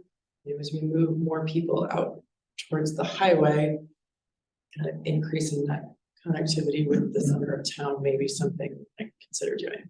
We don't want to move it this year. It's just that one, as that area gets built more, isn't quite as far out as maybe it was. Selfishly, I absolutely agree with that. I do see a lot of people running across the highway. I am one of them, who does that a lot. And I think that it's gonna get more and more dangerous, and there has been a lot more traffic, especially from the traffic stops on Ridgway and all of the traffic stops on the Red Mountain. So it's just kind of a situation. Other things I think we should bring forward are the implementation of the athletic park master plan. Oh, wow. Yep, well, we've already got that one. It's on both. It's on both because a lot of it is definitely going to be. In the 10-year. Okay. Or some. Maybe we should add a line item in the 5-year plan for a Green Street Park master plan. I did, yeah, we did that. Oh, never mind. Well, that's, you know, on the 10-year, and then I know we just discussed the town hall and community center improvements assessment plan. Like, does that need to be on the 10-year? Because we just discussed that. Maybe I'm just talking about like, these are the redundancies. There's a town hall assessment design on the 5-year. Yeah. Is it different than the improvements? You know, here, I see that, I'm gonna take it off the 10-year, we'll just leave it on the 5-year, it's a repeat. This is something that's come forward in the past. And then last one I would like to see move forward is an anchor site for a Wi-Fi connection to the water plant. that was what I was just asking. That's Great, sorry, I didn't. Just different chocolate. And Joanne, I wanted to ask, did you want me to move that to the 5-year, or you want? I just made a Look note at that in 2024. You can put it on. Okay. See if we can figure it out. If not, we can move back. Maybe said it in here, is the gateway signage, isn't that part of the Heritage Park plan? Yep. It's incorporated in it. Yes, but the construction documents are for building the visitor center, sign being a separate like gateway project that we can undertake at some point. I was supposed to go to the city town limits, so we should go through. Some islands, the Rivers Gateway. sign. Oh, I thought this one This- was for specifically. This is very old, I actually can remember the council that did this at the time. They talked about, like, it was a massive sign, right? It was big, Okay. don't you remember it? I remember the one where we talked about with the HM 10 years ago, where we were gonna put a sign up at every entrance to Right, town, and it and it was- was supposed to be a big rock thing. Yeah, it was a big massive thing, and so at the time, the council said, oh, let's just put it in the, I think it was in the 5-year, got moved to a 10-year. even know if you all care to even have that in there anymore. So the signs you're just talking about are the political boundary signs. So there's 3 entrances to town. Right. And we just replaced those this year, but signs with the town logo. Those, I don't know, whatever the next level is, where you like rock, the nice stuff. The gateway signs, I've always been under the impression that we're talking about the welcome to Ridgway sign off of 62 and then the one off of 515 62. Is that right? It was a design that somebody had come up with. And I remember it being this massive thing, and it was like, It was gonna where go- was it ever gonna go, because it was so big and. It was gonna go section. There is one in the Heritage Park Master Plan that is like it's fairly large, like I'm pretty certain. Kind of claimed that, so when you come at I think the difference was, right, we consider that really our gateway. Yes, if you're coming in this way, beautiful part is you have to drive down Sherman, right? You're like seeing town versus the idea always being if you're going down 550, you gotta turn in to come in and see that Ridgway is like a place you wanna be. No, this sign was definitely. But can we redefine, I mean, is Yeah. this really for our modern or like our current purposes? The Heritage Park sign? Do you want me just to take it off for now? I think Okay. 30 yellow. No, yellow. Yeah, actually, I mean, I would say that the way we're currently thinking of it is included in Heritage Park plan implementation with visitor center improvements, so. Okay, Just going back real quick, just to make sure there's consensus that overpass over 550, is there a consensus to put that on 5-year?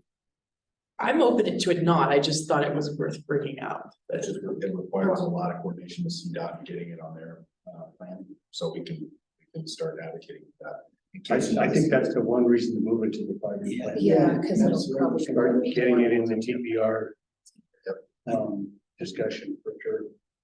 And then in case you guys missed it, the expenditure sheet, we have $20,000 set aside for 2024 to do an intersection analysis for Railroad Street. Yay! And that's the first step to figure out what traffic Measure. measure device best suited for that, given that Railroad Street isn't blind. Jennifer Allison, CDOT was helpful in kind of laying out that this was the best first step to move towards that. We've talked about a roundabout, along about, it's gonna be tough, because we probably don't have enough right of way for that. It could be a traffic light, it could be something else, who knows, but that's the first part. That's great. That's really great. Having trouble finding a traffic engineer, so. Made a couple of calls, went nowhere. Okay. Keep looking. well, it's in the budget for next year. What about Ron? Ron will do it. I'm still want to be retired. Ron's tired of Fridays. I'm wondering if this Uncompahgre Ridgeway Trail, we in partnership with Connect Montreal, that just kind of, It's been on there for, yeah, and it's 20 years. it's 30 years probably.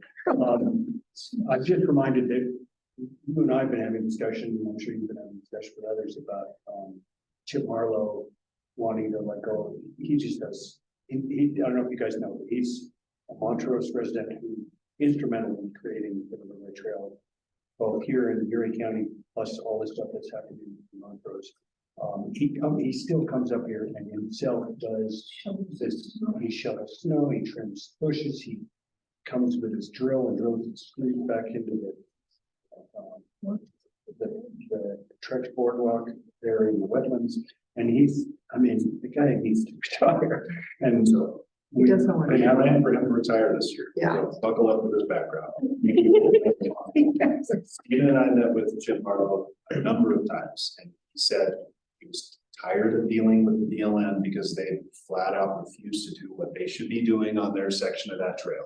And they said they flat out said they're not going to remove kind of the snow and such. It needs to be Chip or the town needs to take it over. They refused to look at alternatives.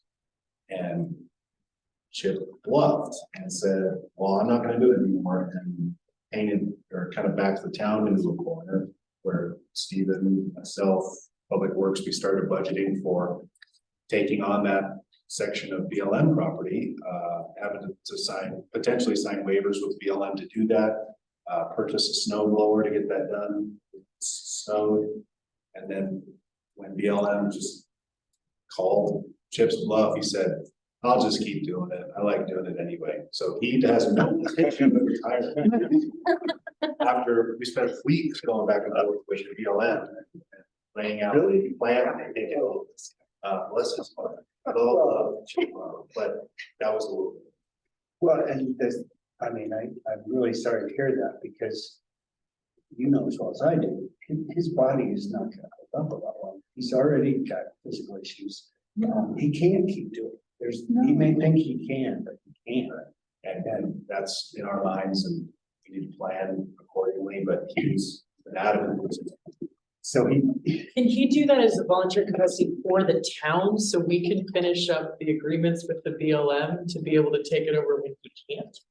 and give him. Like, he can still do what he wants, you know what I mean? Is there a way that he could do that volunteering with us? That way we could finish that piece? It doesn't. Doesn't matter. Okay, I didn't know if we needed to. Take those 8 hours to get the waivers. Okay. Signed and get everything in place. It sounds like he basically let the BLM off the hook. Yeah, by saying, oh, never mind, I'll do it. Well, the BLM just said. You're not gonna do it. He's not gonna The have town to. doesn't know we're gonna do it, and they're fine with getting complaints from folks. Well, and they keep, I mean, my recollection is over the years, they've been interested in,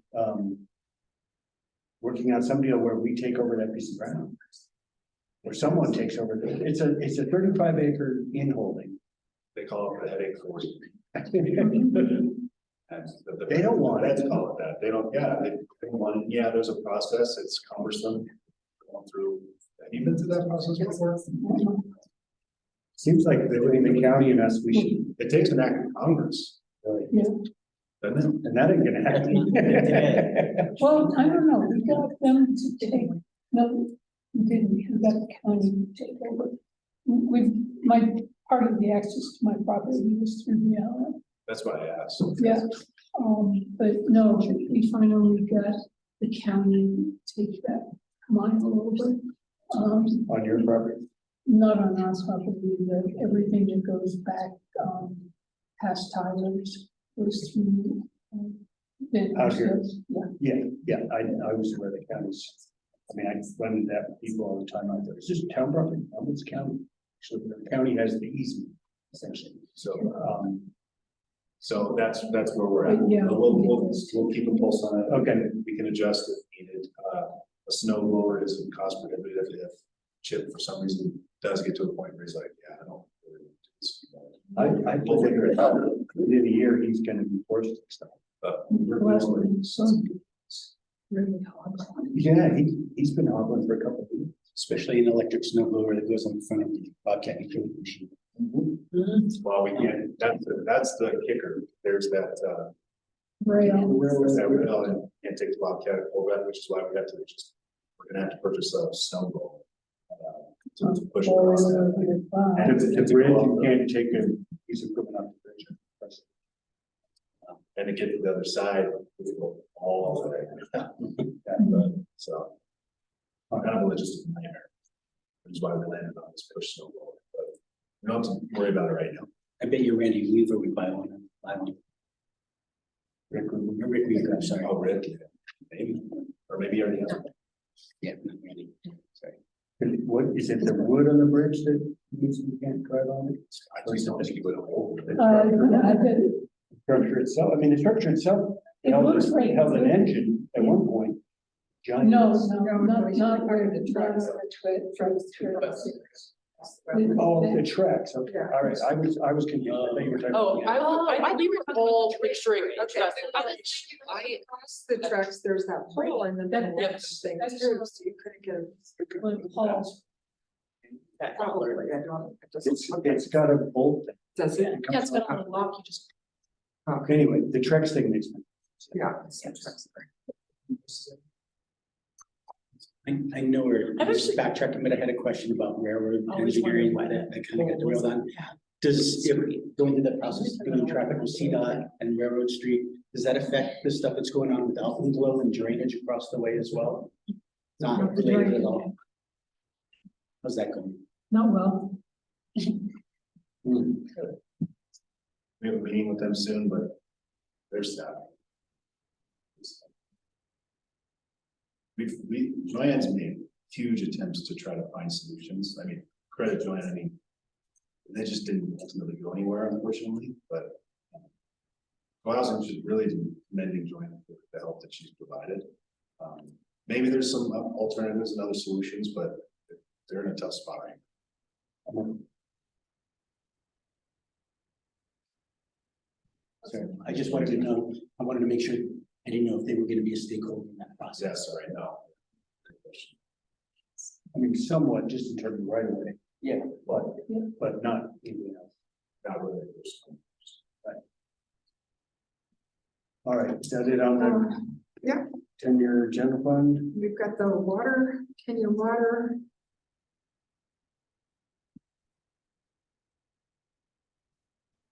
Expansion of the water treatment plant is also in play here. This stuff I've seen, so I think you're wondering. I haven't seen. Some of these this year. numbers have been on here for. Oh, yeah, the train is going across, What's the deal with the John Deere backhoe? Just sitting there? It's been there a while, just to replace a piece of equipment we have, that's gonna be more, probably 95,000. but that should be between the funds. What's that? That should be between the funds. Well, actually, there is a backhoe that's just allocated to water right now. Oh, okay. Yeah. I think that's why that's like that.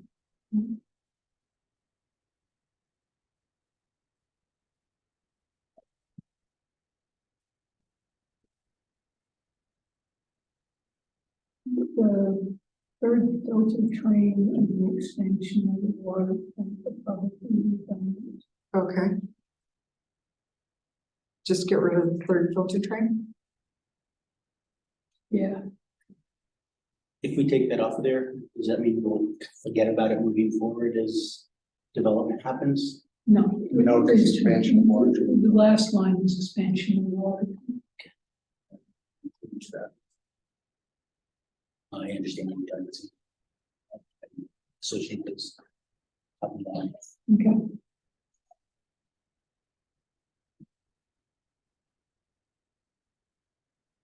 I think the Ridgway ditch, is that something that should, I know we've talked about it. It's something we should do, but I think it isn't there. It's a big undertaking, but also something to think about in terms of resiliency. Yep. Not just water supply, but we sound like a squeaky wheel if we're one lightning strike away from the gummed up system. No, I don't think that's squeaky wheel at all, JT. Yeah, no, Very real. I feel like that. Fire and wood stuff. Oh, yeah, and actually there was some shot in this last couple of days. But yeah, watching what happened there. And their piping the Ridgway ditch is also like 5 year, right? Yeah, I think. Oh, it is? Be in that. I'm seeing it right here, right in the middle. 5 year water collecting system, piping the Ridgway ditch and Ridgway. Yep. Same cost for. And with the Oh. micro hydro too, so. So it's ticked off. Like I said, this document is like just been carried over, so. It's been here as long as you have. 100 years. Parts of it, There wasn't. Yeah. Let's just get all of these things done this year.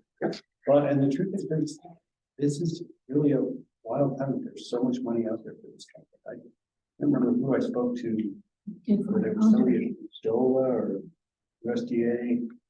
It's like, that's a project that could possibly be largely underwritten by some of this infrastructure law. Yeah, which is why we're, looking at a bunch of grants right now to help advance that stuff. Setting aside money, it's such a big ticket item. Setting aside money to match is probably not feasible at this point, but I think we have marching orders to see how we can advance it sooner rather than later. I don't remember if it was during the meeting, but there's a Bureau of Reclamation grant opportunity, Water Smart, that Joanne and I are looking at right now that could help advance this very project. So still need to learn more about it. Joanne says she read the whole 77 pages long. She read the whole thing apparently. I only What? went to bedtime reading. So Bedtime, you all that to say, slept last night. we'll keep working.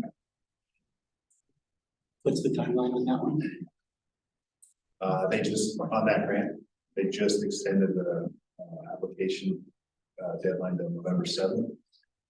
I think something like that. So it was like October 31st and now it's on the 7th. So I mean, short time frame. But Yeah. the appeal on that one was, doesn't necessarily need to be shovel ready, is what I was reading. It needs to be implemented in 2 to 3 years. There's different drops. buckets. Depending how much money you ask for, you have to determine how long you have. It'd be great. So a You guys bigger could secure project. that, especially for. Mhm. matching If a bigger grants down project the gets line. more time to, that makes sense. If it's over 5 million, I think it was, you had 5 minutes.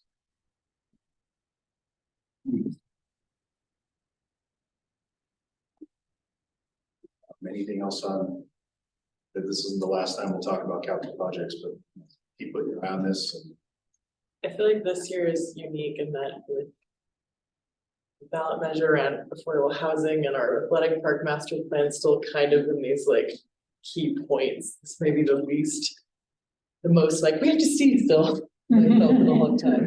In this liminal stage. of Yeah. development. Preston, can you keep us updated on, in manager's report or something on that grant? How that goes? You guys go forward with that, especially ahead of the next one. meeting. yeah, absolutely. And that would be, I know we talked briefly about somebody who was doing community communications and grant management. I think that's one of those things that's a big lift also to keep us updated on too, and that would partially fall under that role. About staffing, so another reason to kind of consider that multi-purpose role. And looking at this, water fund, the water storage tank thing, does that need to move to the 5 years since it says 2029 out of the 10-year? Next year. We're planning for 2024 now, right? Okay, yes, I guess. There's 4, 5, 6, 7. Yeah, So that's why we didn't. put- Okay, yeah. got you, fair enough. All right, next year Which we'll. one was that one? I had that same question, Russ, since I did the whole thing. Complete with the How did me and it was figures. Okay.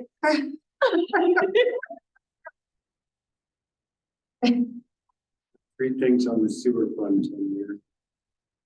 Yeah, but it's gonna be a while, but it won't be, I'm hoping it won't be a mechanical plant.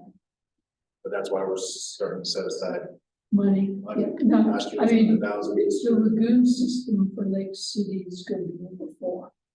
A brand new. And is- system. And you're raising Pretty how much, much? yeah, 12? they own it. Yeah, yeah, so I think, no, I think you're right. But we have positive vibes only, it's We are positive vibes only. so good. Well, but here's the power of the vibes, regardless of what that comes out to, is that we're planning for it. We're not scrambling. That's the, no matter what is the truly. It's all in light of CDPHE's 2027. Yeah, but it's, no, No. what's driving theirs is going to be something in the drive bars. They actually have slightly less pollution than we do. Theirs is being driven by the fact that they shut the pond off and used the evaporation pan. And pond lost more than the evaporation pan. Which is what just happened here. And they have, they're in, the ponds are up against something that doesn't stay very stable. And they have an ammonia limit, they can't meet in winter. And they do need more capacity. But, Well, I was under the impression that statewide, CDPHE is doing a rule change in 2027. It's probably gonna trigger a whole bunch of little towns like ours to have to go. so far, they are still, to make a change to your plan, you have to request preliminary effluent limits. And on the limits for Lake City, they said we had added contribution that they're going to look at the nitrogen and the phosphorus limits, total nitrogen, and total phosphorus limits, based on what the stream can absorb. And if you're over 100 to 1, and you're less than 1 million gallons, we should not have a problem. Okay, so that's what we're hoping. Yeah. We do have an ammonia limit. I think we haven't had permits since 2013, I think. Really? Yeah. So, but they're supposed to get around to updating the permit anytime now. And I think that it will come with a stricter ammonia limit, but we won't be able to meet in the winter. We haven't really had them isolated by limits. Everybody is having trouble in the winter. Okay, well, planning for the future. The future, great session. Are we ready for the next item? I think so. The time is about 10 to We're actually running a little behind. 5. I think that's okay, but it's the point we're on. We need to talk about the solar garden, microgrid and Green Street. So I have that. Go for it, Terry. All right. So a little historical background here. In the last 3-4 years at SMPA, I've been looking at ways to backfill our 5% capacity for the remaining headroom in our 5% allowance for renewable generation. In that light, I've explored 9 different parcels for community solar gardens in the county of Ridgway. One of which was the Green Street Park. And so I presented this concept maybe 2 years ago in passing. One of the Plain Deal reporters was in the room at the time. She did. The word got out, the local HOA got a hold of it and started creating a bunch of negative press around that concept. Working with Preston, he suggested, you know, with all of that uninformed negative attention you're getting, maybe we should look at another site. Looked at the dirt lot, which is at the southern end of the soccer fields. That's maybe an alternative site. Focus some attention on that. He blames me. So it's all Preston's fault. Come full circle, in comes this unprecedented funding opportunity for microgrids. So then the concept of looking at a larger microgrid as the source of funding is what prompted the looking closely at the athletic park location, along with a larger array that would be on Dana Ivor's property, which I haven't really addressed in detail with anybody yet. That's going to be the subject of a special use permit for the county. Incomes last minute relative to that timeline, the athletic park master plan process, the rest of the history, you know, concluding the last meeting, the idea that I'm going to quickly share this real quick, that this is a horse designed by a committee. It's called the camel, and this is what happened with the athletic park process. Is that that's how the camel came out. One of the humps got lopped off, and that was the solar park. We had a discussion of possibly as a council looking back at the Green Street Park, which I had already had paid for engineering to design possible solar in that park. So I had some head start in that discussion. Credit to Beth that she quoted, I can't remember if I'm quoting exactly, but it kind of picked up on a lot of the emails that we had that only athletics should belong in the athletic park. That said something like, well, maybe we should look at the Green Street Park. It's somewhat consistent with the other sustainability elements in that Green Street Park. That's the background. I'm going to share my screen now, if I can. So I decided to pick up on that and run with it a little bit because, frankly, I have a limited amount of time to achieve the objectives in the grant that we got. So you may or may not be aware of the fact that 10 years ago, approximately, there was a master plan for Green Street Park. So I had previously picked this up a couple of years ago, that's why I still have it, and looked at this carefully. And I'm going to pass this out here in a moment, but what I've tried to do in the interest of time for that grant is look at how could we leverage combining the best of all of these elements. So that's so quick.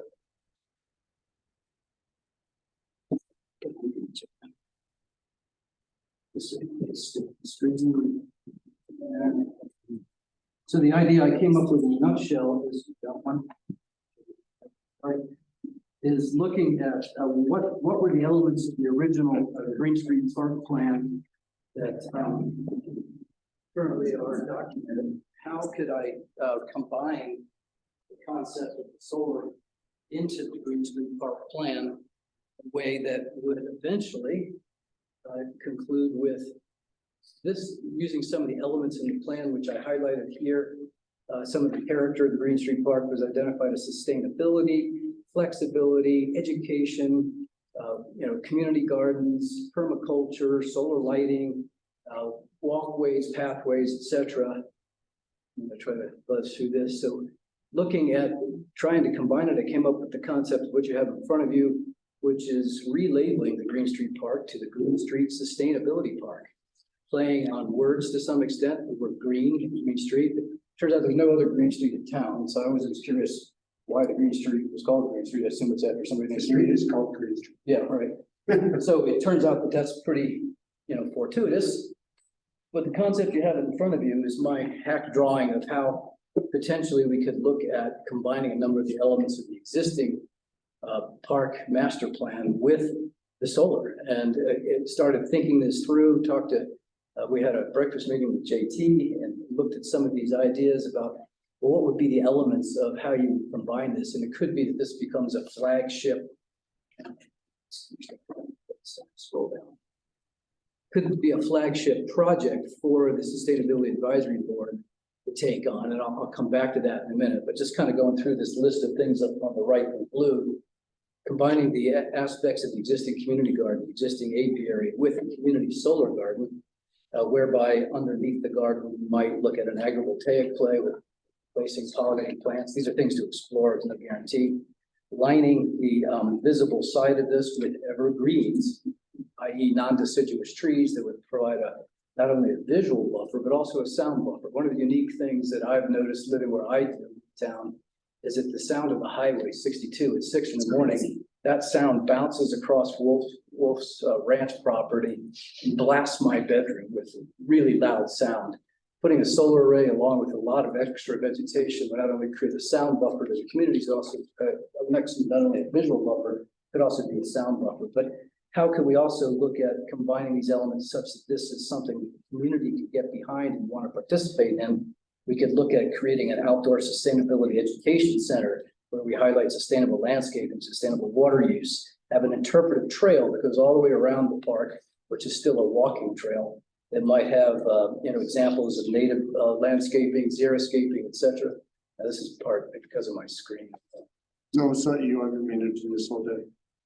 Shrink it. I'm just really angled. For purposes of getting rotors on site there. Maybe too small to read now. I'm just going to buzz through these things. These are just ideas right now. You can put an exercise circuit trail, which is something that was talked about in the athletic park. Potentially in the center there, I placed the covered pavilion, which could be the educational center that might have interpretive displays in it. The trail itself could have interpretive kiosks that could be subject of some of the initiatives for the SAB, whereby we have replaceable or periodically removable information on the net zero goals, on what solar is all about, residential scale, commercial scale, beneficial electrification, local and state rebates, all the SAB programs, possibly an official weather station here. Concept being is how could we potentially combine these concepts into something that's not only palatable by the community, but also eventually becomes a regional attraction where people might actually come to Ridgway to visit this sustainability park and the education center, bringing in a variety of stakeholders such as the community garden, the apiary, the local schools, the local HOAs, the Parks Committee, the agrivoltaic community, the town residents, SMPA, and of course, town engineering. So the thought was, initially, the thought that JT and I had was we would present this to the SAB, get the SAB, being the Sustainability Advisory Board, bought into the concept, and possibly be willing to champion this. And initially we thought, well, then the SAB could hold a public workshop, et cetera, to promote the idea out in front of the community such that the community becomes engaged in the concept and wants to participate. Talking with Preston, Preston said, that's a great idea, but the SAB doesn't have the authority to call public meetings. Let's instead look at budgeting for a revised Green Street Sustainability Park master plan. So that's the conclusion here, is that we take a look at the idea of putting in this year's budget for a similar exercise that we just went through with the athletic park, engaging all of these stakeholders, engaging the community. Unfortunately, we may end up with this, of course, again, but nonetheless, that's part of the process. With the idea of the solar microgrid being implicit in the design. Now, the reason I'm pushing for this is that as part of the, besides the idea, which I personally think is pretty cool, because I drew it up, but the deadline I have for the grant, I had in the grant written that I would explore more than one town property. So I saw this coming when I wrote the grant. So we have the funds. I've already paid for the engineering of this. I'm currently paying to have my subcontractor make a much better version drawing than one I have together by cutting and pasting as a means to present this as an initial starting point for the sustainability, the Green Street Sustainability Park master plan process, knowing full well that the results of that, the camel, will change the design of the solar, and may change the size of it, etc. Meanwhile, my original thought, or my original path with the microgrid feasibility study, was to get the town to sign a land lease option agreement, giving me permission to go onto the parcels and do soil tests and hydrology tests and things of that nature. I'm backing off of the land lease option agreement because the one I got from our lawyers was a little onerous. So Preston and I are going to work on whatever, maybe with Bo, whatever document is necessary with permission to get on the Green Street and perform core tests and hydrology and geology studies and so forth to advance the feasibility study to the next level. The result of the metrics, the milestones of the feasibility study will result in a conceptual design, a conceptual costing, resulting finally in a financial pro forma and an RFP. All of that is necessary for me to go to the next level of grant writing for the construction grant. So that's about a 6-month process out. So my ask is that we budget for 2024 the master plan process in parallel with me going ahead and developing the financial and the cost details of putting solar in there, knowing that that's likely to be modified in the future, but enough fodder coming out of that for me to then hit the timing of some of these construction grants, the federal and state construction grants, which you got to apply for. And then there's a 3-month cycle to see if you get invited to even go further with that process. All of this I see converging towards the fall of next year, converging meaning that we go through the master plan process and I go through the end of the feasibility study such that I've got the fodder necessary to write grants, potential construction. Now, why is that important? The construction money that I could apply for could pay for a number of the elements of building out this park. I would propose that we also look at the town and other grant sources to come up with the money to generate the sustainability aspects of the park, not just the solar. So we've got the solar component that could be the fodder for one grant. We have the park aspect of this that could be fodder for another grant. Meanwhile, engaging the community. Lastly, I'm talking like a motor mouth. I have verified with our engineers that this microgrid being located, non-co-located with the one on Davers, is technically possible as part of the same microgrid, allowing me to apply for funds for this piece of the solar array and Dana's in the same grant, in that they're all tied in the same circuit. The tie-in point you can barely see is the pump station. We have the electrical 3-phase line terminates right at the pump station. Once That's a house, the pump stations, of course. Pump station down. Oh yeah, sorry. Over here. No, it's down. Isn't it down right here? No, it's right Oh, is it? there. Okay. It's right there. What's it? The point being is that this is all on the same circuit, the feeder circuit for percent. This is part of the circuit that I would back up with the microgrid. Once we go to an outage condition, it's a little technically wonky. The circuit gets isolated from the rest of the grid. There's a switch up by County Road 5 and 23 that we open circuit. Once the battery system inverter, which is called a grid forming inverter, begins to put energy back onto the circuit, then the solar system within 5 minutes can tie into that circuit regardless of where it's located. So I can tie in the one on Dana's, tie in this one, both providing energy into that same microgrid system for extended backup. So that's the concept I wanted to present to you and get the council's buy-in. Daniel, I'm hoping that we can keep this on the down low until the council gets the chance to approve it, for fear of getting the information out in front of the public prematurely. I want to engage the public all along the way, complete transparency, and have them become stakeholders in the process. And I think the master plan idea is the best way to engage all of these stakeholders in one process.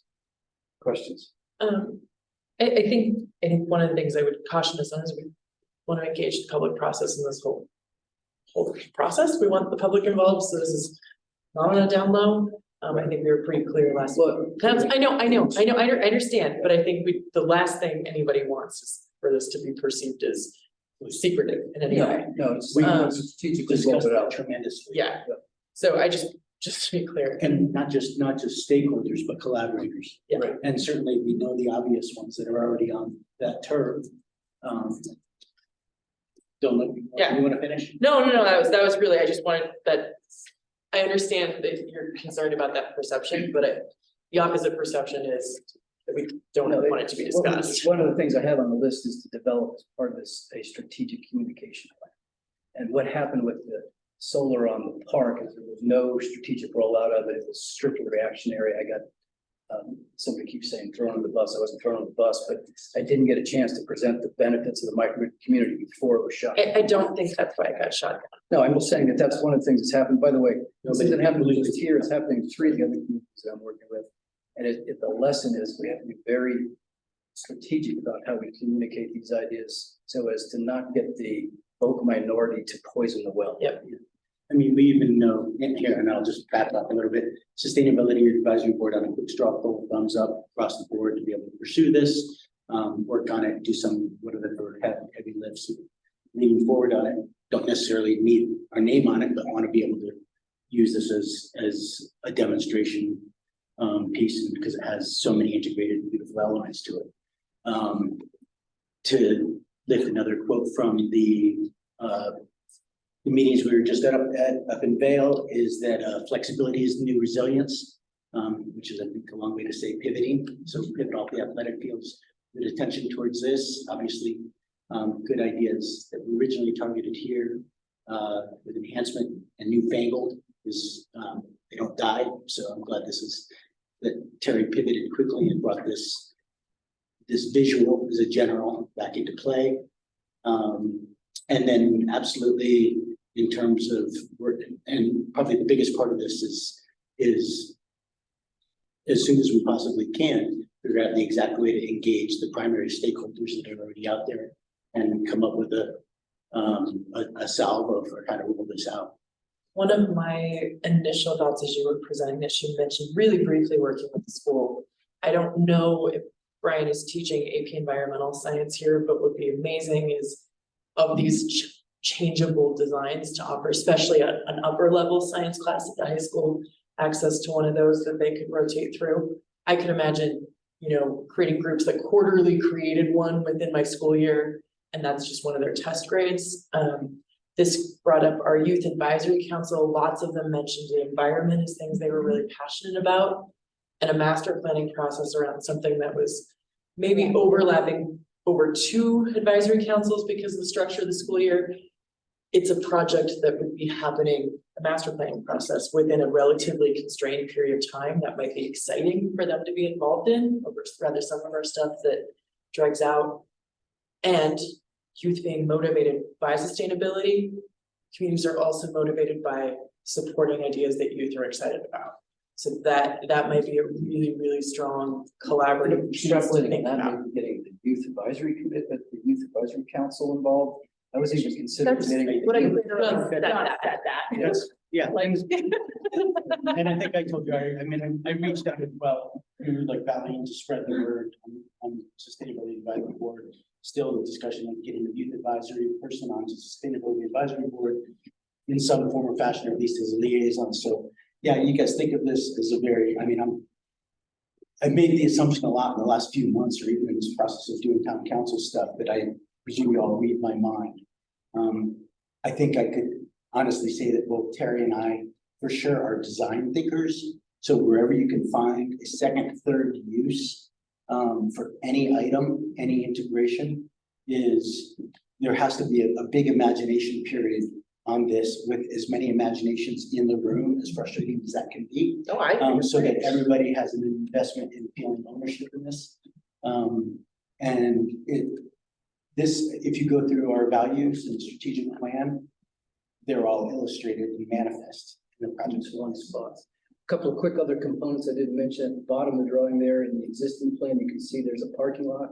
That could be the parking lot where there's another EV charger. A big thing that came up in the sustainability conference the other day was the idea of community composting. There could be a place for that. I mean, there's so many things that the stakeholders could look at, just like the athletic park that will compete for space and priority. But there, I could see, Beth, I could even see, I don't know how this works, bringing in the array school into this. Oh, process and bringing you in. your science just, we're in if you have space for us, but you gotta operate here first. And you guys, I want to say, I mean, going back almost 2 years now, year and a half, I went and did this with Andy around words about agrivoltaics. And I went and did the training over there at Jack's. I've been helping out on a project up in Paoli as well. And I think I've articulated this in council. I don't see us as an agrivoltaic community, except at the scale of the pollinator gardens. Maybe to some point do a demonstration element of it in there. But it's not like we're gonna be raising sheep or running cattle. We're doing full gardens in there. We're salad growers. We're not farmers, full farmers. But I think something it's planned, I think, is also gonna make it more palatable to those who don't care about pollinators, yeah, about what it looks like. which of course is an easy sell to the apiary. Yeah. Should be an easy sell to the garden. But to some scale, understanding the soil dynamics there, hence the engineering, all of that, thinking about stuff like sludge and waste and elevated, but one beautiful thing is that with the agrivoltaic, if we do decide to integrate to some scale under 2 panels on a row or 2 or 3 or whatever it takes, we could do some vegetable plots and stuff in there. You could do it on an experimental level, and we could pit the two schools against each other to come up with a better idea to do things under the solar voltaic. Hence Like, let's get creative about it. Hence the flat, that's exactly what we're saying. Some portion of the array could be elevated more depressed to allow public access underneath of it. These are extra cost elements. Something I failed to even mention to you, John. Gazebos for Because 2 weekends ago, I worked and joined forces with the Blue Solar Garden agrivoltaic that's happening up in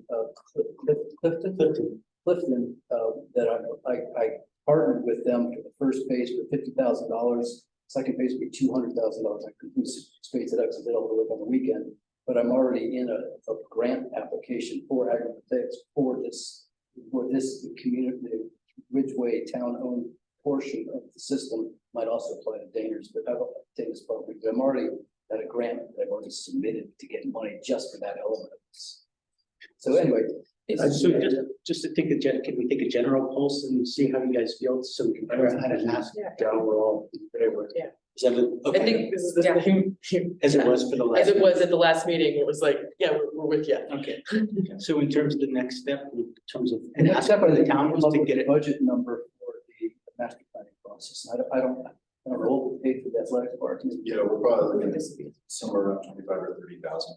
It's not as, well, I don't want to compare. It's Not as dollars, but I think 25. It's less, it should be less complicated. That's kind of less.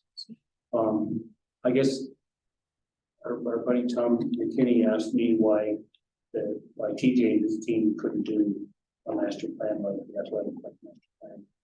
I tried to explain it, probably not in TJ's wheelhouse to do that level of, but maybe it is, and I thought I'd just bring it up here. Maybe TJ would be interested in doing this. Well, It's a bidding process. yeah, I was gonna say, I would go out to bidding, and it's one thing to figure out all of the potential elements and creativities and, cross-pollinating as a metaphor and practice for this whole thing, right? But there are plenty of organizations out there, architectural landscape architects, that work on this very thing. So let's put a pin in it for 20 grand, say, or 25. Well, I think as we talked about, police EVs are the mission. Thank you for your work on this day. I don't want any either of you to think that any of us are anti the plan when we bring up other pieces of the puzzle, especially politically, and rolling it out to everybody. I think this could be a really great centerpiece physically to point to as we make some slightly less visible shifts in policy. So I think this will be. Not to be hyperbolic, but I could see this, like I said, being a Disneyland like attraction. People come. Don't use that stuff, right? Don't stop. You want to talk about poisoning the well, Terry? Whatever that statement, but nonetheless, I think this would be a feature of the town that might draw the attraction in of itself. I think it's very reflective of the values that we already have. And then is everyone all right, with me working with Terry to find the right agreement mechanism to allow them to do soils tests to advance the feasibility study stuff over there? Quick, this on the, as per the TAC, when you mentioned going out there and doing samples and stuff like that. I mean, you guys, just also as an anecdote, as per the agrivoltaic stuff, when I went to talk to people like Agnieszka and Chris Lance, with my excitement about the agrivoltaic, I was actually surprised about the reflexive pushback I got a year and a half ago, even though they love the concept and everything. Like Jared said, oh, we don't want anything else out there. We just want quiet. So even the folks that you think we presume are immediate stakeholders and be on board for this would not go out there and start doing soil tests without them knowing. So being very tactful. Daniel, thank you for paying attention and not paying attention. No guarantees. So that's a good point, because the soil tests that my grant will pay for are designed to inform the structural aspects of the solar, not necessarily looking for the agrivoltaic side of it. It's possible we can combine the two in one test thing, or maybe the town might have to come with a little bit of money to fund that extra scope of work. I would just say, even though we are a town, we contract with somebody to go out there and community garden, the apiary doesn't know it. It's gonna be a piss and fight. I think full transparency in this process is absolutely necessary. I think we agree on that, but had to say that out loud before somebody went out there and did a core sample and pissed somebody off. And this is already a transparent conversation. Yeah. It's a public meeting, so. And it could be that, the apiary might want to expand, the community garden might want to expand, they may want to somehow integrate into this in some fashion. Oh, I can only imagine. Pollinating plants is clearly a synergy for both of them, for both the garden and the apiary. Just trying to make sure that we don't scuttle ourselves before we get the right one out. And I would say, My along those lines, I think the important part of this discussion is that it's not really appropriate to ask Daniel to not talk about That's this. that's what I was. And so, it's not. then no, let me continue. What I think needs to happen is you need to, or a couple of us need to sit down with Daniel and see if he'll craft a newspaper article about this, so we can get it out right away. That'd be my preference. Yeah, let's do that. Either that or on behalf of SAB writing an editorial. Sure, but asking him not to publish feels No, that's- inappropriate. Yeah, It's not that, That's not, to be sensitive to the fact we have to have a strategic way of introducing to the public. to be strategic is to get the word out. That's not on him, that's on us. Right, Yeah. well, and my To be preference, strategic. my preference is to throw this over the wall from SAB and be done with this aspect of designing the concept and let me focus on the solar portion of it. At the SAB, maybe work with Danielle and others to come up with a communication strategy. Whatever the method, it needs to happen soon. Yeah. It's understood. And I feel like we got the word out at the athletic firm meeting, or at the last council meeting. We said, hey, we'll pull the solar. There's definite consensus that the athletic part. Doesn't mean anything, hurry. True, but, so then the next step is to say, okay, here's what we're thinking about Green Street. Right. And not dance around it. As a point of comparison, I'm currently working with a journalist at the Daily Planet to craft an article in response to a letter, an editorial letter. It's going to try to poo-poo solar and over. And so I've been working on this week since I got back from the meeting, going back and forth and answering questions. It will be in an article that comes after the letter. The letter is filled with misinformation. And it even mentions Rico and Ridgway and potentially poison the well for this out of that article. So it is critical that we have a well-crafted communication strategy, and I would love it if the SAB would manage that, so as part of divorce SMPA from that process. Yeah, and I think fundamentally, just to say it for the record, I think the idea is that SAB would roll this out. This is not a grant written by San Miguel Power. Yeah. And that's unfortunately the impression that's in OFER is that SMP is trying to impose the solar rates. No, we responded to your request for it. We didn't initiate that. And this, to some extent, is the case here in Ridgway, in that this is consistent with our master plan, with our climate action plan, with our strategic plan. It just kind of got off on a bad foot with the athletic plan. Well, it's just to JG's point, it's surprising to me, but shouldn't be to any of us, that there are gonna be people who think would be 100% favorite that aren't, because that is visual impact or whatever. We have to keep stressing all the really key reasons to proceed. In particular, the value and benefit it provides the community. That never got really formalized in the athletic park. But again, remember, the athletic park, I feel like you're also ascribing some things that the community didn't say.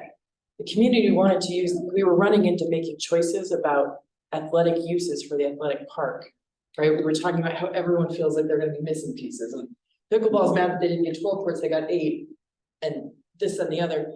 Unfortunately, it was not 100% of well being poisoned at the athletic park around solar microgrids. The same reason people on this council said, you know what, we have to cut it. So again, this is how the perception comes out, though, that it is being driven by certain things. So I think all we're saying is it's not a personal attack on you, but it is a defense of the open public process, Right. that it's gonna happen. That's all, like, that's the idea. We agree on that. It just was felt like the rug was pulled out from under us at that very first public meeting. As soon as the slide went up there showing a prematurely and poorly positioned PV area, and obviously we went through the process in the way we did. We're not trying to hide anything here at the get-go either, just trying to make sure that before it gets out there, we want to The show. thing is, JT, I'm on council and I did kind of feel like it came out of nowhere.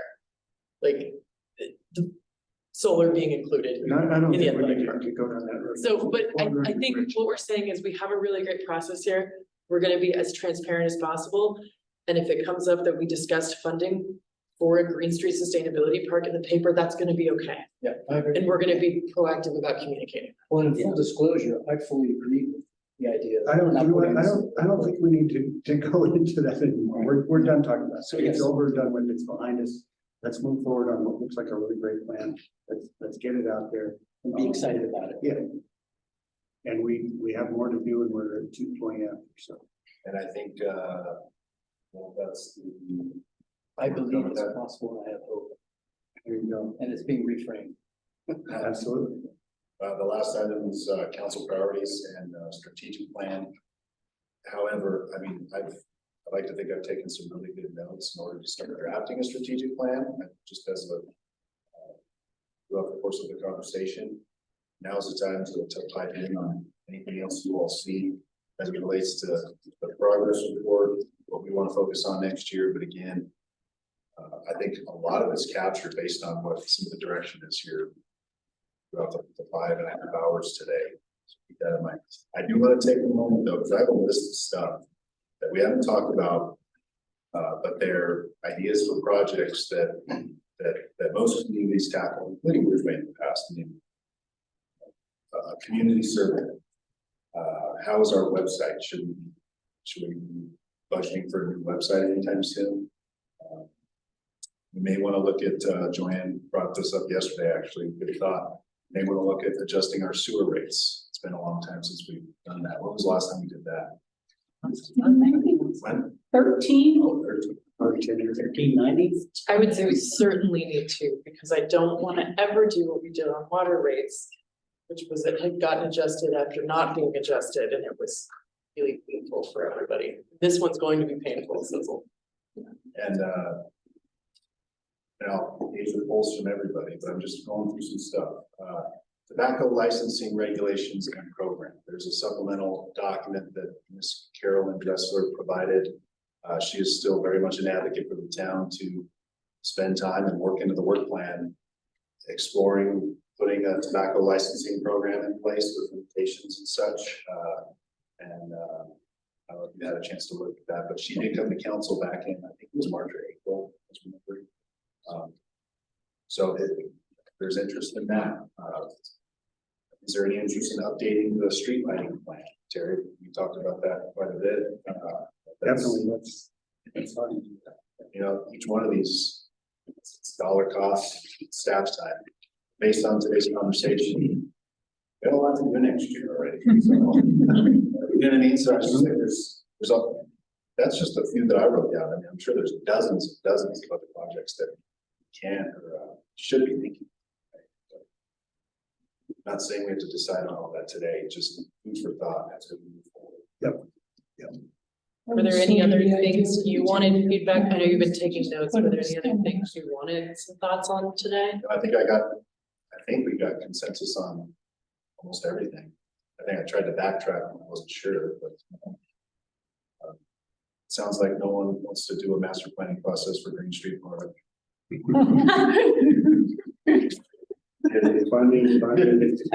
I know when you're. For the record, that was a joke. But yeah, I think we captured it. If you didn't, have November 8th and 16th and December 13th to verify. Since you started to go into it, is there an interest in taking a look at sewer rates for next year? I think we should definitely start the process. And but not necessarily raise the rates. I think that's, probably to start looking at it. Yeah, We let's also need to know price tags. do the background research that gives us the information. I'm working on the city's rates and trying how we're gonna, they have a real unique situation where the RV parks are a huge portion of their road, and we're looking at how we work to do those rates and some of that. But that's true. In the Gosh, that's a tricksy. I didn't even think about that. Yeah, interesting. Yeah. The plant is much bigger than it would normally be. For that population, right? Yeah. Interesting. The only thing I did with the strategic plan progress report is highlight things that said no progress has been made, just to highlight those things. The number 2 on the list is review adequate water supply rules. MC 7-6.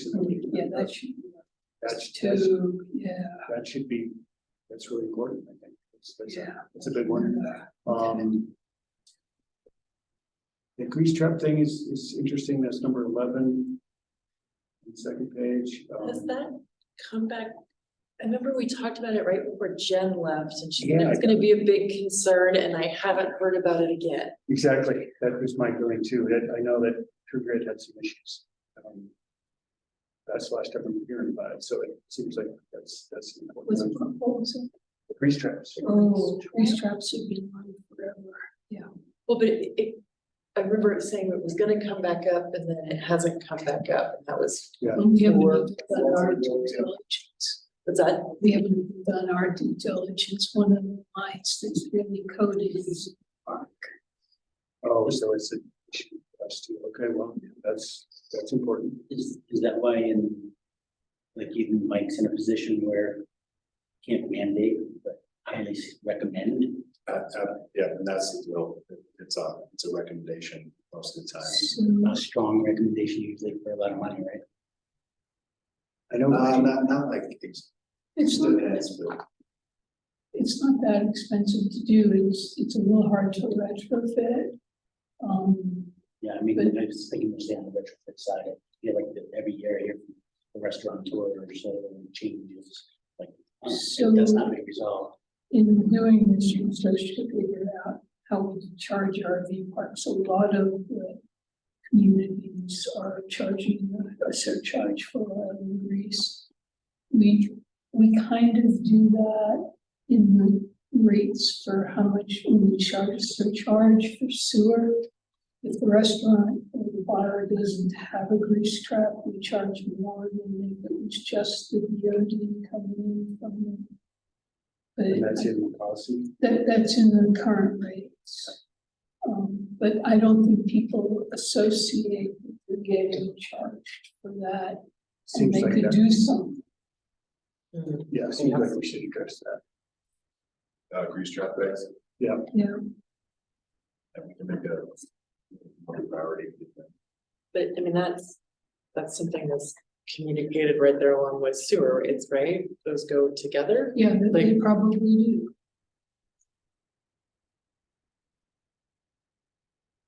It's certainly one of the things people are charging like $1 a pound for oil and grease. It's not insignificant.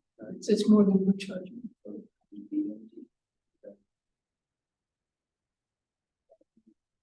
Go forward, just what I highlighted, maybe they can chime in and that as well. And this one's kind of as much on me as anything that, the rights of nature discussion, the guys that helped us draft that, look back beginning of this year, person mentions it, that they, had some recommendations for advancing, the whole effort. And Preston and I've had it on my list for a long time to get with Preston to talk about that, we just haven't had time, so that's one that I've got on my list. I highlighted the, ballot initiative that we have coming up, and the fact that we, haven't really talked about making a kind of a private, effort to, advocate for it, and that hasn't happened. I'm a little concerned with this late hour, it's like 2 weeks away, in 2 weeks, whether we have time or whether people's interest in kind of do the last minute, I mean, mail-in ballots already gone out, right? It should have mailed out already. Staff developed an act sheet that will begin circulating, factual statement only. Staff can't, and I don't think we should talk about it in this forum because it's election related. And maybe after the fact. John, maybe reach out to us as on your individual basis for Okay. others who might be interested.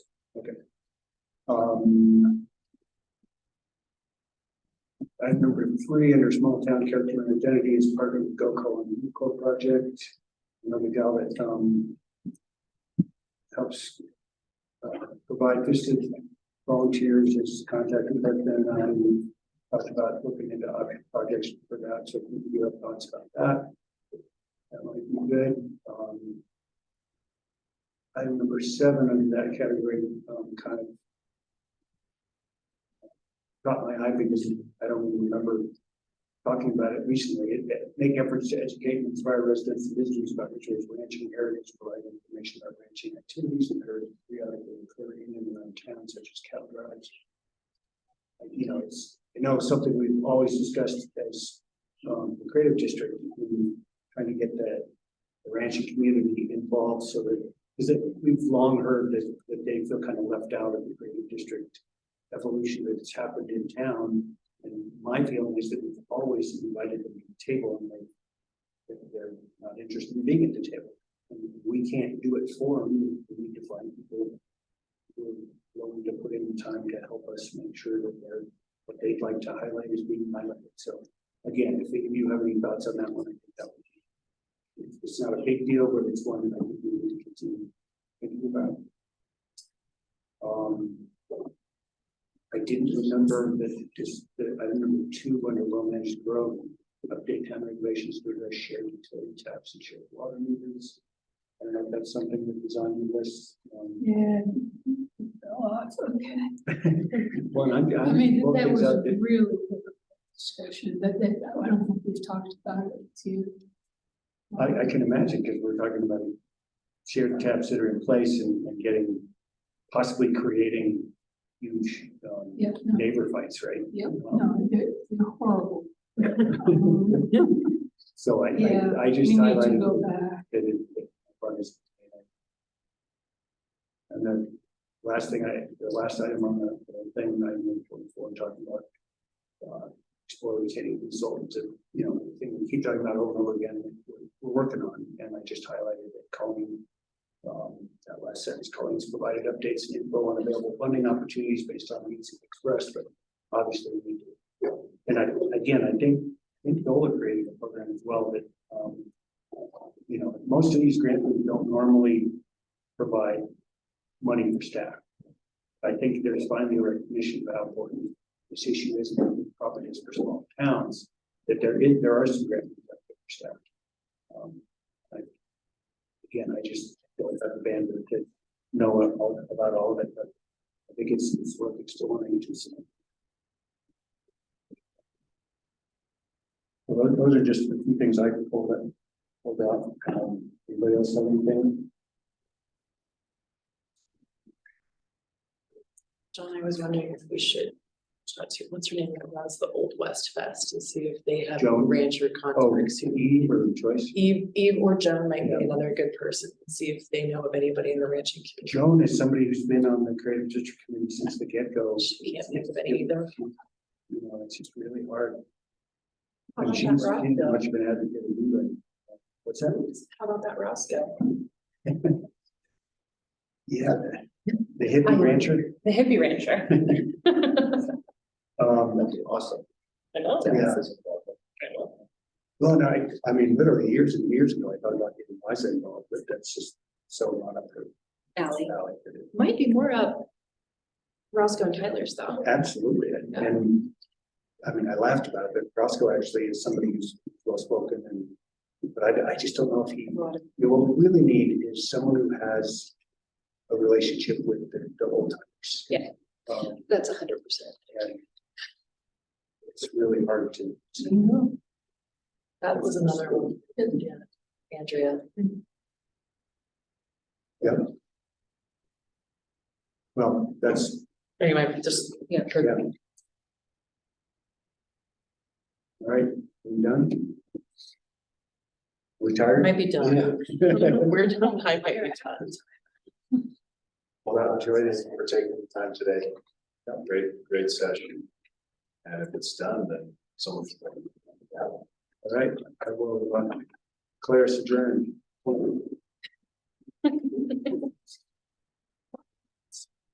Yeah, this is just another step in the road, so. Thanks, Daniel. Thanks, everybody. Yeah. You guys rock. Thanks for watching. Good team. Thank you. Yeah, it's always good.